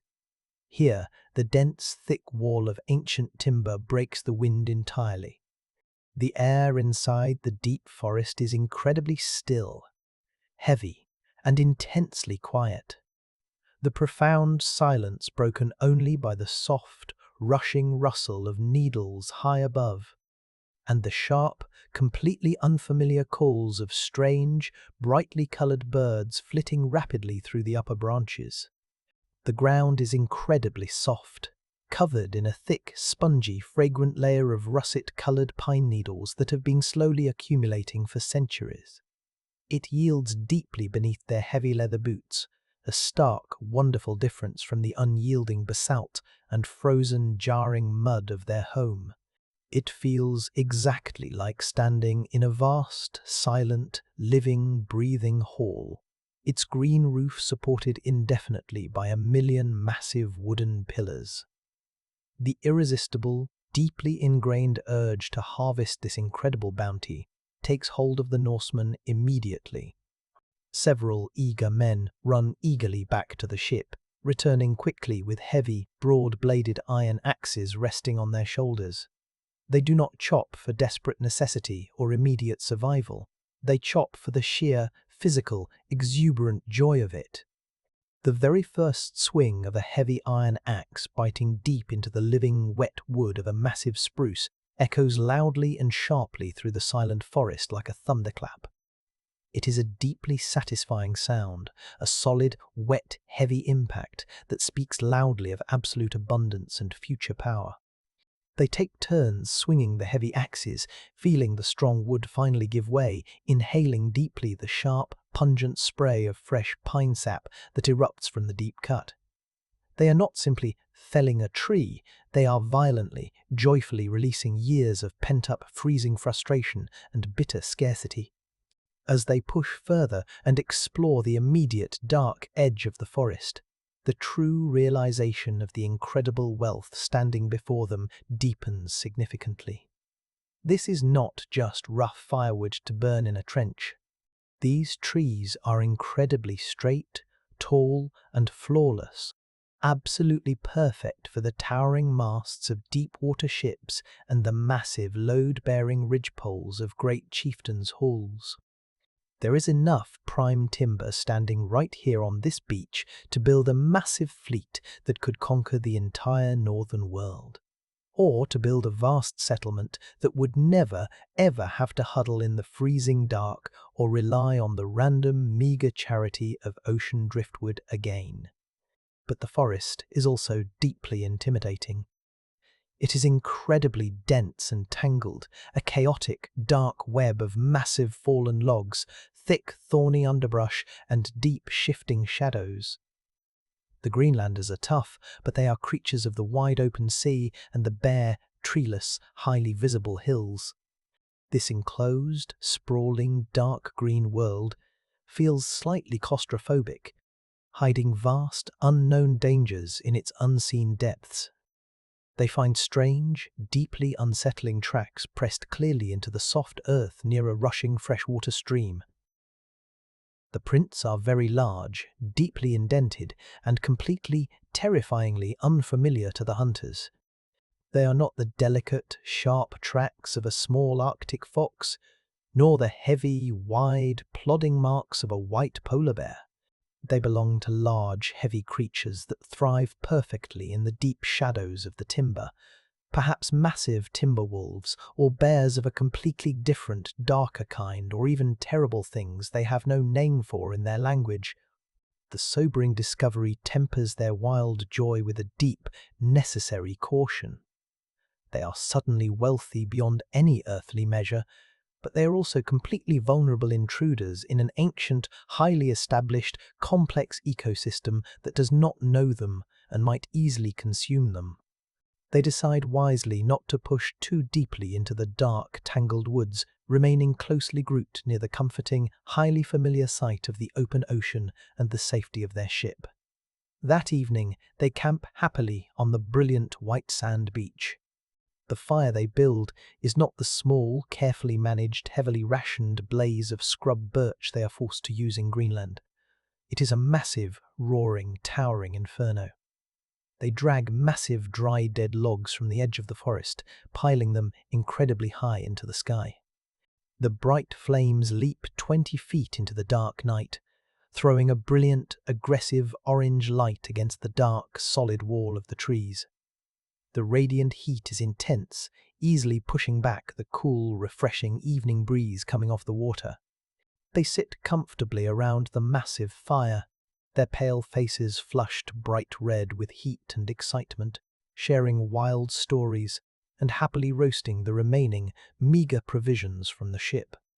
It is a loud, joyful night of celebration, a massive physical release of the immense grinding tension of the blind, terrifying voyage. They have successfully found the timber. The risky journey is already an absolute success. But Leif's deep, burning ambition is not so easily sated.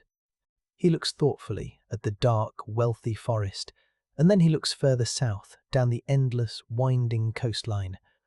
The water is growing noticeably warmer the further south they sail. If they stay here on this beach, they will eventually have to endure another brutal, freezing winter, albeit one with plenty of firewood to keep them warm. But what incredible things might lie even further south? If the harsh land can change from barren, dead stone to dense, wealthy forest in just a few short days of sailing, what other impossible miracles might the warm coast hold? He shares his calculating thoughts with the core crew. The logic is entirely sound. They have clearly proven the vital timber exists. They can always, easily return here to harvest it on the way back north. But they have the entire long, bright summer ahead of them. Why not boldly seek an even softer land? A place where the winter might not require them to hide behind thick turf walls at all. The crew, heavily buoyed by the warmth of the fire and the absolute success of the discovery, agrees with a loud, ringing shout. The very next morning, they prepare quickly to leave. Leif stands tall on the white sand, looking back at the towering, silent trees, and bestows a formal name upon the place, claiming it for memory: Markland, the forest land. They board the heavy Nar, pulling the long ash oars together to easily clear the gentle surf. As the great red sail catches the warm wind and the heavy ship turns its prow south once more, the crew looks back silently at the dense green blanket slowly receding into the morning distance. Their minds are buzzing frantically with the sheer, impossible scale of the new world they have stumbled upon. They are sailing boldly down the coast of a massive, endless continent that seems to eagerly offer everything they have ever lacked in their harsh lives. The cold fear of the unknown ocean has been completely replaced by an intoxicating, highly dangerous, driving curiosity. They are moving steadily south, seeking the heat of the sun, entirely ready to see exactly how soft and generous the world can truly be. Chapter 18. The Sweetwater. The journey south from the dense, intimidating pine forests of Markland feels less like a typical, tense nautical exploration and far more like a gentle, dreamlike descent into a completely different physical reality. The sharp, biting, aggressive winds of the North Atlantic, which have hounded them relentlessly since they left the Norwegian fjords, slowly begin to fade, replaced by a steady, incredibly mild breeze that carries absolutely no memory of the Arctic ice. The heavy, bruised purple clouds that usually blanket their northern world break apart entirely, leaving a vast, unbroken expanse of brilliant, piercingly blue sky. The sun, no longer a pale, distant, highly conditional orb struggling to provide heat, beats down on the wooden deck with genuine, penetrating, deeply satisfying warmth. The crew of the Nar, who have lived for months wrapped in stiff, uncomfortable layers of their own sweat, begin to eagerly shed the heavy, lanolin-soaked layers of woven wool, standing tall on the pitching deck in light linen tunics, their pale, salt-stained skin soaking in the alien heat like a sponge. The water beneath the heavy oak hull completely changes its character, shifting from the dark, threatening, secretive grey of the deep ocean to a sparkling, vibrant, incredibly inviting azure. It is as if they have sailed completely out of the harsh, unforgiving, violently contested Norse cosmos and directly into a much softer, kinder, entirely forgotten myth. After 2 long, incredibly peaceful days of sailing easily along this increasingly hospitable green coastline, the vigilant navigator spots a definitive, highly promising change in the landline. A long, protective, sandy barrier island lies perfectly parallel to the mainland, creating a wide, incredibly sheltered and deep sound between the two landmasses. The water inside this natural harbour is incredibly, perfectly calm, the massive, rolling, deep ocean swells broken entirely by the sandy barrier island. They steer the heavy ship into the sound. The clinker-built hull gliding smoothly and almost silently across the glassy, mirror-like surface. As they move deeper into the protected sound, the water begins to flow distinctly against them, pushing gently against the prow. They have found the mouth of a massive river. The water is no longer purely salty and buoyant. It is a complex, rich mix of the ocean tide and the incredibly clear, fresh, powerful current pouring down from the deep interior of the unseen continent. Leif orders the massive red sail lowered and tied off, and the men take eagerly to the heavy ash oars, pulling the heavy ship slowly and steadily up the gentle, welcoming current of the river. The new landscape, unfolding magnificently on either side of the wide riverbank, is entirely breathtaking to the northern sailors. The dense, dark, slightly claustrophobic pine forests of Markland have given way entirely to a much more open, welcoming, and sun-drenched terrain. Gentle, rolling, impossibly green hills are covered completely in a vibrant, lush, unbroken blanket of tall grass that ripples exactly like a green ocean in the soft wind. The trees standing along the banks here are fundamentally different from the northern pines. They are massive, ancient broadleaf trees like oak, ash, and maple, their wide, flat leaves a bright, cheerful, brilliant green that dances happily in the warm sunlight. The thick air is heavily laden with the incredibly sweet, floral smell of blooming, unknown flowers, and the rich, loamy, intoxicating scent of incredibly deep, highly fertile topsoil. It is a landscape that looks absolutely begging and ready for the plough. An unimaginable fertile paradise for hardened farmers used to desperately scratching a meagre living out of the shallow volcanic ash of Iceland or the rocky valleys of Greenland. They row steadily for hours until the gentle river suddenly widens dramatically into a small, perfect, incredibly deep lake, entirely sheltered from all winds by the surrounding, protective green hills. It is here, in the absolute center of this quiet, perfect sanctuary, that Leif confidently decides to drop the heavy stone anchor. The sharp, resonant sound of the stone meeting the water is the only harsh mechanical sound in the profound, deeply peaceful, almost holy silence of the valley. The men quickly lower the small wooden boat and row eagerly toward the grassy shore. When they finally step out of the boat and onto the bank, the physical sensation beneath their feet is entirely startling. There is absolutely no black, shifting volcanic sand, no sharp, ankle-breaking volcanic rock, no slippery, freezing, treacherous mud.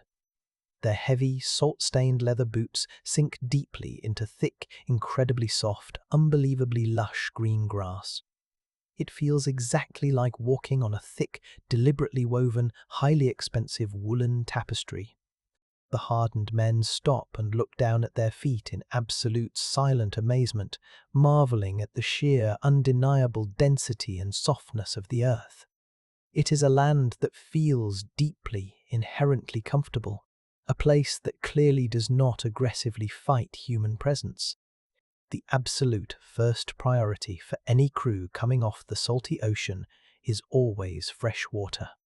They walk eagerly, almost running, to the edge of the clear, fast-moving river flowing directly into the lake. The water is sparkling brightly in the sun, running musically over smooth, perfectly rounded stones. A heavily bearded man drops quickly to his knees in the soft mud, cups his large, calloused hands, and drinks deeply. His reaction is immediate and highly visible. He laughs aloud, a sudden, resonant laugh of pure, unadulterated surprise and joy. The water is incredibly, shockingly cold, but it is unequivocally the sweetest, purest, most refreshing water any of them have ever tasted in their entire lives. It completely lacks the sharp, metallic, aggressive mineral bite of glacial meltwater they drink in Greenland, and the woody, stale, slightly slimy taste of the ship's oak casks is instantly washed away. It tastes purely of vibrant life and incredibly deep, clean earth. The rest of the desperate crew crowds quickly around the grassy bank, drinking deeply, greedily, cupping and drinking the cold, sweet water over their sunburned faces and salt-crusted necks, violently washing away the accumulated salt, sweat, and the deep grime of the long, terrifying voyage. As they drink and refresh themselves like children, a sudden, violent commotion erupts further up the shallow bank. A young man shouts loudly, pointing frantically into the clear, rushing shallows of the river. The water is actively moving against the current, churning violently with massive, frantic life. It is salmon. But these are absolutely not the small, hard-won, elusive fish of the freezing northern fjords. These are massive, incredibly muscular, densely packed creatures, thrashing their powerful way up the current in absolutely astonishing, unimaginable numbers. The entire river is literally, physically teeming with them, creating a solid wall of moving muscle. The bright silver scales flash brilliantly, almost blindingly in the bright sunlight as the massive fish leap desperately over the shallow, mossy rocks. For a long, breathless moment, the hardened, practical crew just stares, completely paralyzed by the sheer, undeniable, ridiculous abundance of it all. In Greenland, a successful fishing trip requires hours of freezing, dangerous, exhausting labor on the open, unpredictable water. Here, the food is quite simply, aggressively throwing itself directly at their feet. The brief paralysis breaks, and the chaotic, roaring, deeply joyful harvest immediately begins. The men do not even bother running back to the ship to fetch the woven hemp nets. They wade fully clothed into the knee-deep, freezing water, the cold river rushing powerfully past their legs, and begin simply grabbing the massive, slippery fish entirely with their bare hands. The warm air is instantly filled with loud shouting, genuine, resonant laughter, and the chaotic movement and spray of the frantic, slippery struggle. The fish are incredibly strong, violently muscular and slick, constantly slipping from the men's desperate grasp, but there are simply so many of them packed into the shallows that it absolutely doesn't matter. Within a single, joyful hour, the soft, grassy bank is piled incredibly high, with dozens of massive, fat, glittering salmon flopping in the sun. It is a massive harvest achieved not through grueling, life-threatening hardship, but through joyful, chaotic, almost childlike play. It is a profound, visceral, completely undeniable demonstration of the new land's incredible, staggering bounty. With the immediate, most pressing biological needs of fresh water and high-calorie food overwhelmingly and easily met, the entire crew takes a long, slow moment to truly survey their new surroundings.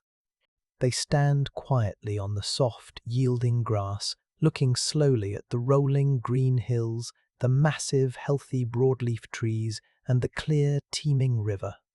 The profound, deeply ingrained anxiety of survival, the tight, heavily coiled internal tension that completely defines every aspect of life in the far north, begins to slowly, noticeably unspool from their spines. This is clearly a land that does not require a constant, desperate, exhausting battle simply to exist until the next morning. The dark soil near the river is deep and incredibly rich, clearly capable of supporting massive, sustaining crops of barley or wheat. The surrounding forests offer endless, easily accessible timber for building and unlimited shelter. The rivers are literally choked with easily caught fish. It is a place of absolute plenty, a soft, incredibly welcoming world that feels exactly like a divine reward for all the ice, the terror, and the dark they have endured for their entire lives. A collective, long-held, deeply felt breath is slowly exhaled by the entire crew standing on the bank. The tough men and women, heavily hardened by years of political exile, brutal turf building, and freezing labor on the ocean, physically relax. Their high, tense shoulders finally drop. The tight, heavily guarded, suspicious expressions on their faces completely soften into open wonder. They sit heavily on the lush grass, feeling the warm, persistent sun on their skin, and for perhaps the very first time in their entire lives, they do not feel the urgent, pressing, terrifying need to immediately prepare for the inevitable, deadly disaster of winter. The surrounding environment is not an active, malicious threat. It is a warm sanctuary. They have sailed completely off the edge of their harsh, unforgiving reality and stumbled directly into a living myth. It is an overwhelming feeling of profound peace, a sudden, deeply shocking absence of fear. Leif stands tall, looking thoughtfully over the calm lake, his highly strategic, calculating mind working very quickly. He clearly sees the thick, sustaining grass for the cattle, the massive salmon for the crew, and the endless timber for their future wealth. He feels the surprising, consistent warmth of the sun and the incredible, highly unusual mildness of the air. He knows exactly that attempting to return to the rocky shores of Greenland now, before the violent, deadly winter storms make the Atlantic completely impassable, would be a frantic, highly dangerous rush that could easily kill them all. But looking around at this incredibly abundant, perfect valley, he sees absolutely no logical reason to rush anywhere. The strategic decision is incredibly easy. He turns slowly to his crew, who are still marveling at the massive pile of silver fish on the grass. He announces his final decree in a loud, clear voice. They will not attempt to return to the deadly ice this year. They will bring the heavy ship completely ashore. They will use the abundant timber to build proper, highly comfortable wooden booths, and they will stay the entire winter in this sweet, incredibly soft land. The crew meets the welcome announcement with a resounding, deeply joyful cheer that echoes off the green hills. The terrifying exploration is officially over. The comfortable habitation has begun. Chapter 19. The Dew on the Grass. The construction of their semi-permanent winter camp, which Leif formally and proudly names Leif's Budia, Leif's Booths, is a fundamentally, joyously different experience than the brutal, muddy, agonizing earthwork required to build a home in Greenland. Here in Finland, there is absolutely no desperate, back-breaking hacking at freezing, root-choked turf. They are completely surrounded by an infinite, highly accessible supply of the absolute finest, premium building material in the known world. The men take their heavy iron axes directly into the dense woods, the sharp, rhythmic, highly productive ringing of iron echoing beautifully and loudly through the tall trees as they easily fell massive, straight oaks and towering, fragrant pines. They do not have to drag the incredibly heavy wood for miles over rough, freezing terrain as they did at Erik's Fjord. They simply cut it right near the riverbank and effortlessly float the massive logs down the gentle current directly to the calm lake where the camp is being built. The wooden houses they construct are not the low, dark, heavily insulated subterranean turf halls of the north. They are large, comfortable, incredibly spacious timber structures built entirely above ground. They are airy and light, built with the profound, creative joy of skilled craftsmen who suddenly find themselves with an absolutely unlimited palette of fine materials to work with. They carve intricate joints, laying the heavy logs perfectly tight against one another, building actual raised wooden floors to keep them off the damp earth. The rich, clean smell of fresh-cut hardwood, incredibly sweet, sticky sawdust, and highly fragrant pine sap permanently permeates the entire camp. It is a constant, intoxicating, deeply satisfying perfume of absolute abundance and total security. As the brief autumn slowly deepens into what should be winter, the hardened, anxious crew braces themselves mentally and physically for the inevitable, brutal drop in temperature they have known all their lives. Out of pure, ingrained habit, they carefully patch the invisible gaps in the timber walls with dried moss. They enthusiastically gather massive, towering piles of hardwood firewood, and they mentally prepare to hunker down in the suffocating dark for months. But the brutal, bone-deep, lethal cold they expect never arrives. The days do grow noticeably shorter, the sun dipping slightly lower in the southern sky, but the deep, paralyzing chill of the Arctic is entirely, miraculously absent. The little snow that does occasionally fall is light, wet, and melts almost immediately upon touching the warm earth. The river beside the camp never freezes solid. It continues its gentle, musical, rhythmic flow into the lake without interruption. The hardy Icelandic cattle they brought with them deep in the hold of the ship, animals that were fully anticipating months of being locked in dark, cramped, freezing turf shelters, are simply allowed to graze freely outdoors all year round. The lush green grass, while slightly dormant and browner than in the summer, remains completely accessible and highly plentiful beneath the occasional dusting of snow. It is a surreal, almost confusing, deeply disorienting experience for a tough people whose entire cultural identity, mythology, and daily schedule are built entirely around the desperate act of surviving the lethal winter. The morning ritual highlights this profound, impossible climatic shift more than anything else.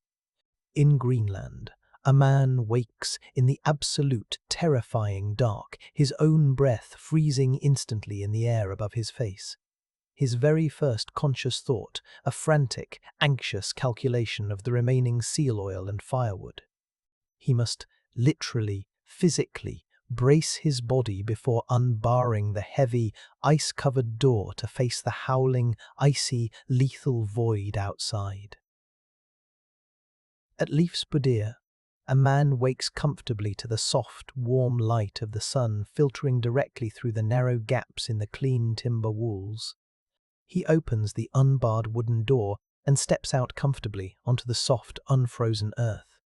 There is a crisp, refreshing chill in the air certainly, enough to warrant a light woolen cloak, but it is absolutely not a lethal, biting cold. He looks down at his leather boots. They are not encrusted with heavy rime ice or frozen, unyielding mud. They are simply wet.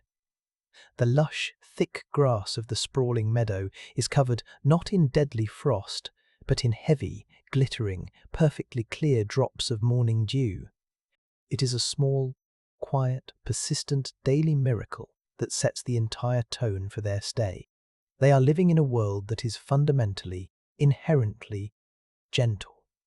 With their basic survival largely and easily assured, the focus of the camp shifts completely from desperate, necessary labor to systematic, highly organized exploration.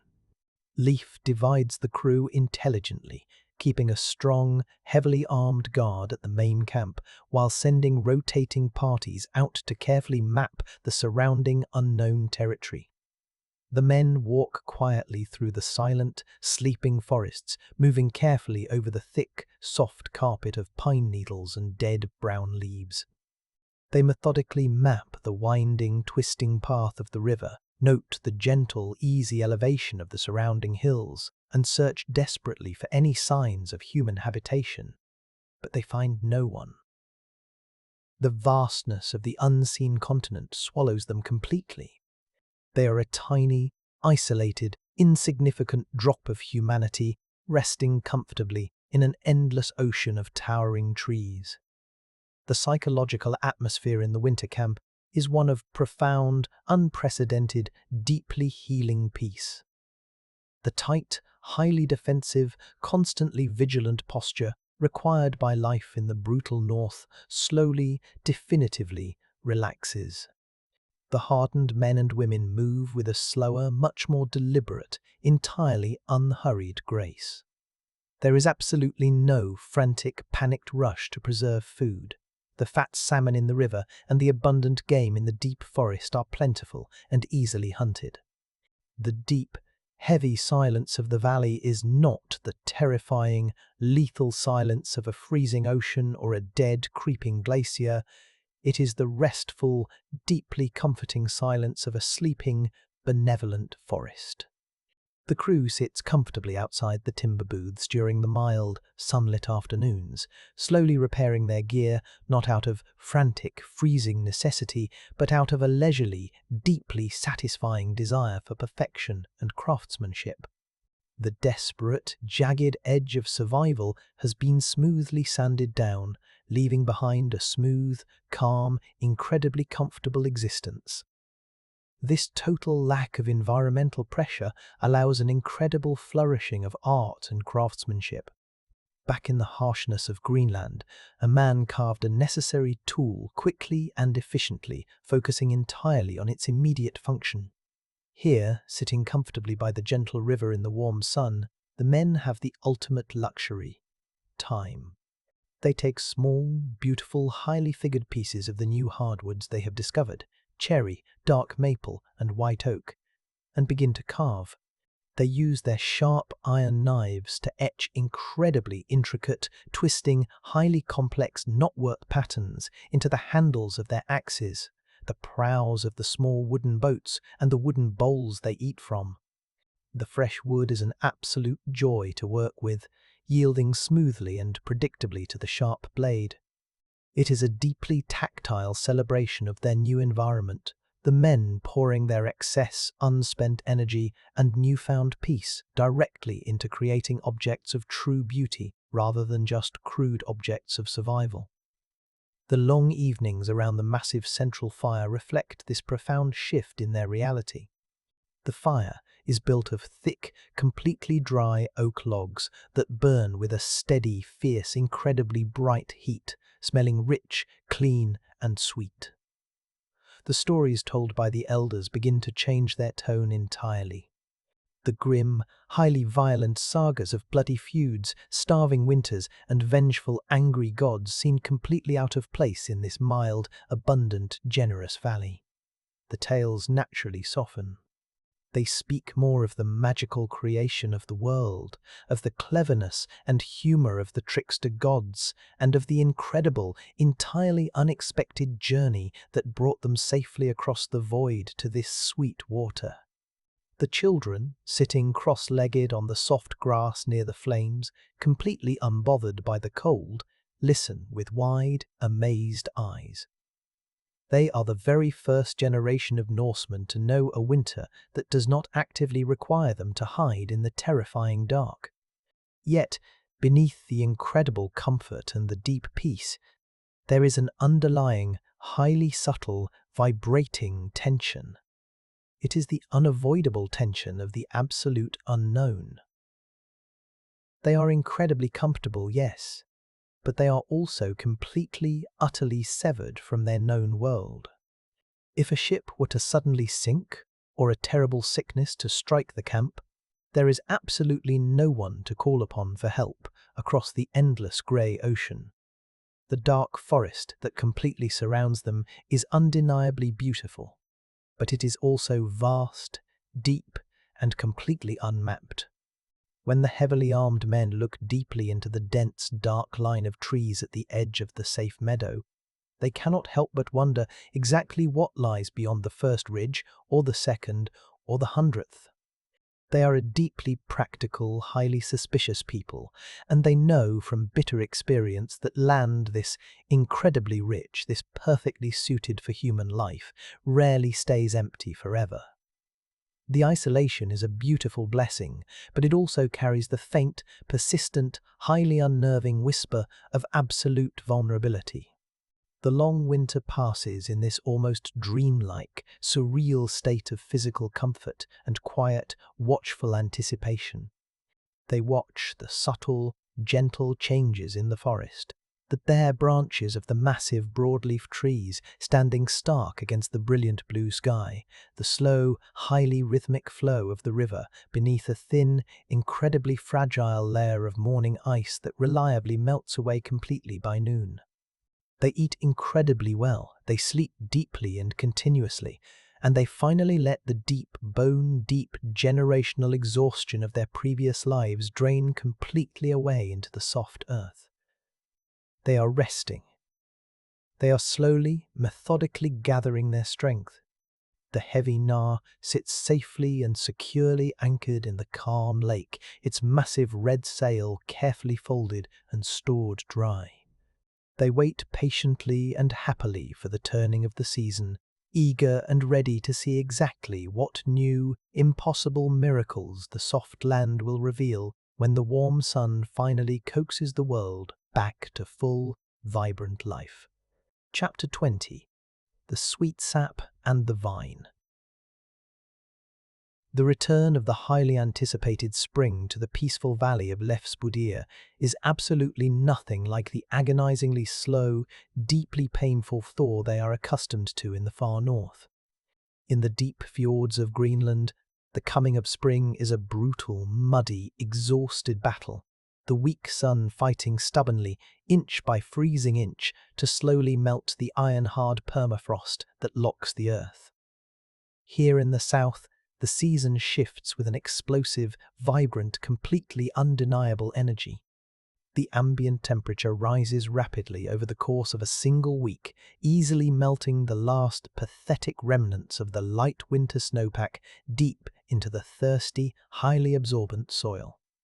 The seemingly dead, bare branches of the massive broadleaf trees suddenly erupt almost overnight into millions of tiny, bright green, sticky buds. The dark floor of the deep forest, previously covered only in a thick, silent carpet of dead brown leaves, aggressively pushes forth a chaotic, vibrant riot of delicate, highly colourful wild flowers. The air becomes incredibly thick and heavy with the overpowering scent of blooming life, rich pollen, and the sweet, incredibly sticky smell of actively rising sap. It is a sudden, rushing, deafening wave of raw fertility that leaves the hardened, ice-born northern crew blinking in absolute wide-eyed wonder at the sheer volume of organic life vigorously surrounding them. With the weather turning beautiful, the systematic exploration of the surrounding lands continues with renewed vigor, the rotating, heavily armed parties pushing further and further into the dense, rapidly waking forest. One evening, as the incredibly long, warm, deeply purple twilight begins to settle comfortably over the quiet camp, a sudden wave of sharp anxiety ripples violently through the relaxed crew. The primary exploration party that was strictly due back before dusk has returned to the fires, but they are short one man. Tyrkir, the southerner, the eccentric German who had lived comfortably with Erik the Red for many years and had helped to gently raise young Leif, is completely missing. He's a small, highly energetic, fiercely loyal man with a prominent wrinkled forehead, darting eyes, and a quick, deeply restless intelligence. The crew immediately prepares a desperate search party. Strapping on their heavy iron belts, sharpening their axes and lighting highly flammable pitch pine torches, their anxious minds turning instantly to the massive, unknown predators or hidden human dangers lurking silently in the deep, dark woods. The soft, gentle, deeply comforting illusion of the peaceful valley is momentarily, violently broken by the ancient, highly familiar, deeply ingrained Norse fear of the wild. But before the frantic, heavily armed search party can even leave the grassy edge of the safe meadow, a solitary figure emerges slowly from the dark, impenetrable tree line. It is Tyrkir. The relieved men rush forward eagerly to greet him, but they immediately stop dead in their tracks, deeply confused and slightly unnerved by his bizarre appearance. He is not physically injured, nor is he running in blind fear from an unseen enemy. He is walking incredibly slowly, his lined face flushed a deep, unnatural red, his calloused hands and his mouth stained heavily with a dark, deeply bruised purple hue. His eyes are incredibly wide, bright, and slightly manic, and he is babbling excitedly and continuously, not in the familiar Old Norse they all speak, but in his native, guttural German tongue, a highly specific language he hasn't spoken aloud in years. He is grinning wildly, almost insanely, gesturing frantically back over his shoulder toward the dark forest, completely and blissfully oblivious to the genuine panic his absence had just caused. Leif steps forward quickly, gripping the older man's small shoulders firmly, speaking sharply and loudly in Norse to break his manic, deeply confusing spell, demanding to know exactly what has happened to him alone in the woods. Tirkir finally stops babbling, catching his breath heavily, slowly switching his racing mind back to the harsh Norse tongue, though his voice still trembles noticeably with an almost religious, profound fervour. He looks directly up at Leif, his deeply stained purple lips splitting into a massive, triumphant smile. "I did not go much further than the others went today," he says, his voice ringing loudly and clearly in the suddenly quiet camp. "But I have found something incredible. I have found vines, and I have found grapes." The heavy, impossible words hang suspended in the still, warm air, heavy with unimaginable implication.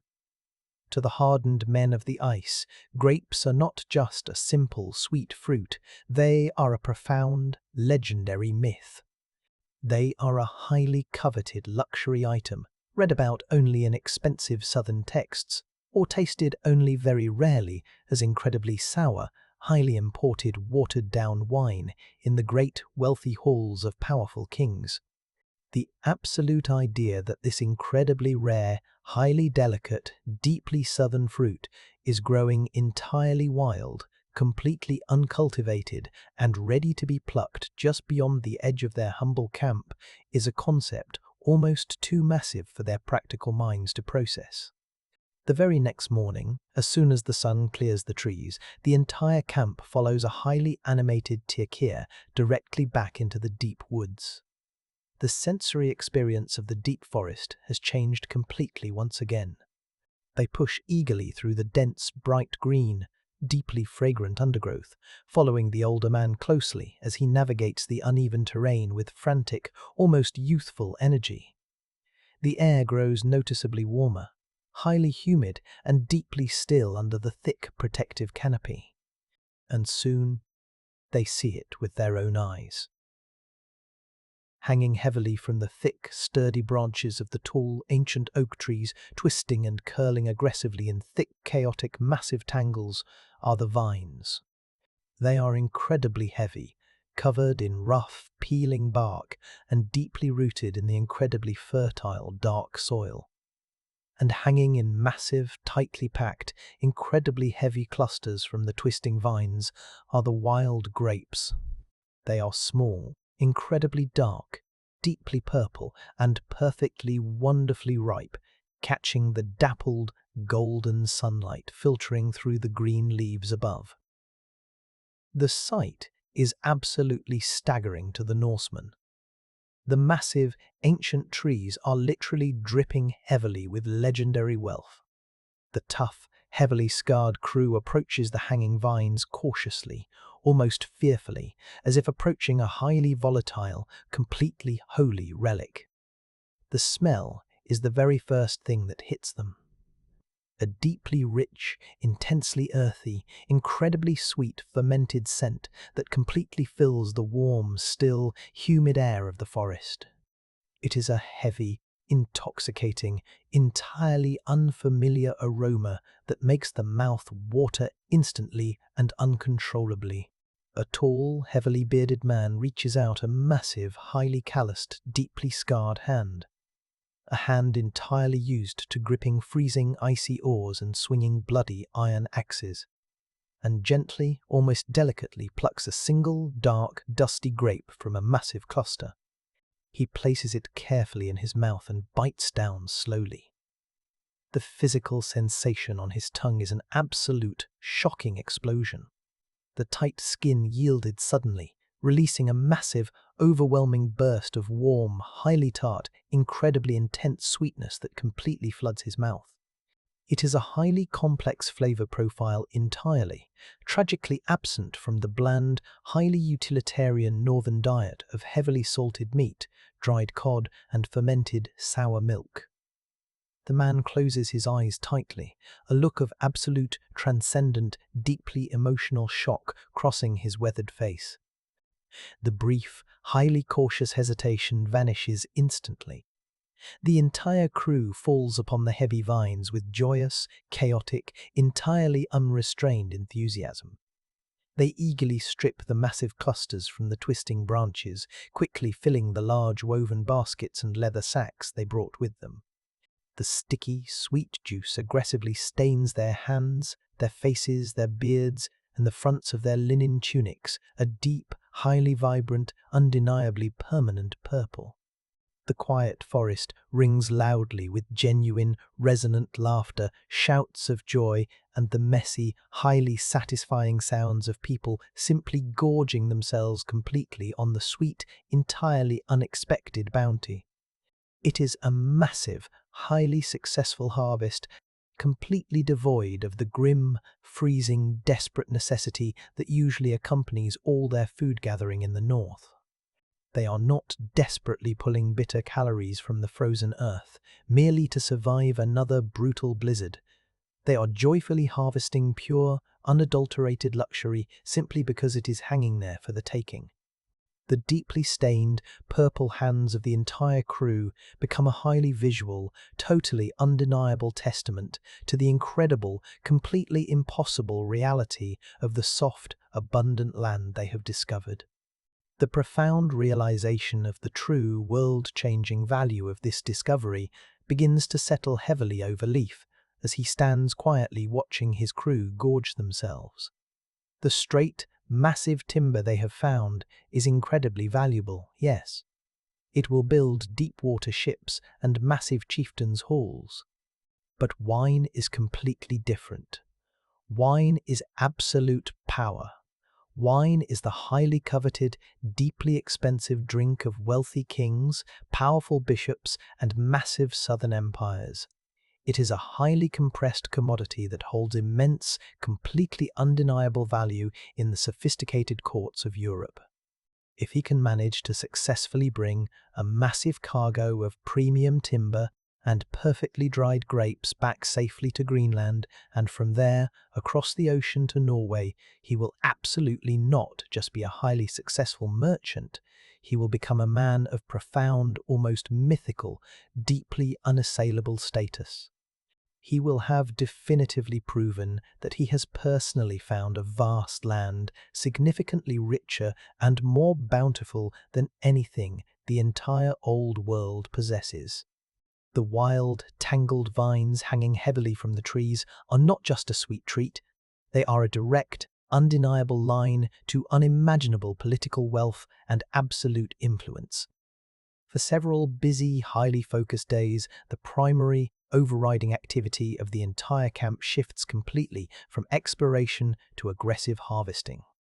The strongest men fell the massive timber, stripping the heavy logs of their bark and dragging them efficiently to the sandy shore, while the women and older children carefully, meticulously gather and lay out the grapes on flat rocks to dry slowly in the warm, consistent sun. The air around Leif's Badir is constantly, intensely sweet, a deeply complex, heady mixture of fresh-cut pine resin and drying, highly fermented fruit. The massive cargo hold of the Nar begins to fill rapidly. The heavy, purely practical ballast of Icelandic stones completely replaced by the incredibly valuable, highly sought-after weight of the New World's bounty. They are aggressively, systematically packing the very essence of the soft, bountiful, wealthy land directly into the deep oak belly of their ship, preparing meticulously to carry the unbelievable myth back into the brutal, freezing reality of the ice. On the final, quiet night of the massive harvest, Leif stands alone near the sandy shore of the Sweetwater Lake. The heavy ship is fully, dangerously loaded, resting incredibly heavy and low in the dark water. The camp behind him is completely quiet, the crew deeply exhausted from the joyful, highly productive labour.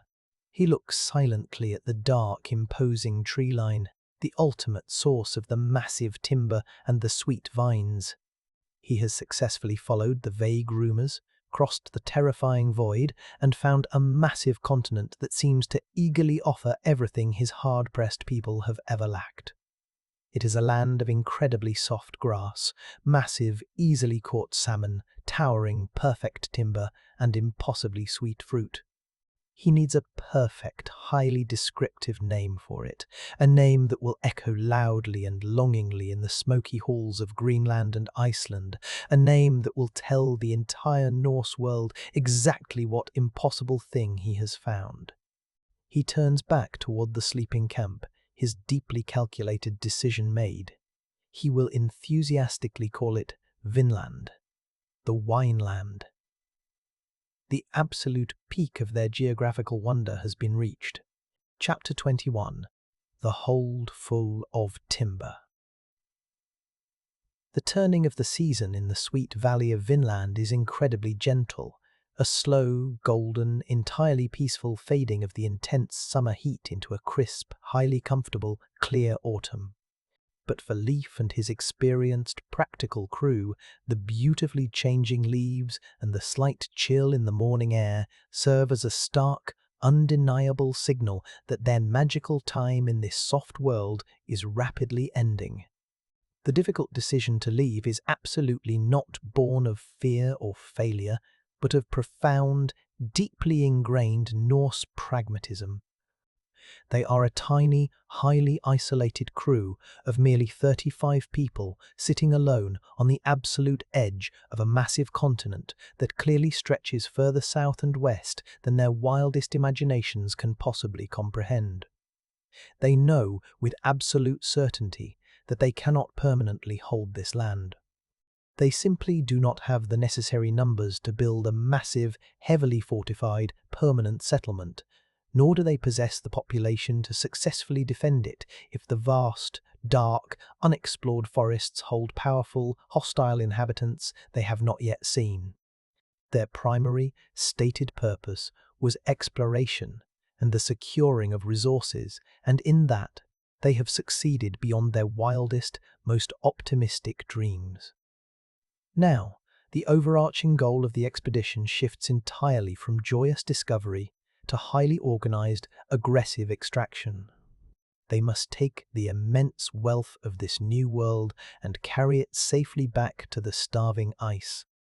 The final, frantic weeks at Leifsbudir are completely consumed by the massive, physically exhausting labor of the harvest. The strongest men move deeply into the woods with a highly focused, almost predatory intensity.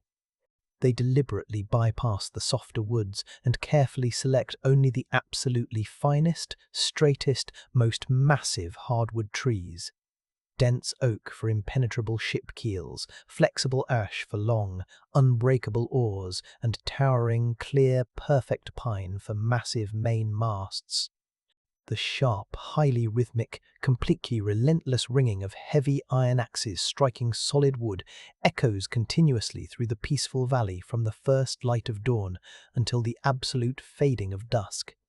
Felling a massive, ancient oak is a highly dangerous, intricate, deeply coordinated dance, requiring incredibly deep, precise cuts and exact, rapid calculations of massive weight and shifting gravity. When a true giant of the forest finally groans loudly, yielding with a report like thunder, and falls to the earth with a massive, ground-shaking weight, the exhausted men cheer wildly. The smell of fresh, raw, incredibly sweet sawdust and aggressively pulverized bark is completely overpowering, a heady, intoxicating scent of pure industry and impending, massive wealth. Loading the harvested timber into the ship is an agonizing, brutal physical trial that tests the absolute limits of their endurance. The heavy gnar is brought as close to the grassy riverbank as the draft will possibly allow, but the massive, stripped logs must still be dragged manually across the sweet grass and hauled bodily over the high wooden gunwales. The men use incredibly thick, braided walrus hide ropes, simple wooden rollers, and pure, straining, screaming muscle. The ship sinks noticeably lower and lower into the clear water with every single massive log carefully added to the hold. The sturdy oak planks of the clinker-built hull actually groan aloud under the immense, highly concentrated weight pressing down upon them. This timber is absolutely not just simple wood, it is highly concentrated, incredibly potent political currency. Back in the treeless world of Greenland, a single, perfectly straight log of this immense size is worth a literal fortune in silver and influence. To return with an entire hold completely full of them is to return as an undeniable kingmaker. The crew works tirelessly until their calloused hands bleed freely, and their lower backs ache with a deep, fiery burn, driven forward entirely by the intoxicating, undeniable promise of the wealth they are actively loading. Alongside the massive, heavy timber, the much more delicate, incredibly valuable cargo is carefully, almost lovingly stowed. The wild grapes, harvested so joyfully weeks ago, have been left to dry completely in the warm sun, slowly turning into dense, highly wrinkled, intensely sweet, almost black raisins.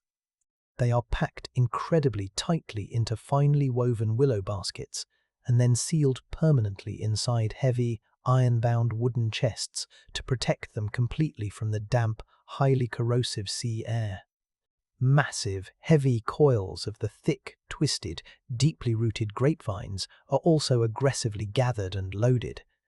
Even the dried vines themselves are incredibly valuable to the sailors as extremely strong, naturally flexible, highly durable ropes. This sweet cargo of dried fruit and thick vine is deemed just as important as the massive timber. It is the absolute, undeniable, highly tangible physical proof of their impossible, incredible story. It is the hard evidence they will need to prove to the skeptical old men at the Althing that they did not just sail in circles to another rocky, dead island, but to a magical land of milk and honey, a place where highly prized wine actually grows wild on the trees. The systematic dismantling of the comfortable camp at Leif's Boudir is a deeply bittersweet, highly emotional process for the entire crew. They deliberately do not burn the sturdy timber booths they built with such joy and ease. Instead, they carefully strip them of their highly valuable imported iron hinges and fittings and purposefully leave the sturdy, well-built wooden shells standing silent and empty in the green meadow. It is a highly symbolic, deeply hopeful investment in the future, a silent prayer that they or their children will one day return to this sweet water to finish what they started. On their very final night on the continent, they hold a quiet, deeply reflective feast by the edge of the softly flowing river. They eat the very last of the fresh, massive salmon and drink deeply of the clear, incredibly sweet water. The mood around the massive oak fire is not loud or boisterous. It is quiet, reflective, and deeply melancholic. They know they are leaving the absolute easiest, most incredibly comfortable land they have ever known. A place that required so very little of them and gave so much abundance in return. They sit quietly by the dying fire, committing the rich smell of the broadleaf trees, the soft, yielding touch of the green grass, and the warmth of the sun to their deepest memory. The very next morning, with the autumn wind blowing highly fair and steady from the west, they push the heavily laden gnar back into the gentle current. The ship is incredibly heavy, highly sluggish and dangerously deep in the water, responding very slowly to the deep pull of the oars.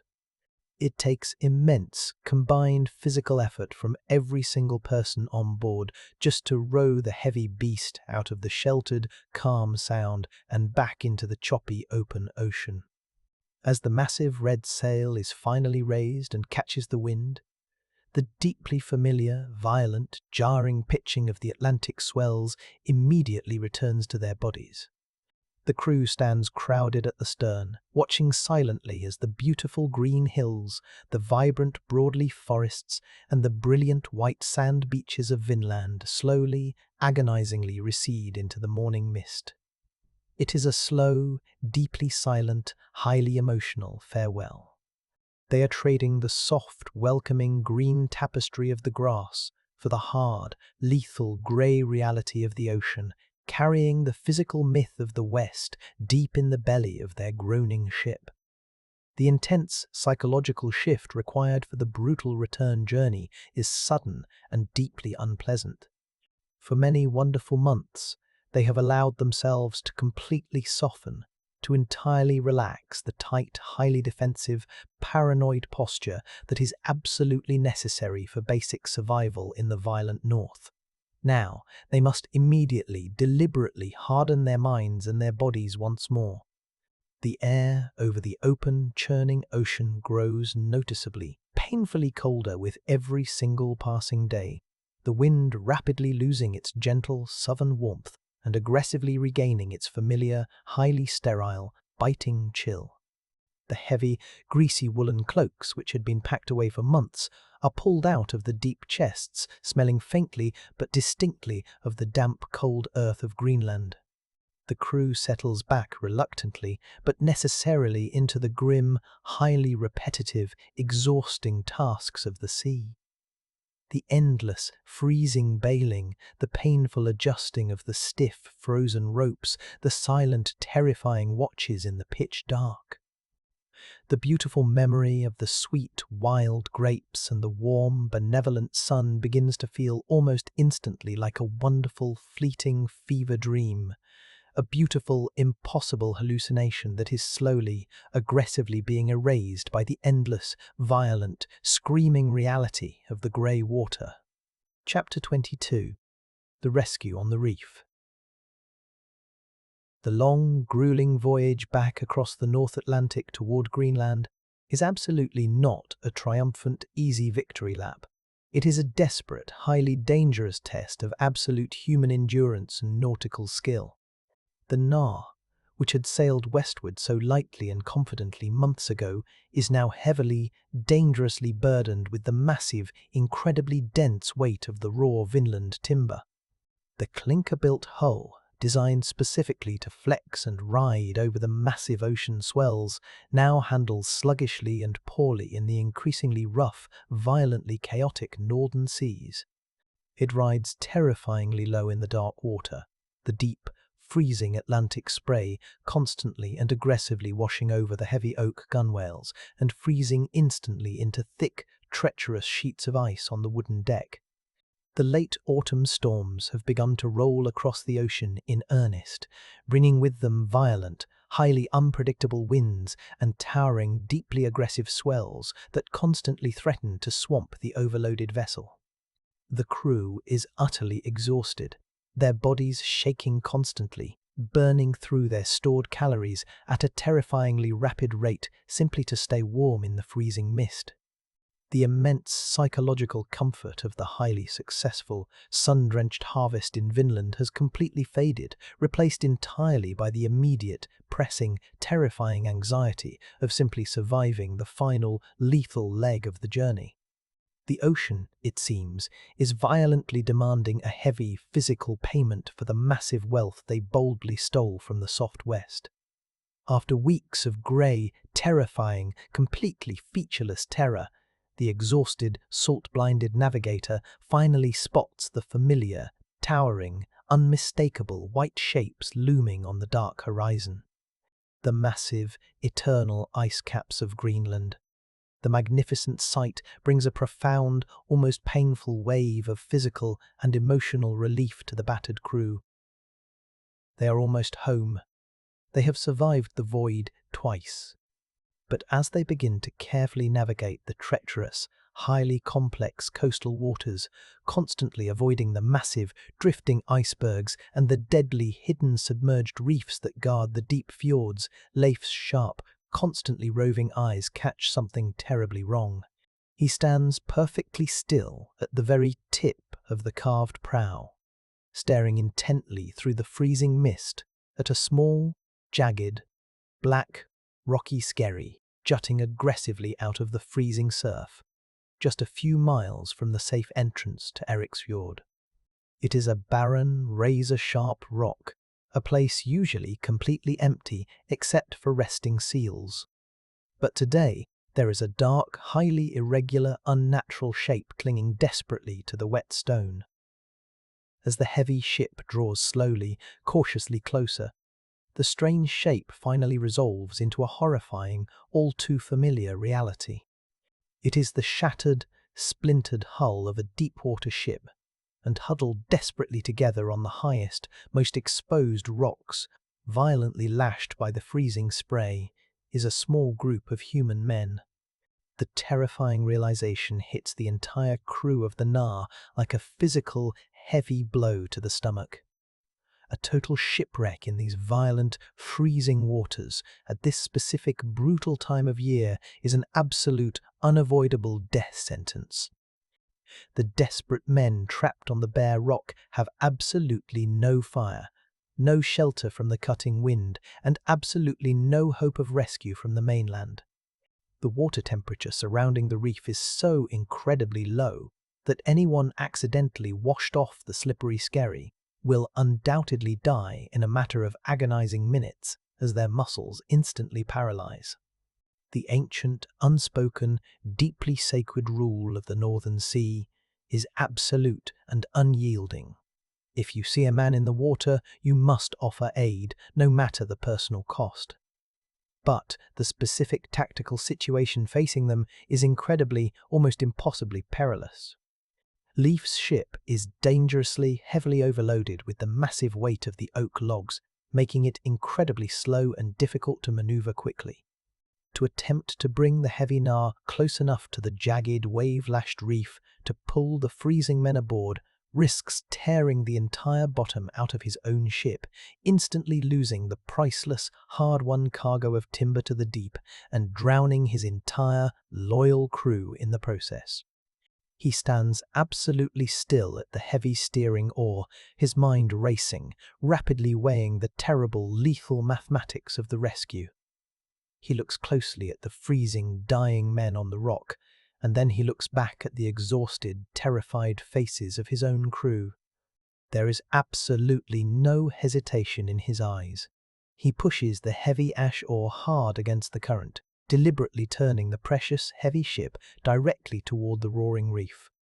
The highly delicate maneuvering required for this rescue demands a terrifying, almost superhuman level of nautical skill and absolute nerve.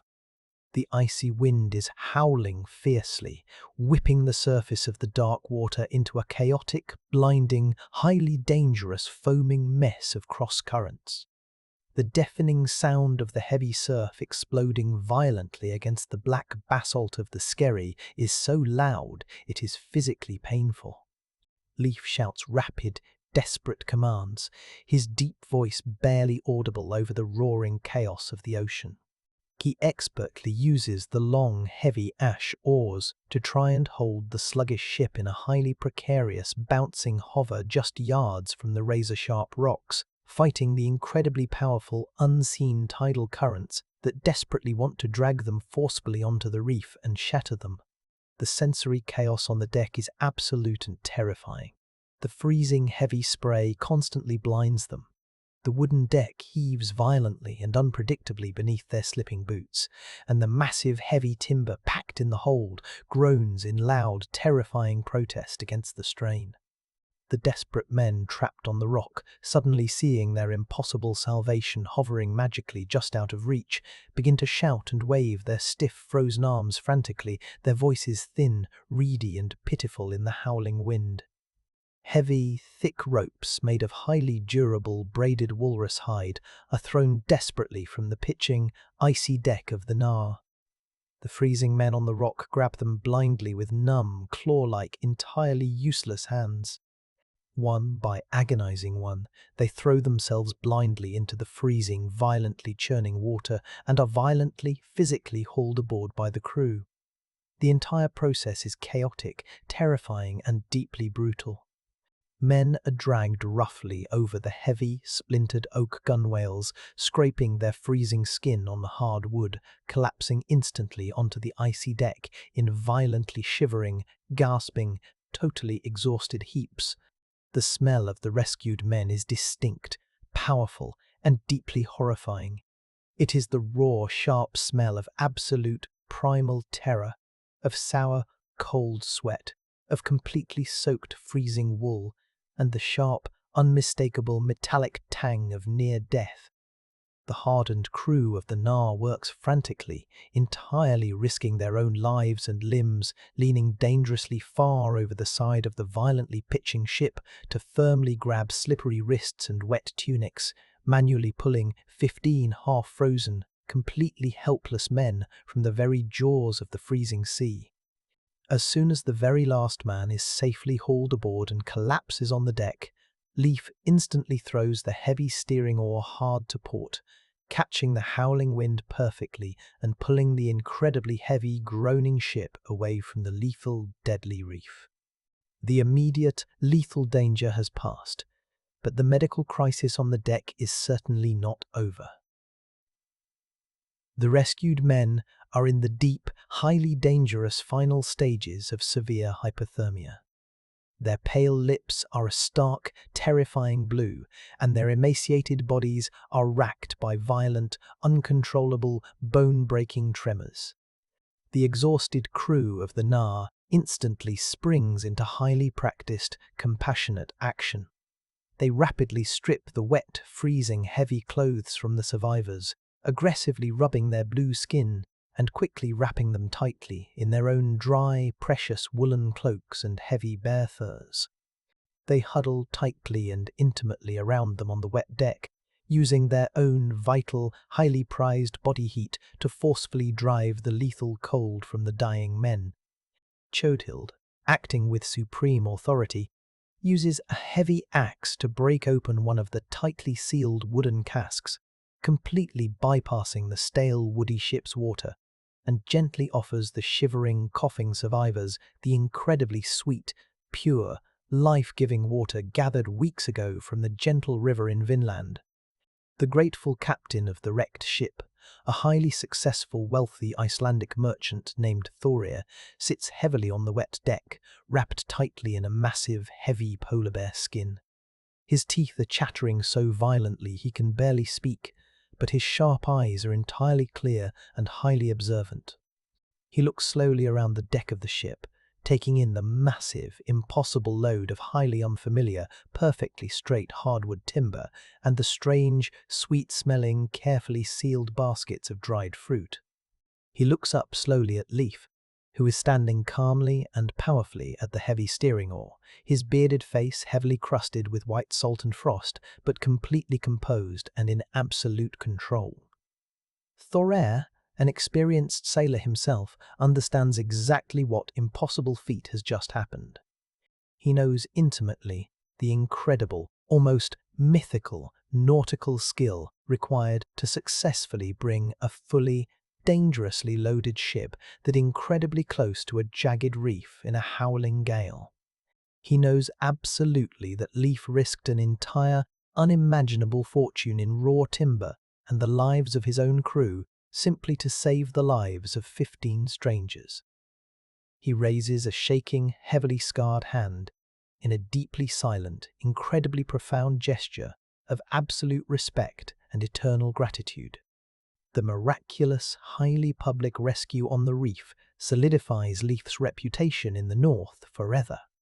He returns to the safety of Greenland, not just as a highly successful explorer or a fabulously wealthy merchant prince, but as a genuine, undeniable savior. The 15 men he physically pulled from the freezing reef will tell the incredible, terrifying story in every single smoky hall and loud tavern across the entire Norse world.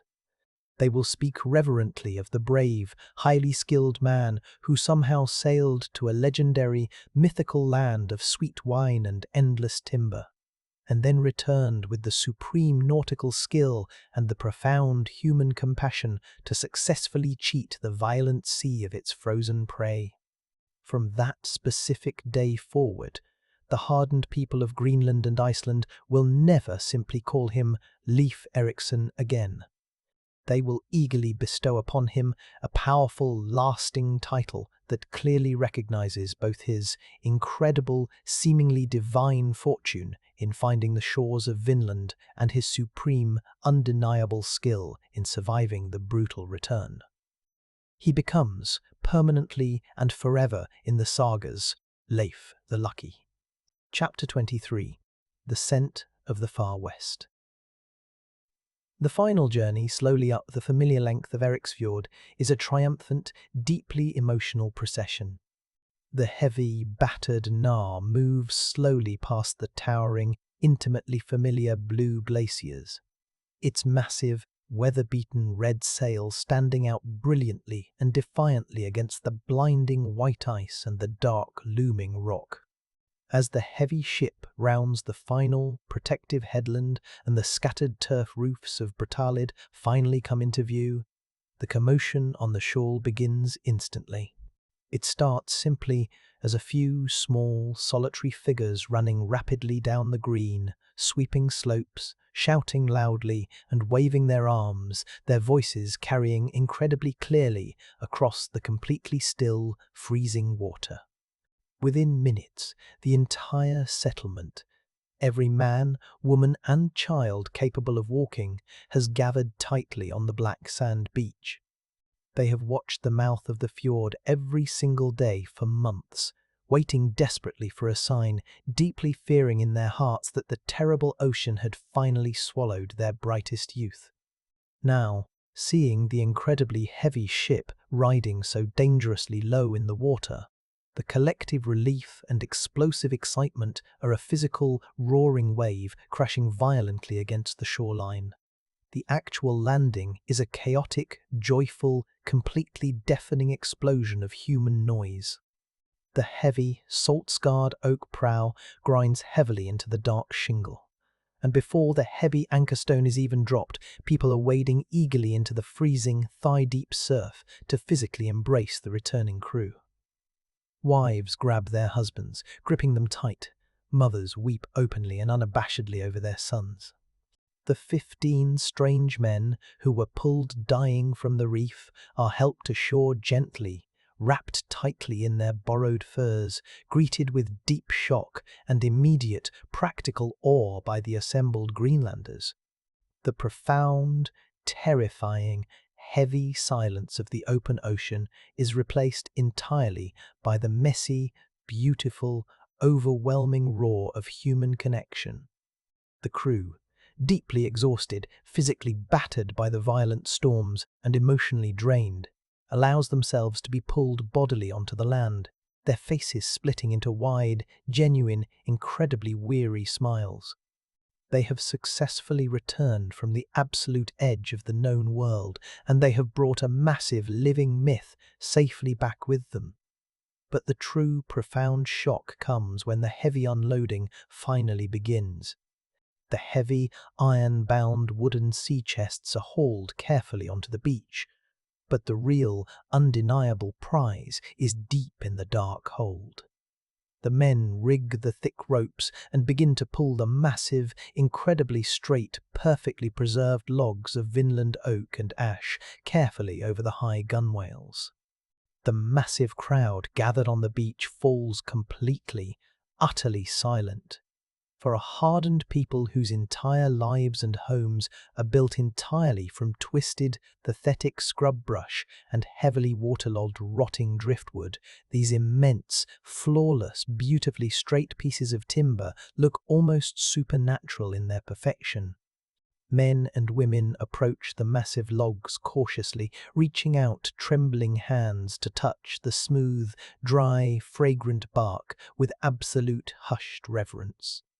They run their heavily calloused hands slowly over the wood, feeling the dense, solid, deeply satisfying weight of a material that immediately promises permanence, safety, and immense political power.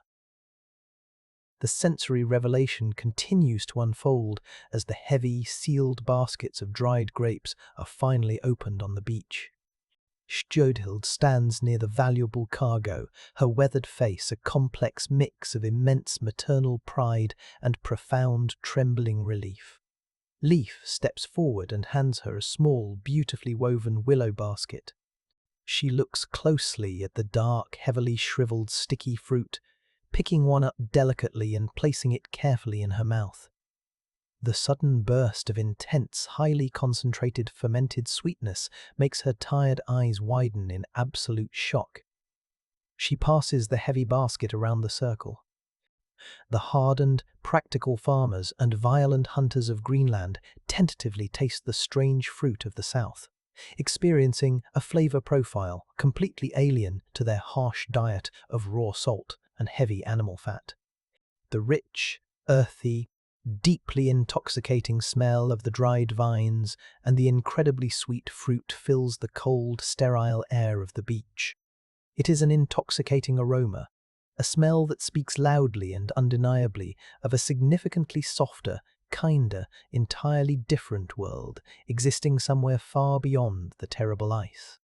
That evening, the massive main longhouse at Brattahlid is packed to absolute bursting, the heavy turf walls seeming to bulge with the press of humanity. The central hearth fire is built incredibly high, throwing a brilliant, aggressive orange light against the dark turf walls and illuminating hundreds of eager faces. The air is incredibly thick with the savory smell of roasting meat and the fresh, clean, sweet scent of the newly imported hardwood. Leif sits proudly at the absolute center of the hall, the undisputed magnetic focal point of the entire settlement.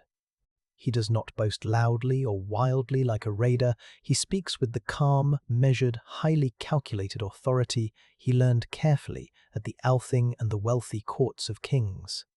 He describes in vivid, sensory detail the dense, towering, endless forests, the incredibly sweet, fast-flowing water of the river, and the surreal morning dew resting heavily on the soft green grass.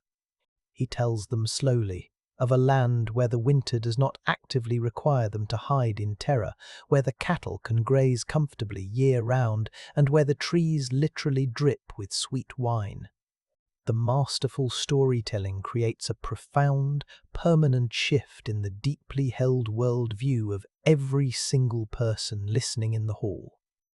They had always believed, deeply and unquestioningly, that they lived at the absolute final end of the earth, backed aggressively against an impassable, eternal wall of ice.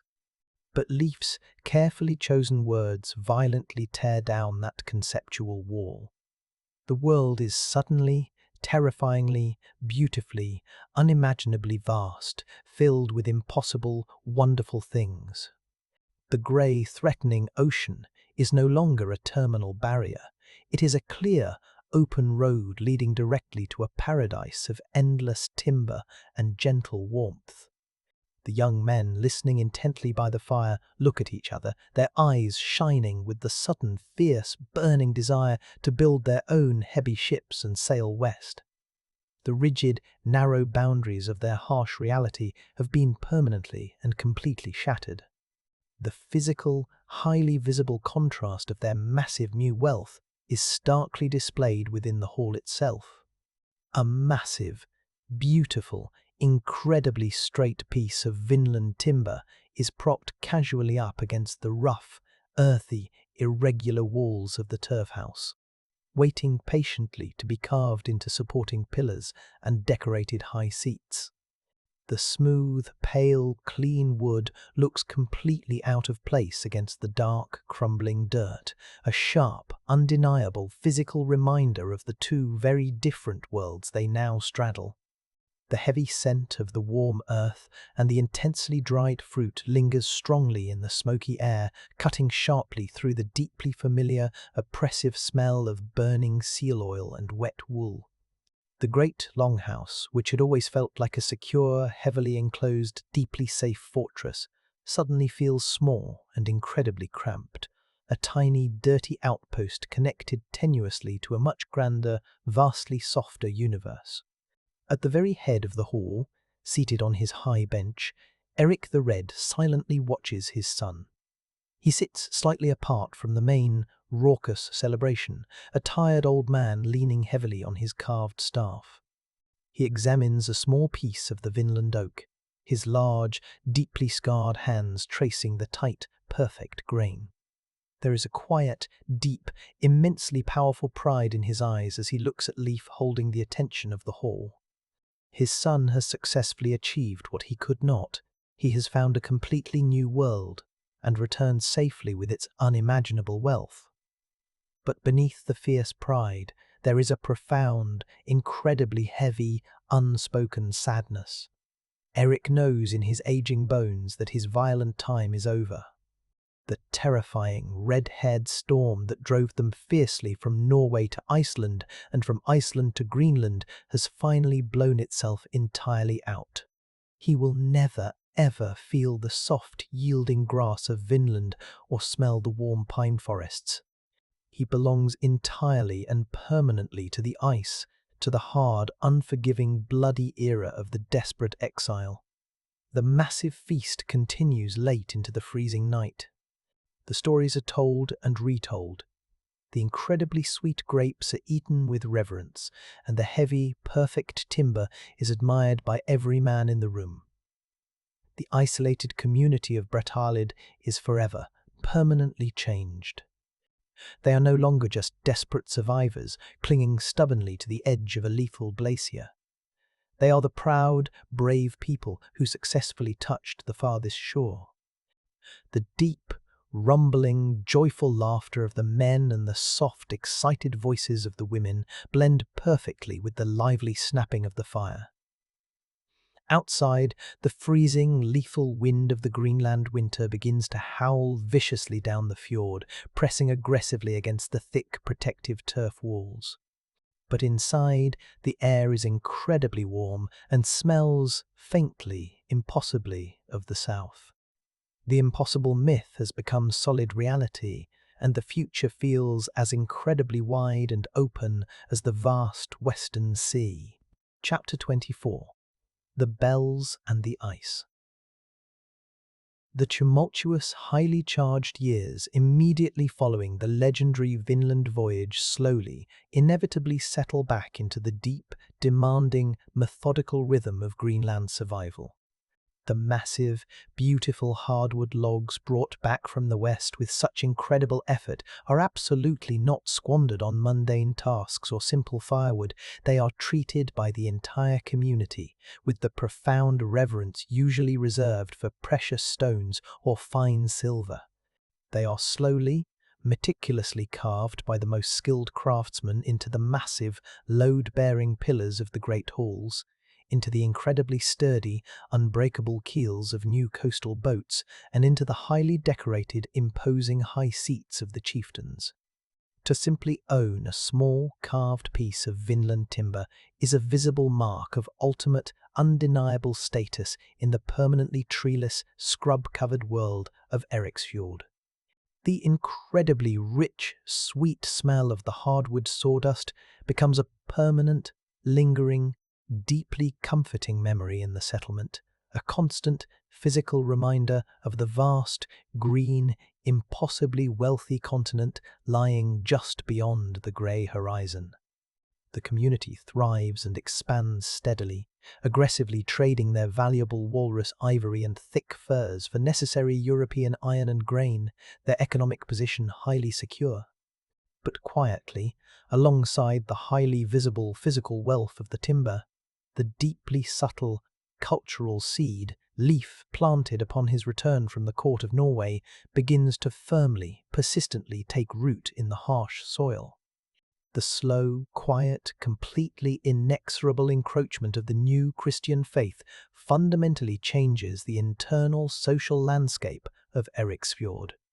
It absolutely does not happen with the violent, bloody swing of an iron axe, nor with the forced conversions of the Eastern kings, but with the soft, persistent, unyielding pressure of a changing historical tide. The pale, dark-robed monks who arrived on Leif's heavily laden ship are incredibly patient. They do not foolishly attempt to force the old, scarred, deeply stubborn farmers to abandon Thor in a day. They simply, consistently offer a completely different kind of psychological comfort. They present a highly structured religion of written, unchangeable laws, beautiful, hypnotic chanting, and the powerful, deeply seductive promise of a warm, golden, peaceful afterlife that appeals intensely and deeply to a people living their entire lives in a freezing, dark, highly violent world. Slowly, the small silver crosses become significantly more common, catching the weak Arctic light against the rough, undyed woolen tunics of the young. The most significant, deeply personal, and highly political shift occurs directly within Leif's own powerful household. Shodhild, the formidable matriarch who held the family together with iron will through every single terrifying exile and freezing storm, fully, publicly embraces the new faith. Her highly visible conversion is completely quiet, devoid of dramatic speeches, but it is absolutely, terrifyingly firm. She has spent her entire, grueling life managing and desperately surviving the chaotic, bloody, violent consequences of the old ways. The endless, cyclical blood feuds, the fragile, deeply destructive masculine pride, the endless, generational cycle of vengeance. The White Christ offers a theology of ultimate peace, forgiveness, and highly structured order that speaks profoundly to her incredibly pragmatic, deeply weary soul. But her bold decision creates a profound, painful fracture at the absolute top of their society. Driven by her new, unyielding vows, she respectfully but firmly refuses to share the marital bed of her stubbornly, aggressively pagan husband. Erik the Red, the massive, unyielding man who personally conquered the ice and founded a nation, suddenly finds himself completely isolated within his own great hall, separated from the wife he relies on by an invisible, insurmountable theological wall. Driven entirely by her new faith and her considerable influence, Shodhild boldly commissions the immediate construction of the very first church in the New World. It is a tiny, incredibly humble structure, vastly different in shape and philosophy from the massive, sprawling, earthbound longhouses that dominate the valley. It is built almost entirely of the precious, imported southern timber, standing stark, sharp, and upright against the sweeping, rounded landscape. It is deliberately not built in the absolute centre of the bustling settlement, but slightly removed, placed highly strategically just over a small grassy rise so that it cannot be seen directly from the main, heavy doors of Erik's Great Hall. It is a brilliant, highly visual, architectural compromise, a way for the growing congregation to worship the new god without directly, continuously insulting the old, volatile chieftain who absolutely refuses to acknowledge him.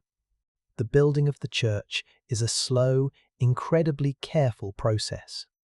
The beautiful wood joined perfectly with precise, hand-carved wooden pegs rather than the heavy, iron rivets used in their ships and homes. The sensory details of the little wooden church are entirely alien to the traditional Norse experience.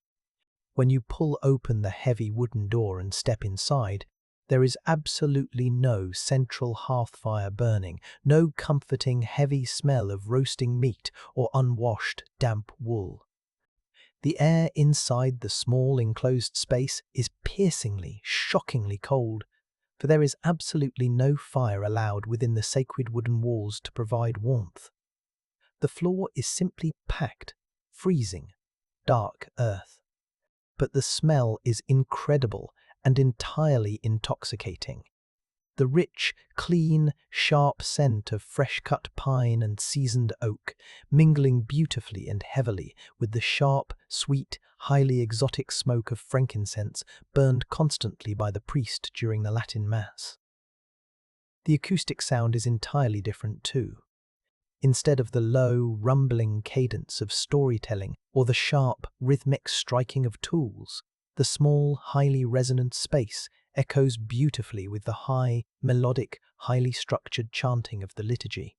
It is an architectural space designed specifically for looking upward, toward the heavens, rather than looking inward toward the communal warmth of the fire. This highly visible architectural and deep spiritual division creates a gentle, persistent, slightly uncomfortable friction within the tight-knit community. The settlement is split, thankfully not by drawn swords or raised axes, but by vastly different daily habits and core beliefs. In the long, dark, freezing evenings, the old men, the heavily scarred veterans of the first terrible, starving winters, gather tightly around the massive, roaring hearth-fire in Erik's smoky hall.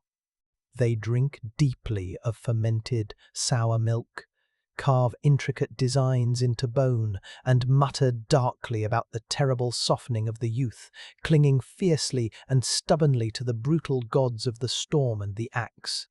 But just over the small green hill, the younger, rising generation, and many of the practical women, gather shivering in the freezing, sweet-smelling timber church, their heads bowed respectfully, listening to a foreign language they do not fully understand, but eagerly accepting a message of peace they desperately desire.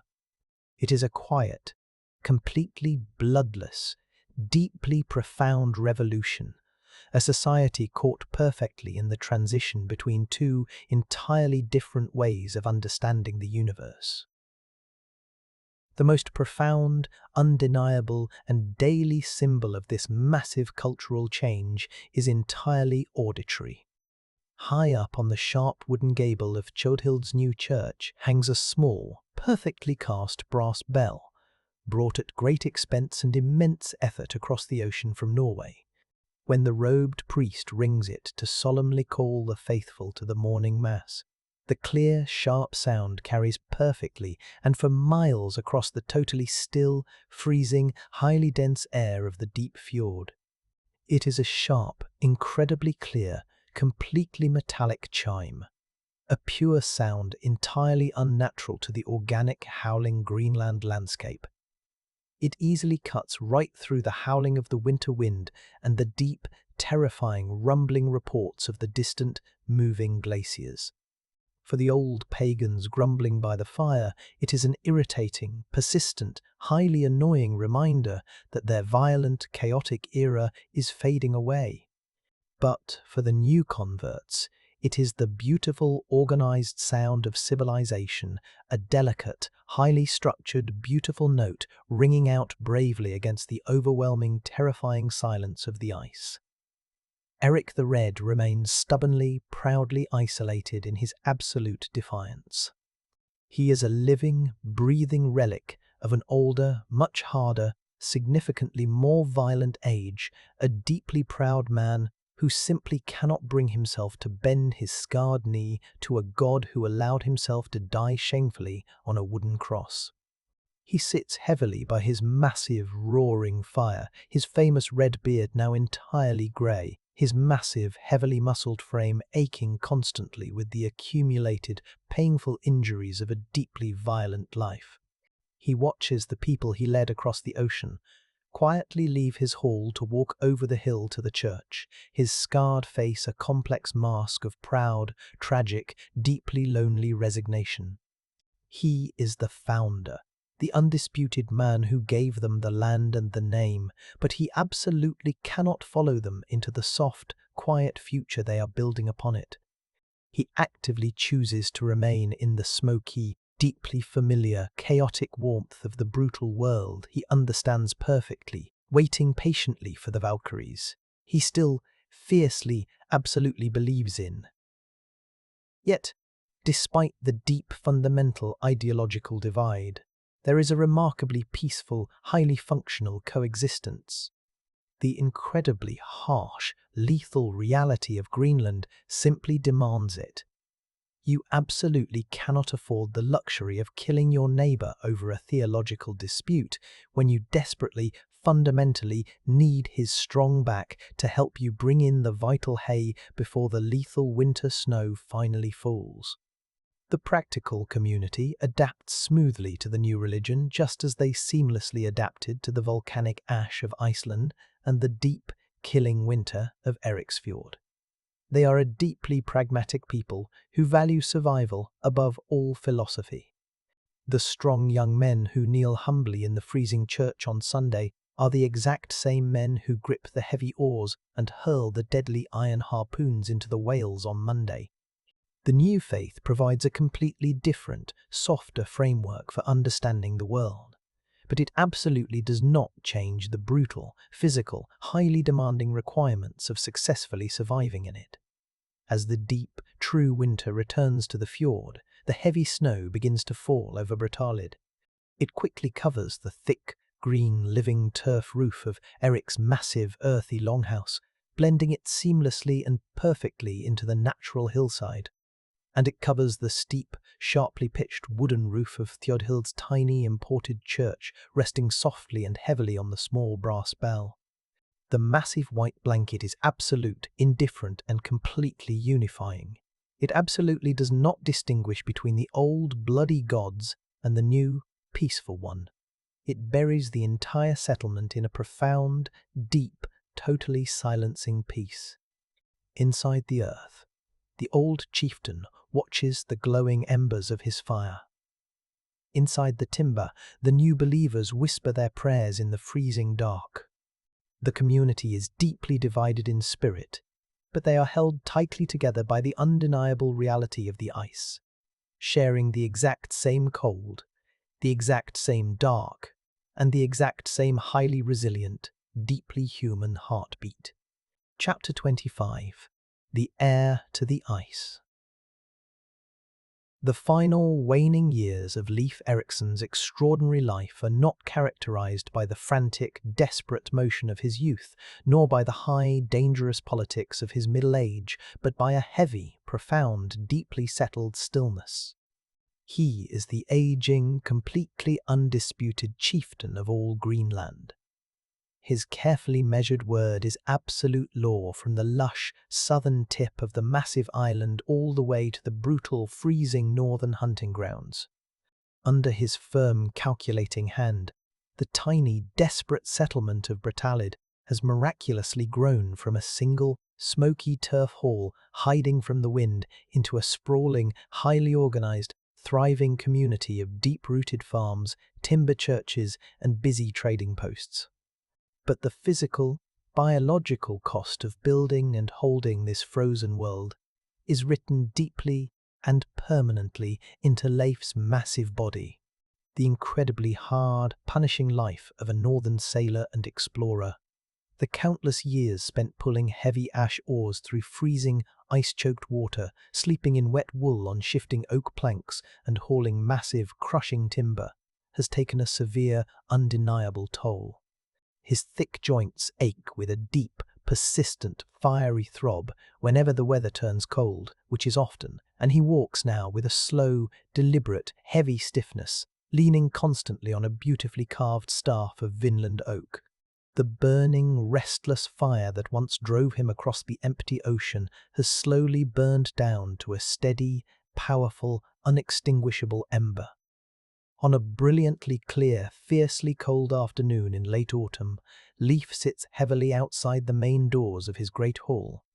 He rests on a massive, highly decorated bench carved entirely from the same sweet Vinland oak he brought back decades ago. The smooth wood, dark and polished from years of use. The weak, pale Arctic sun, hanging incredibly low in the southern sky, offers absolutely no real physical warmth to his aching bones, but it casts a brilliant, highly dramatic, golden light horizontally across the snow-covered valley. He wraps his heavy, incredibly thick polar bear fur-lined cloak much tighter around his broad shoulders, feeling the deeply comforting, necessary weight of the hide against the biting wind. His breathing is slow, measured, and rhythmic, forming small, regular, highly visible clouds of white vapor in the crisp, completely sterile air. He is surrounded on all sides by the deeply comforting, familiar sounds of the thriving life he helped secure. He hears the steady, rhythmic cadence of an iron axe splitting birch firewood, the distant, chaotic, excited barking of the tough sled dogs anticipating a hunt, and the low, rolling, musical murmur of younger men repairing a massive hemp fishing net down near the icy shore. It is the complex, beautiful symphony of human survival and defiance, playing on a continuous loop against the terrifying, eternal, crushing silence of the massive ice cap looming just behind them. He watches the deep waters of Eriksfjord intently. It is absolutely no longer the terrifying, completely empty, unknown expanse he and his desperate father first sailed into so many years ago. It is now a busy, highly structured, vital highway. Directly below his elevated position, two incredibly sturdy, deep-bellied Norwegian trading ships are anchored securely near the black sand beach, their massive, colourful square sails neatly furled and tied. The busy crews are carefully, methodically unloading heavy iron ingots, vital sacks of seed grain, and highly prized fine European cloth from the east, and aggressively loading the incredibly thick furs, massive ropes of braided walrus hide, and exquisitely carved ivory that Greenland produces in abundance. The complex, highly lucrative trade routes he personally established, secured originally by his highly political baptism and his brilliant, careful manoeuvring at King Olaf's distant court, are absolutely thriving. The hardy people of Eriksfjord are no longer starving, desperate, forgotten outcasts hiding in the dirt. They are deeply connected to the wider world, wealthy, respected, and permanently established. Leif watches the strong young men hauling the heavy chests up the beach, feeling a profound, deeply resonant sense of absolute completion settle over his tired heart. The chaotic, highly violent, terrifying flight of his childhood has finally, definitively ended in unshakable stability. As he sits quietly in the freezing, perfect air, his sharp mind often drifts involuntarily back across the water toward the Western Ocean.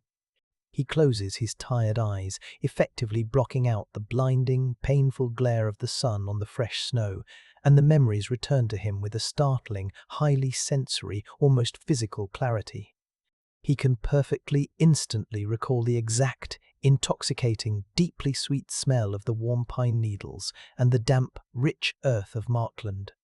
He can distinctly feel the shocking, entirely alien, soft yield of the thick green grass in Vinland pressing up against the thin soles of his leather boots. And he can still, decades later, perfectly taste the sharp, incredibly tart, overwhelmingly sweet burst of the dark, wild grapes on his tongue. They are beautiful, haunting, phantom sensations, the lingering ghosts of a much softer, significantly kinder world that he touched only briefly, like a dream. He knows well that his stubborn people have repeatedly tried to return to those abundant shores, and he knows with bitter certainty that the sprawling, dark forests are heavily inhabited by fierce, numerous people who will violently and successfully defend their own ancient homes against the Norsemen. Finland was a beautiful, impossible dream, a mythical place of absolute abundance that the men of the ice were permitted to visit, to taste, but completely forbidden to ever truly conquer. But Leif harbours absolutely no lingering bitterness or regret about losing the western lands to the forest people. His final realization of his own personal legacy is incredibly clear, completely unromantic, and deeply pragmatic. He did not build a massive, permanent empire in the warm forests of the south, but he did something equally, perhaps more, profound for his people. He aggressively pushed the rigid boundaries of human knowledge and courage to the absolute terrifying edge of the map. He definitively proved to the entire Norse world that the terrifying, endless, monster-haunted grey ocean was not a terminal void to be feared, but a navigable bridge to be crossed. He bravely gave his isolated people the massive timber required to build their new churches and the incredible, tangible wealth necessary to completely secure their political position in the old world.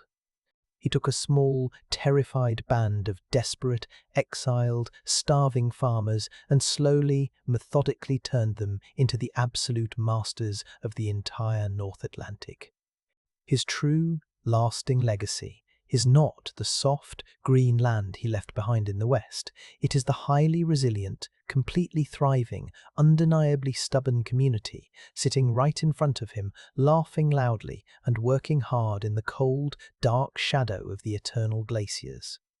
The time for desperate exploration, for political maneuvering, and for leading the chaotic Althing has officially passed.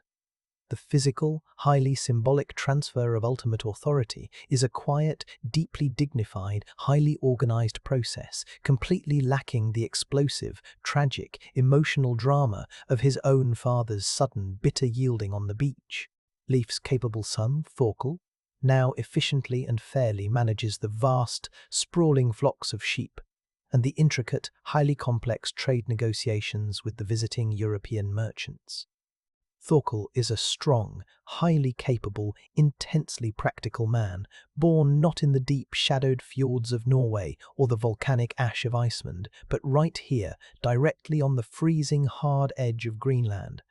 He is a true, native son of the ice, completely unburdened by the dark ghosts of the ancient blood feuds that constantly haunted his grandfather. Leif watches him closely, observing him effectively directing the complex unloading of the merchant ships, seeing his own calm, highly calculated authority perfectly mirrored in the younger man's deliberate movements. The vital continuity of the settlement is absolutely assured. The heavy iron chain of their survival remains completely unbroken. Leif takes a final, long, incredibly slow look at the entire community of Brattahlid. He clearly sees the thick, heavy, highly protective green turf roofs of the sprawling longhouses, perfectly and beautifully adapted to hide from the screaming wind. He sees the sharp, perfectly straight, alien lines of the wooden church pointing stubbornly and optimistically toward the grey sky. He sees the people themselves, wrapped heavily in thick wool and animal fur, their faces flushed bright red from the constant cold, their hands heavily calloused, scarred, and undeniably strong. They are a deeply stubborn, magnificent, deeply beautiful weed clinging fiercely to the barren rock, absolutely refusing to be killed by the total darkness or the killing frost. The deep, constant, highly rhythmic beat of their difficult lives, the endless shearing, the dangerous sailing, the muddy building, the quiet praying, is quite simply the most profoundly beautiful thing he has ever known in his long life. It is the absolute, undeniable triumph of human warmth, cooperation, and sheer will over the terrifying, massive indifference of the Arctic. As the long afternoon finally wanes, the weak light begins to fade completely. The golden, warm hue of the sun vanishes behind the peaks, and the sky turns that deep, heavily bruised, icy purple that strongly signals the rapid coming of the long, lethal polar night. The dark shadows stretch aggressively across the length of the valley, turning the pristine white snow a pale, ghostly, terrifying blue. The temperature drops sharply and violently, becoming a physical, crushing pressure pushing aggressively against the walls of the settlement. The towering mountains and the massive, distant ice cap seem to literally lean closer, silently and inevitably reclaiming the landscape as the sun completely retreats. It is a beautiful, deeply terrifying, utterly indifferent world. The ancient ice absolutely does not care that they are here. It does not care about their imported timber, their silver crosses, or their brave sagas. It simply exists, massive and silent, waiting patiently for them to make a single, fatal mistake. But Leif Eriksson is no longer afraid. He has spent his entire, incredible life looking directly into the freezing void, and he knows exactly, perfectly, how to survive it. The brutal, creeping cold finally seeps completely through his heavy polar bear cloak, settling deeply and painfully into his aching, tired bones. He sighs heavily, a cloud of white mist in the dark air.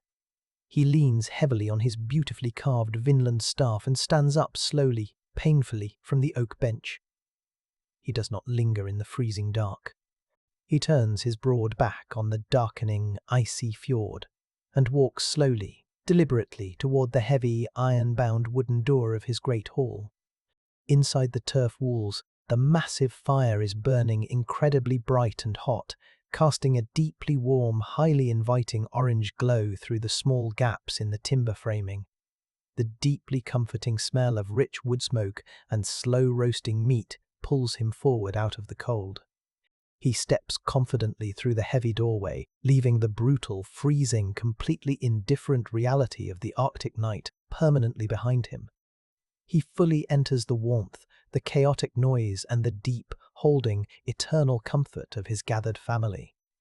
And so, the grand, sweeping saga slowly turns its final page.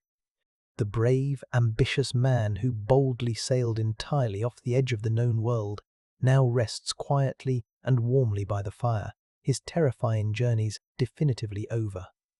Outside the thick walls, the heavy snow begins to fall in earnest, quickly and silently blanketing the low turf houses and the sharp wooden church, covering the freezing black sand beach and the silent, heavy ships resting on their rollers. The resilient people of Greenland are deeply, permanently rooted in the ancient ice, locked safely away from the brutal world, dreaming quietly in the dark of the distant, whispering, sweet southern shores they once briefly, miraculously touched. The freezing wind howls violently down the length of the fjord, but the earthen walls are thick, the soapstone lamps are brightly lit, and the old stories are being told to the children. Breathe out, one last time, a long, slow breath into the quiet. Let the final image of the dark, quiet, freezing water remain. The fire burns bright, and all is well.